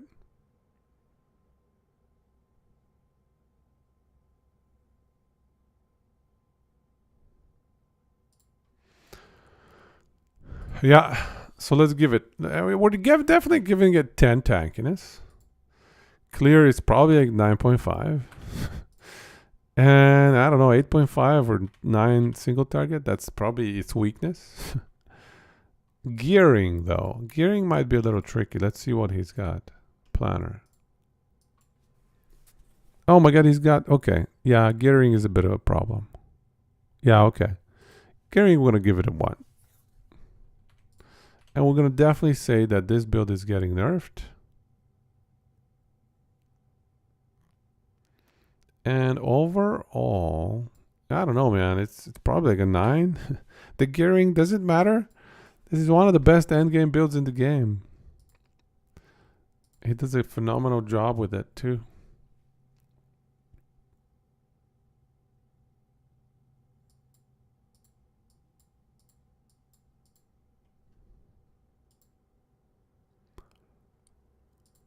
Yeah, this is solid as well here. 9.5 maybe. A solid 9. I mean, Rune Master, everything's a 9. SMK does have phenomenal gear, yeah. Oh, it definitely has 10 defense, bro. Like, most things that run Frostclaw can get crazy, crazy defense.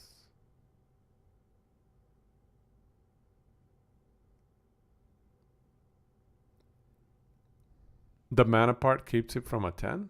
You mean like in terms of defenses?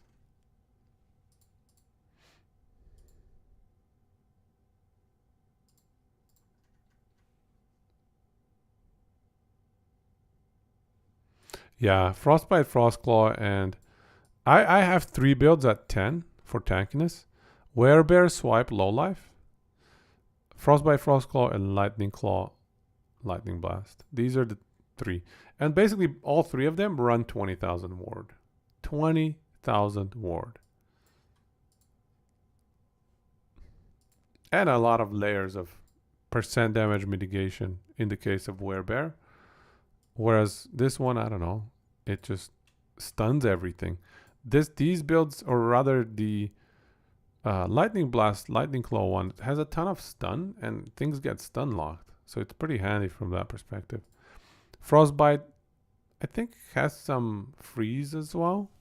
Yeah, it definitely has a ton of freeze rate multipliers. So it freezes enemies. So that's a stun lock as well. So you don't need damage mitigation when everything's perma-stunned.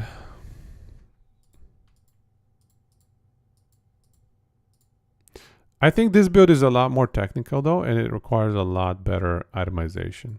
So I'm definitely not going to highlight this one.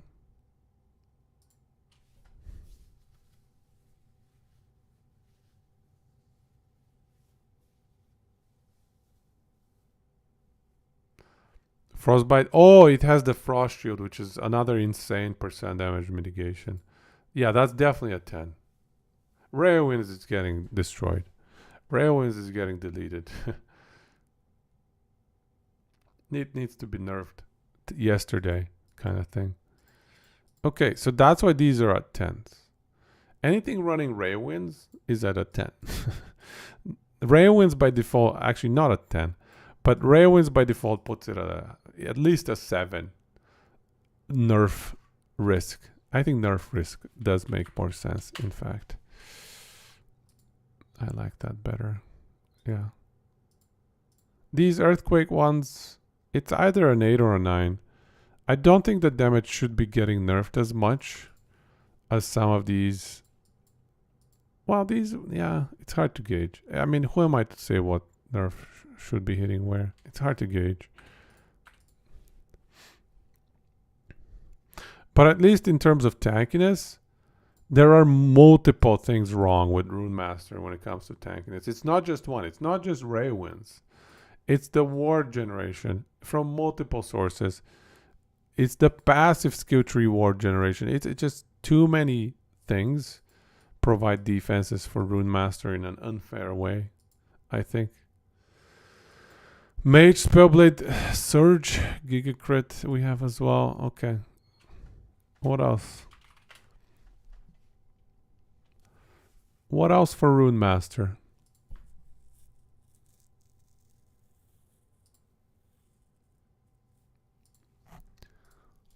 Da, da, da, da.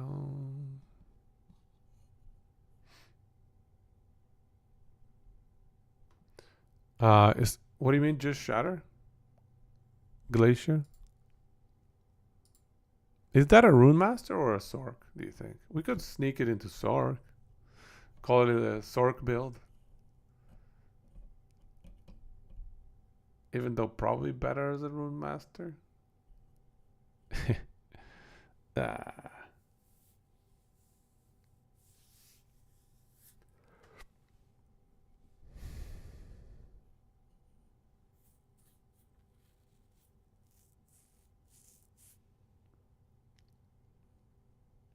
The Nova builds, what do you mean?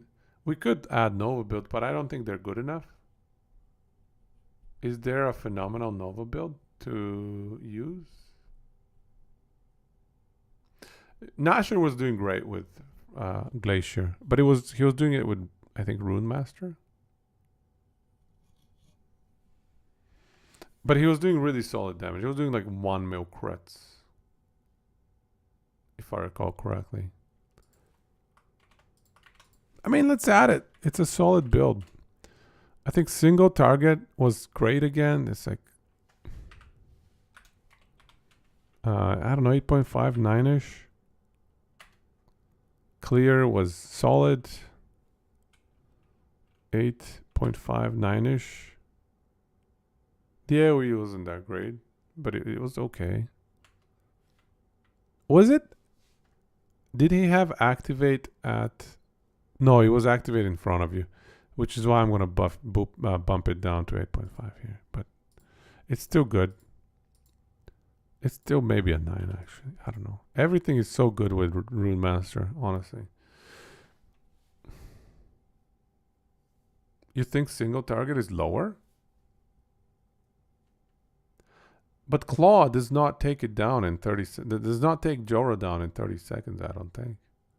I think this Glacier one deletes Jorah, no?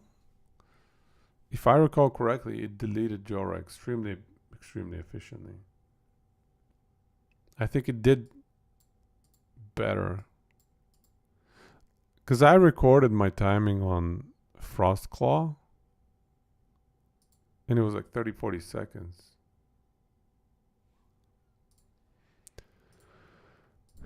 Yeah, it's just hard to gauge because it's not a tier 4 Jorah, so it's not apples to apples. We're assuming about the HP there, but I mean...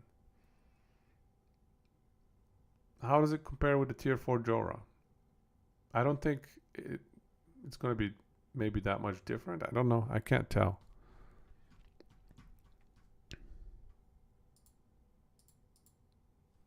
We can bump it up to 9, the Lightning Claw.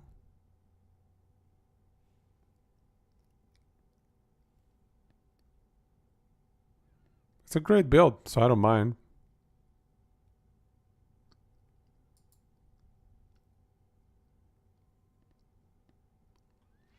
Glacier. Oh, it's also crit. Glacier crit. Tankiness, it's probably up there again.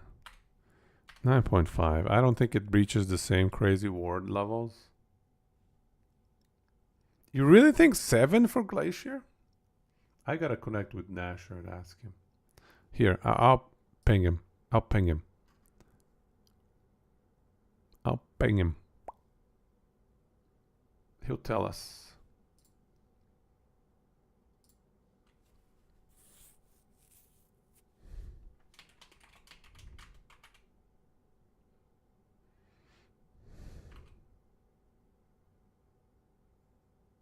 It was a crit Glacier build. It's pretty somewhat straightforward, you know. It's crazy crits with Glacier. 80% mana reduction Glacier. Yeah.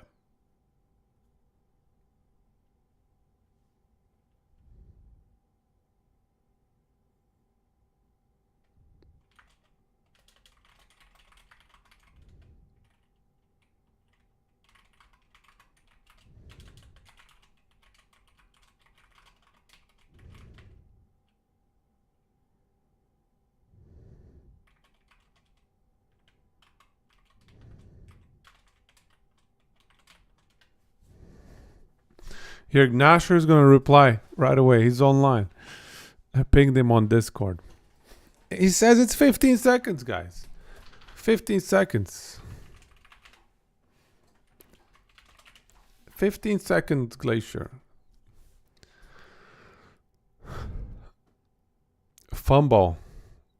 Can any recommend you a build to play that's kind of chill to play and good in endgame? Frostbite, Frostclaw. Enjoy it for another month before it gets nerfed. Welcome to the channel as well, Fumble.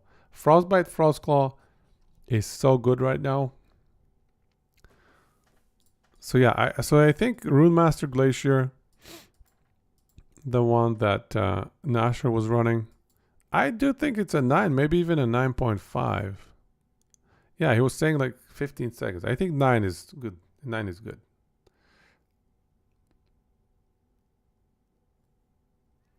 You did Frostbite Glacier, Daedalux? I did Frostbite Glacier as well.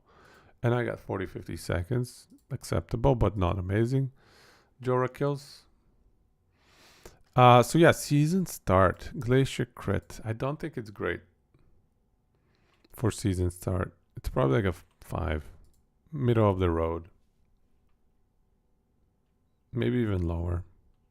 Maxing out crit can be a little tricky. Yeah, it was slower than Frostbite Frostclaw. The Frostbite Glacier. Same findings here. In fact, maybe I'll add Frostbite Glacier. Sorry. Yeah, Frostbite Glacier. So it was categorically worse in every way, I'd say. So Frostbite Frostclaw. So if Frostbite Frostclaw is a 7.5, this could be a 6.5. And clear. You know what? You could target enemies from a decent distance. So clear, I can put it at like 8. It was still worse. Tankiness, worse. A lot worse.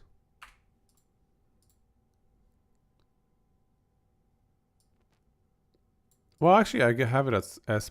So I guess I employed the good old Perma Flame Ward together maybe with Raywinds. I wonder if I used Raywinds. I can't remember. I probably tried to use Raywinds, yeah. And season start, I don't know. It's probably alright. Probably a little worse just because overall it's worse. So yeah, overall we'll give it a 7. I don't know, 7.5.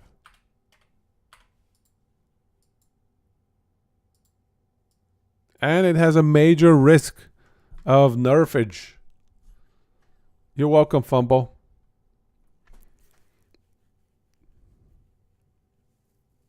I have a Frostbite Frostclaw build guide if you want. I'll share it in the channel right now. Here it is, YouTube guide right here. Let me just get rid of this commercial. I guess I don't need to. Actually, why don't I just go like this? Copy link. There you go.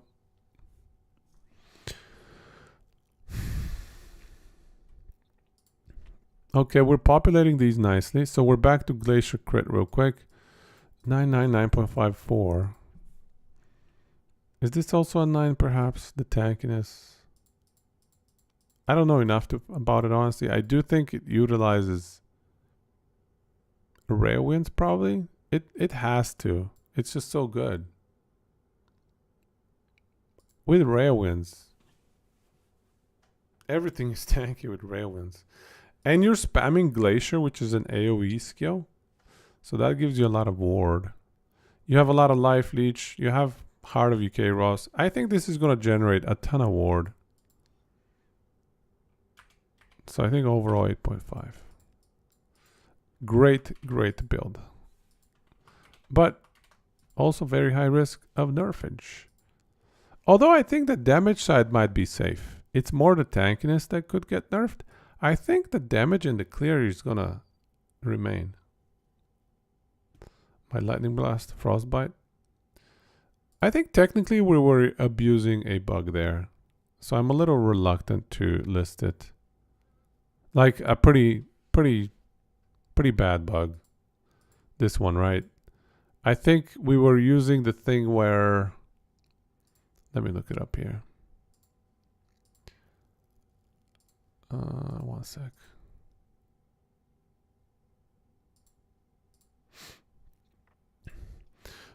Innate conduit, out of mana cost 0, cannot chain, but it was still chaining, I think.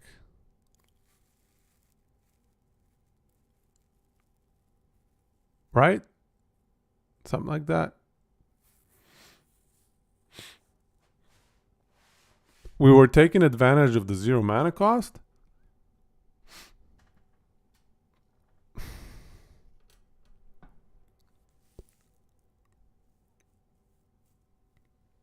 No, I wasn't using the glyph. I had to drop the glyph.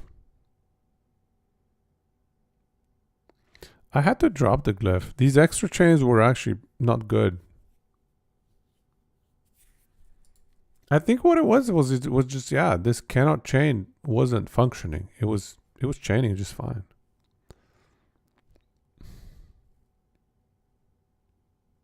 If I remember correctly. I'm trying to remember as well, but yeah, I'm pretty sure we were just abusing a pretty nasty bug. And that I would put at like 15 risk of nerf. So I wouldn't even list it because it was, yeah, I don't think, without that bug, I think the build is probably not even viable, unfortunately. And that I think is a legit bug that should get fixed. If the skill says, you know, something. Hey, Fano, good morning. How are you doing on this fine morning? I guess it's Saturday morning for you.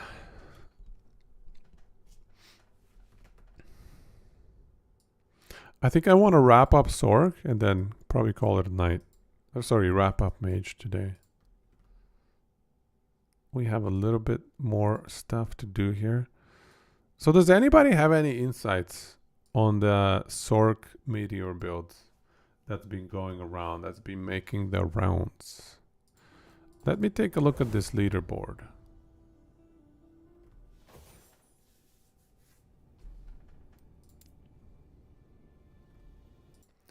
Let's take a quick look-see.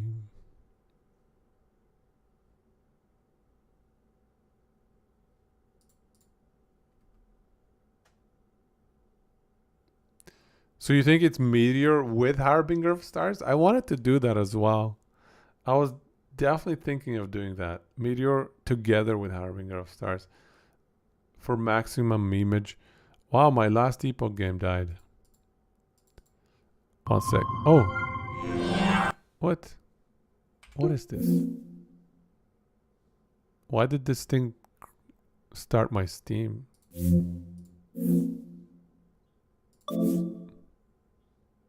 Exit Steam. What is this? Steam decided to do something crazy. Okay, let's start up last epoch.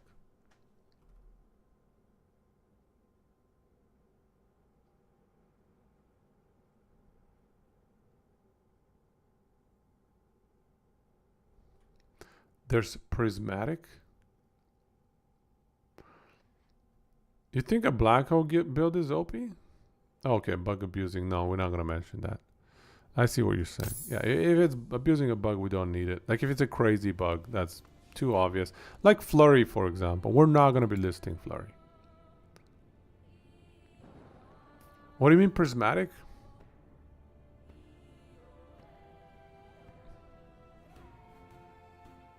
Oh, prismatic chest piece. Is that what you mean?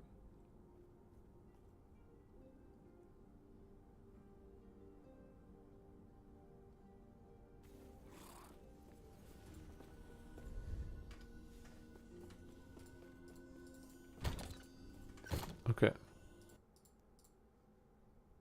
Prismatic gaze, okay, for the crits.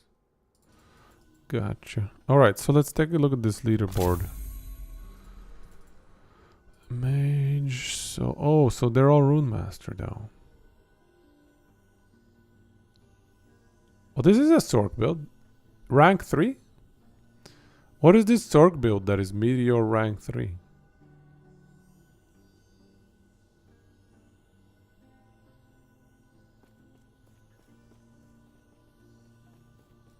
Raid boss cannon? Wave 2000?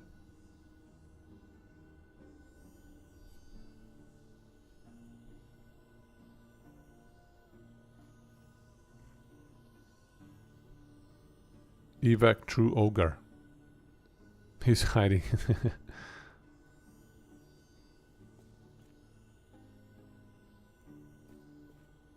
Mana strike one.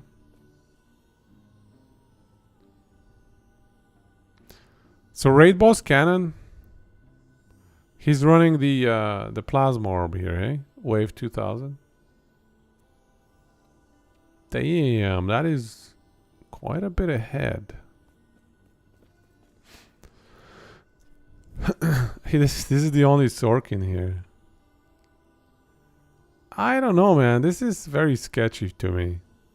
I don't think a meteor build should be going anywhere near this high of a wave. He cannot survive this high of a wave. Sure, he's running Perma Flame Ward with Frost Wall, but still. His item setup is crazy.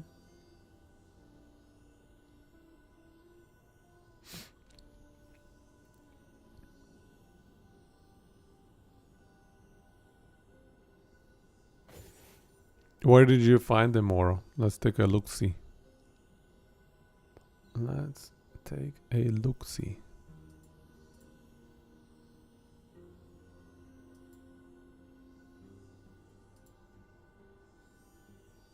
General chat. Okay.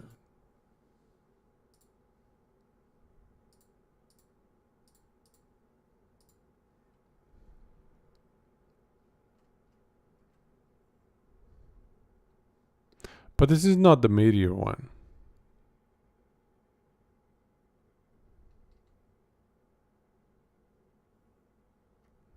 Did he respec perhaps?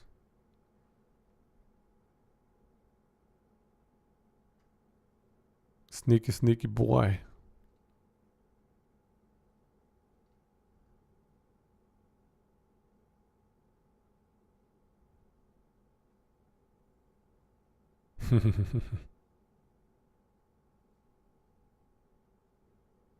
Well, that's fine. I mean, we don't need to worry. It is interesting looking though. I mean, I'm a little bit suspicious. The problem is meteors take a while to fall down.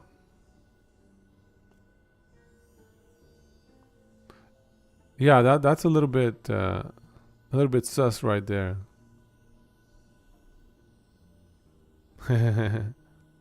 He changed everything. Man.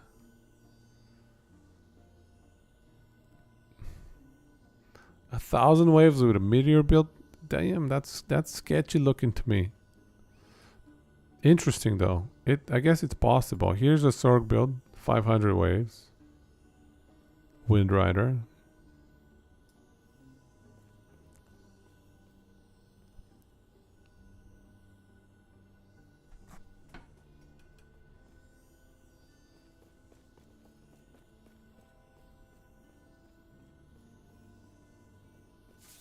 Yeah, okay.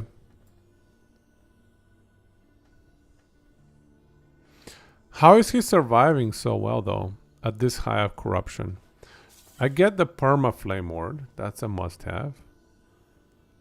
But he doesn't have a ray of winds.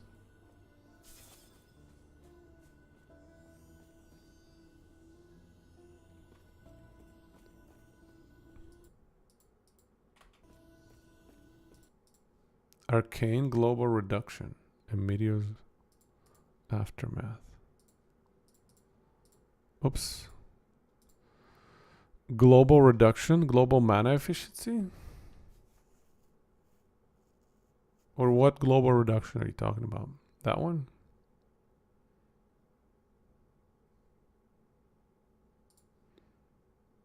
Aftermath on meteor. Oh, this one.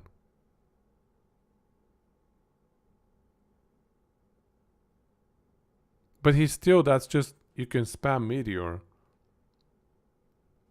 But that's not going to wipe the whole screen for you.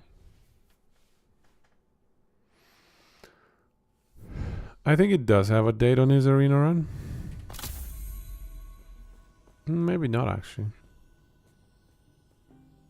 It doesn't say it in the client, in the game. Maybe on the game menu. Sorry, on the forum. Let me check the forum.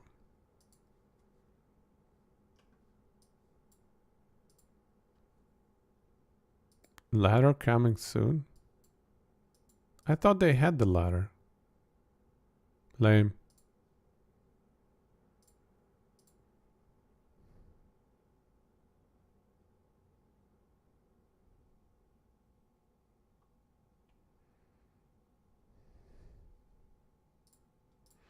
But the problem is you can only recover mana from one cast at once. So if you cast Meteor again within 3 seconds, you lose the remaining mana you would have recovered from the first cast. Right? So unless Aftermath is bugged,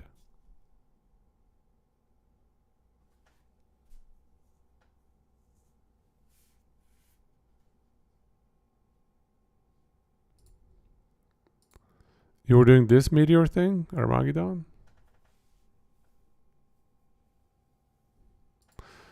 Yeah, that's kind of weird what he's running. I don't know.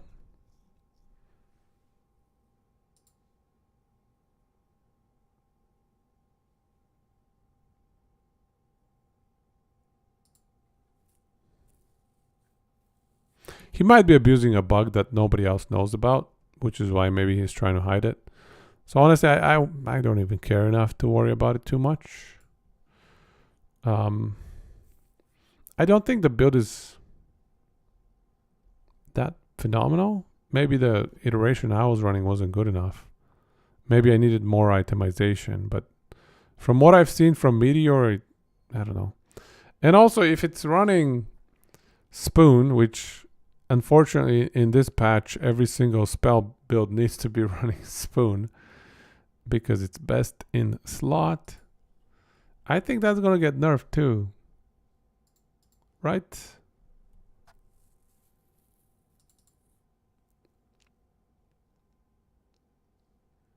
You're running with Cinder Song, eh? Interesting.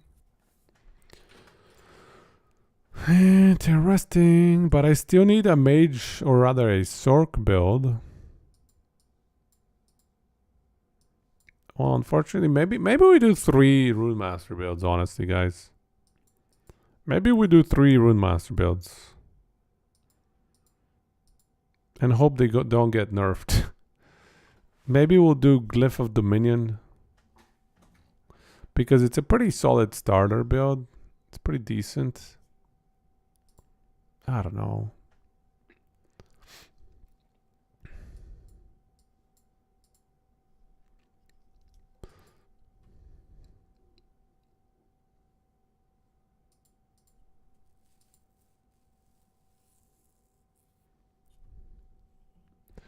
What else is there?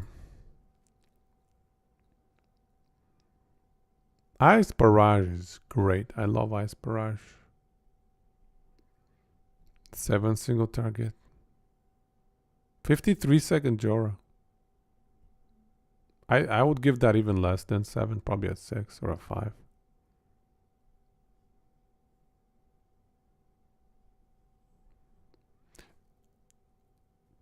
See, the version I ran. So I actually ran a similar thing. This is the one I ran. Oh, I ran it with Lightning Blast. I ran Lightning. So I tested a bunch of different skills. So I tested Mana Strike. I tested Fireball. I tested Lightning Blast. And actually, Lightning Blast felt the best. Lightning Blast Meteor felt best for me.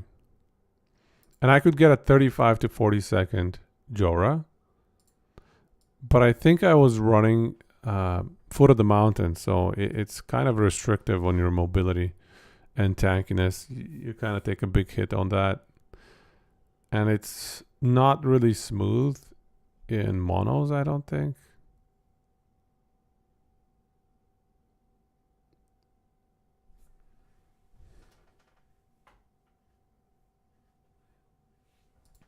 Let's take a quick look here what I have. Oh no.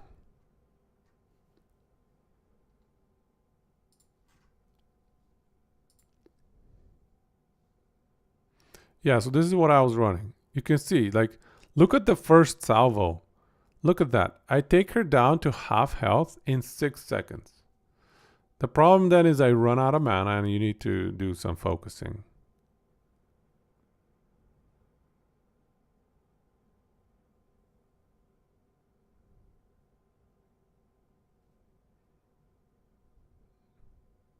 Oh yeah, and I was running the set, the lightning set. Hey, Worrell. Good night, man. Thanks for coming by and thanks for the help. See, 30-second Jora. Not bad. Only 300% health, though. So that's important to notice.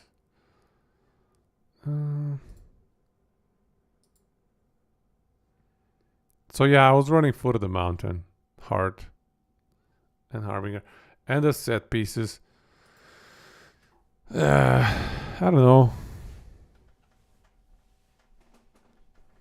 But the whole idea is Harbinger. You can't run the Mana Potion belt. You gotta run Harbinger, right? Oh, you mean the Mana Potion Experimental affix. Is that what you mean? You could run the Mana Potion Experimental affix and get that synergy.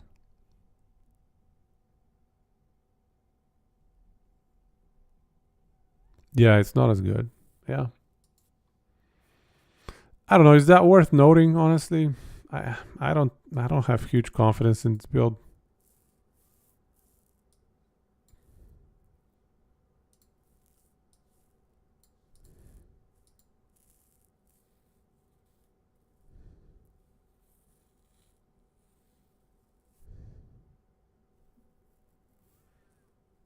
Right. No. Is it only 4? Can't you get a few more from other sources? No. The belt itself gives you a bunch of potions. Look at that. This one, see? Plus 3 potion slots if you have at least 900 mana. So 3 plus 3, 6 potion slots. 900 mana is not trivial, but still.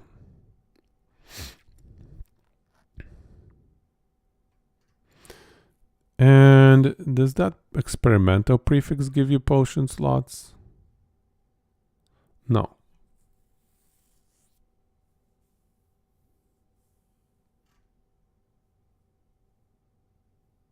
No.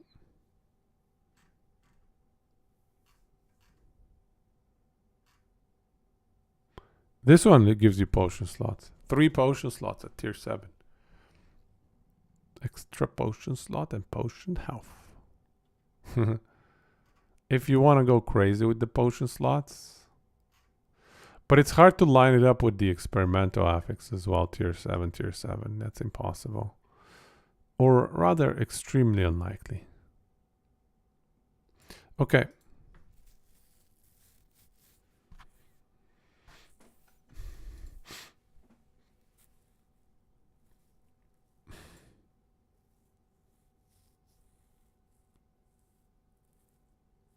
All right.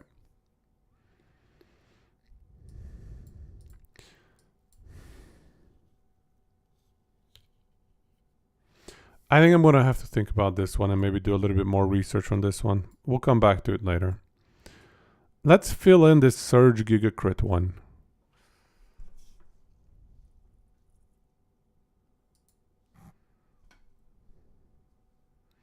Is anybody here an expert? I think we had a bunch of expert on Surge in the channel previously. I don't know if they're online though. Cuckoo. Cuckoo was, I think, the big Surge fan. Is Cuckoo online? I don't think so. Not right now. I'll ping him on Discord.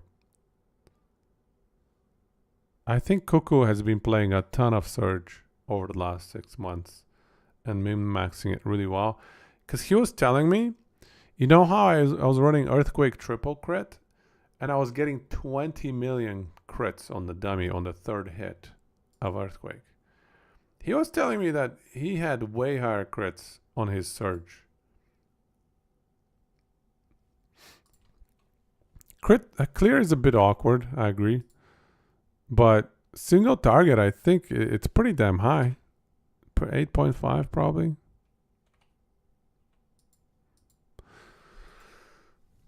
I think he was telling me he could chunk half of Jorah's health in one hit, in one Surge. Something like that. Maybe a third at least. A third to half. In one Surge Giga Crit. That's pretty damn impressive. No, not today. We'll do Lich next time. We'll finish up Lich as well as Rogue on the next stream. I gotta get some sleep today. Oh, it's already pretty late. But yeah. I honestly don't feel amazing about Mage because I only have 2 builds. This is gonna be the third one, honestly. I think I want to do one for Spellblade, and I think it's gonna be Surge Giga Crit. Although we should list, there's one more good build for Spellblade. We should definitely list it. And it's, what's it called? Shatter Strike.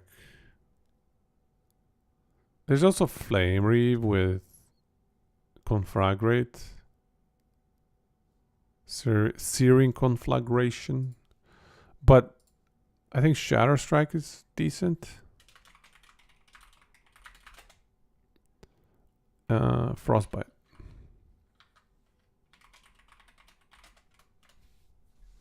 So we'll try to list that one as well.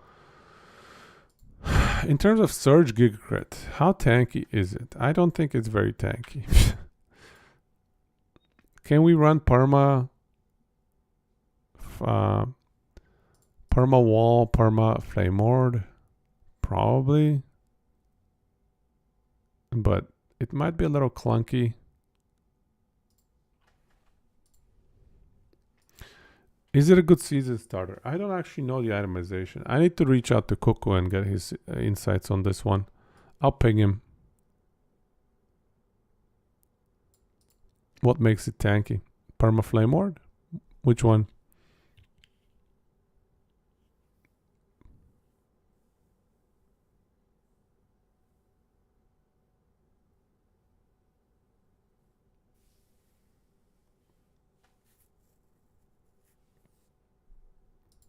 I think Shatter Strike is probably more mid-ish. So 7, but here also better at clear.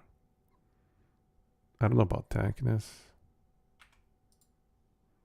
Surge with a shield, huh? That fancy shield that gives you max block or whatever. I think Frostbite is not ideal for season starting for some reason. Surge can be pretty good for season starting, I think. 7 to 8, I think. So overall, I don't know, 7.5. I need to consult.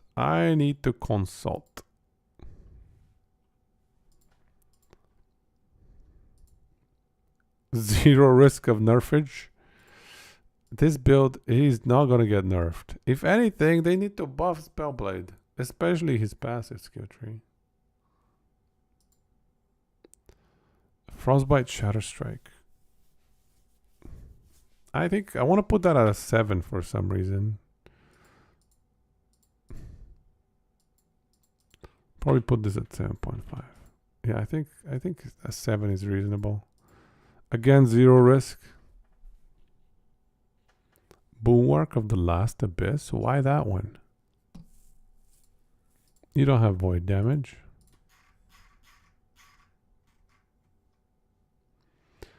For the block chance and armor?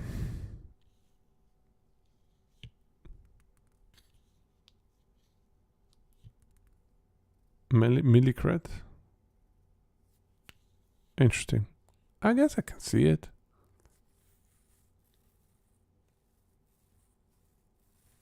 And I guess we don't care as much about losing our health because we're running a good amount of ward, perhaps.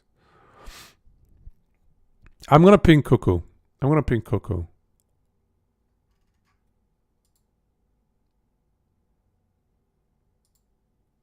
And see what he tells me.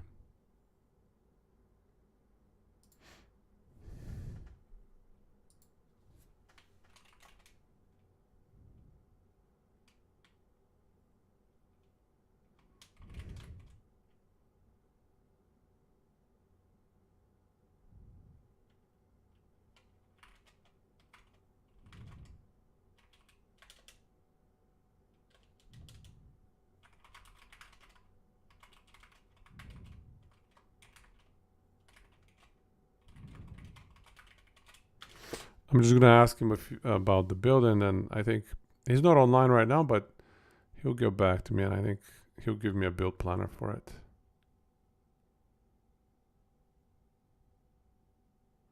A 6 mil crit on Shade. Where did you see a 6 mil crit on Shade? Did you see a build somewhere?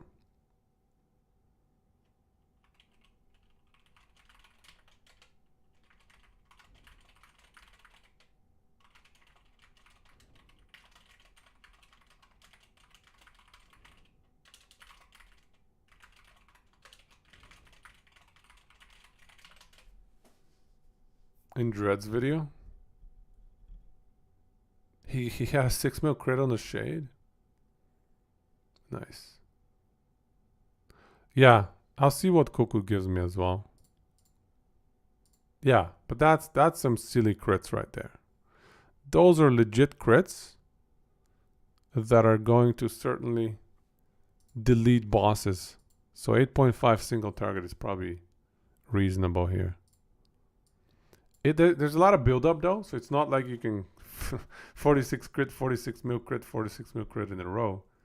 It takes a bit to get to that. There's some build up. But I do think this is going to be a good build to highlight because it can transition very nicely from early game to late game as you build up your items. So here we go. We have 3 builds that we want to highlight for Mage. So we need 2 more. We can probably get a bunch of them out of Rune Master. Rune Master is easy. And sadly, Sork has taken a big hit.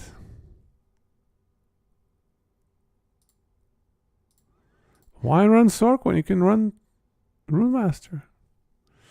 That is definitely a true situation. Elemental Nova used to be so hot 3 years ago, maybe 3 years ago. That was like the one skill everybody loved, and it was the best skill to use at one point in time. Nowadays, it's trash. Nowadays, it's absolute trash. Very sad. I wish they would buff Fireball a bit.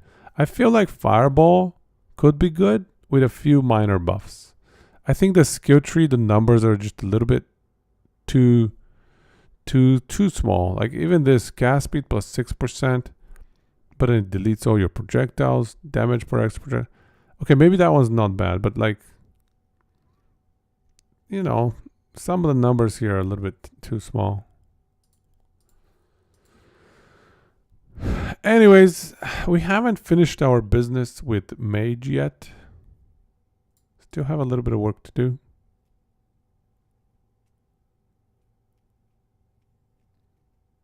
But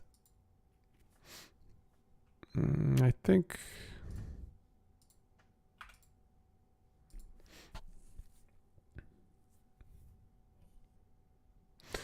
it is probably time to call it a night, guys.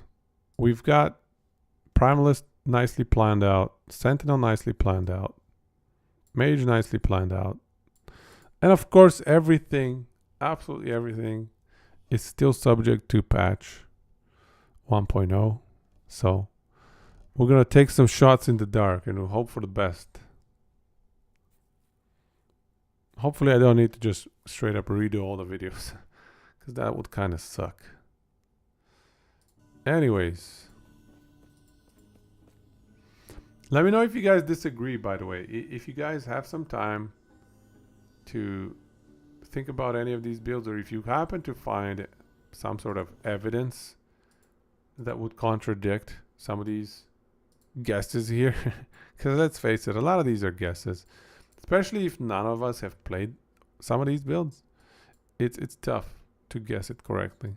So do feel free to just ping me on Discord if you have any feedback, because I want us to fine-tune this as much as possible. Anyways, let's find somebody to raid. Let's do a raid, guys. Raid. Let's do it.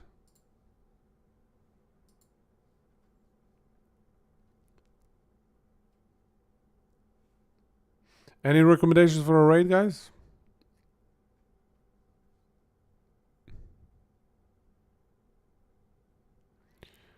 Novarix. I have not rated him before, I don't think. Babbling Bike sounds familiar. I think I've rated him. Okay. We'll go Novarix. Let's go Novarix.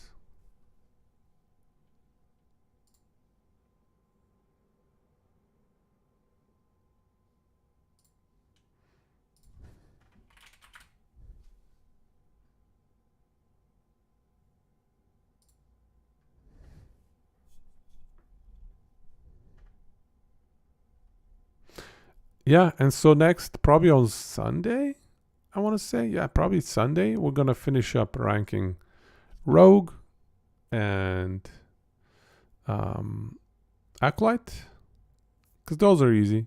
They only have 2 classes each. Should be easier, but then I'm pretty slow, so we'll see. We shall see. All right. Thanks, everybody, for showing up. Oh, and I should mention, I mentioned this on my YouTube channel as well, but I did recently start up a Patreon account as well. So if anybody feels like supporting the channel and you have the funds to do so, go ahead. If you don't, just a simple thank you is plenty for me, guys. Much love. Don't feel obligated to do anything. Yeah, we just have a good time. That's perfect for me. But I did share my first, I guess, post on the Patreon thingy. I did a gaming setup showcase where I just went over all my setup, basically my monitor, all my streaming things. Next stream Sunday. I have to take a break on Saturday. Saturday is wife day.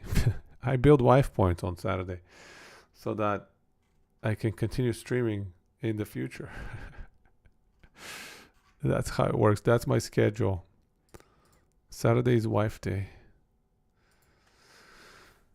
Yeah, so I'm very, very likely not gonna stream tomorrow. Because, yeah. Wife's not feeling great, so I gotta pick up the slack.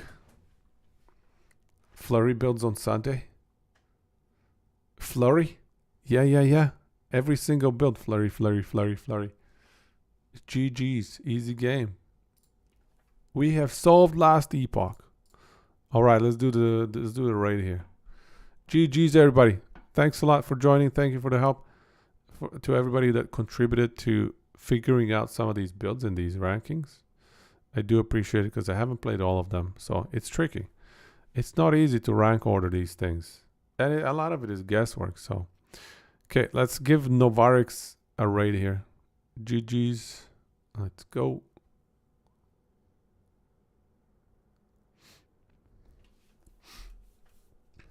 And I hope you all have a good night.ごちそうさまでした。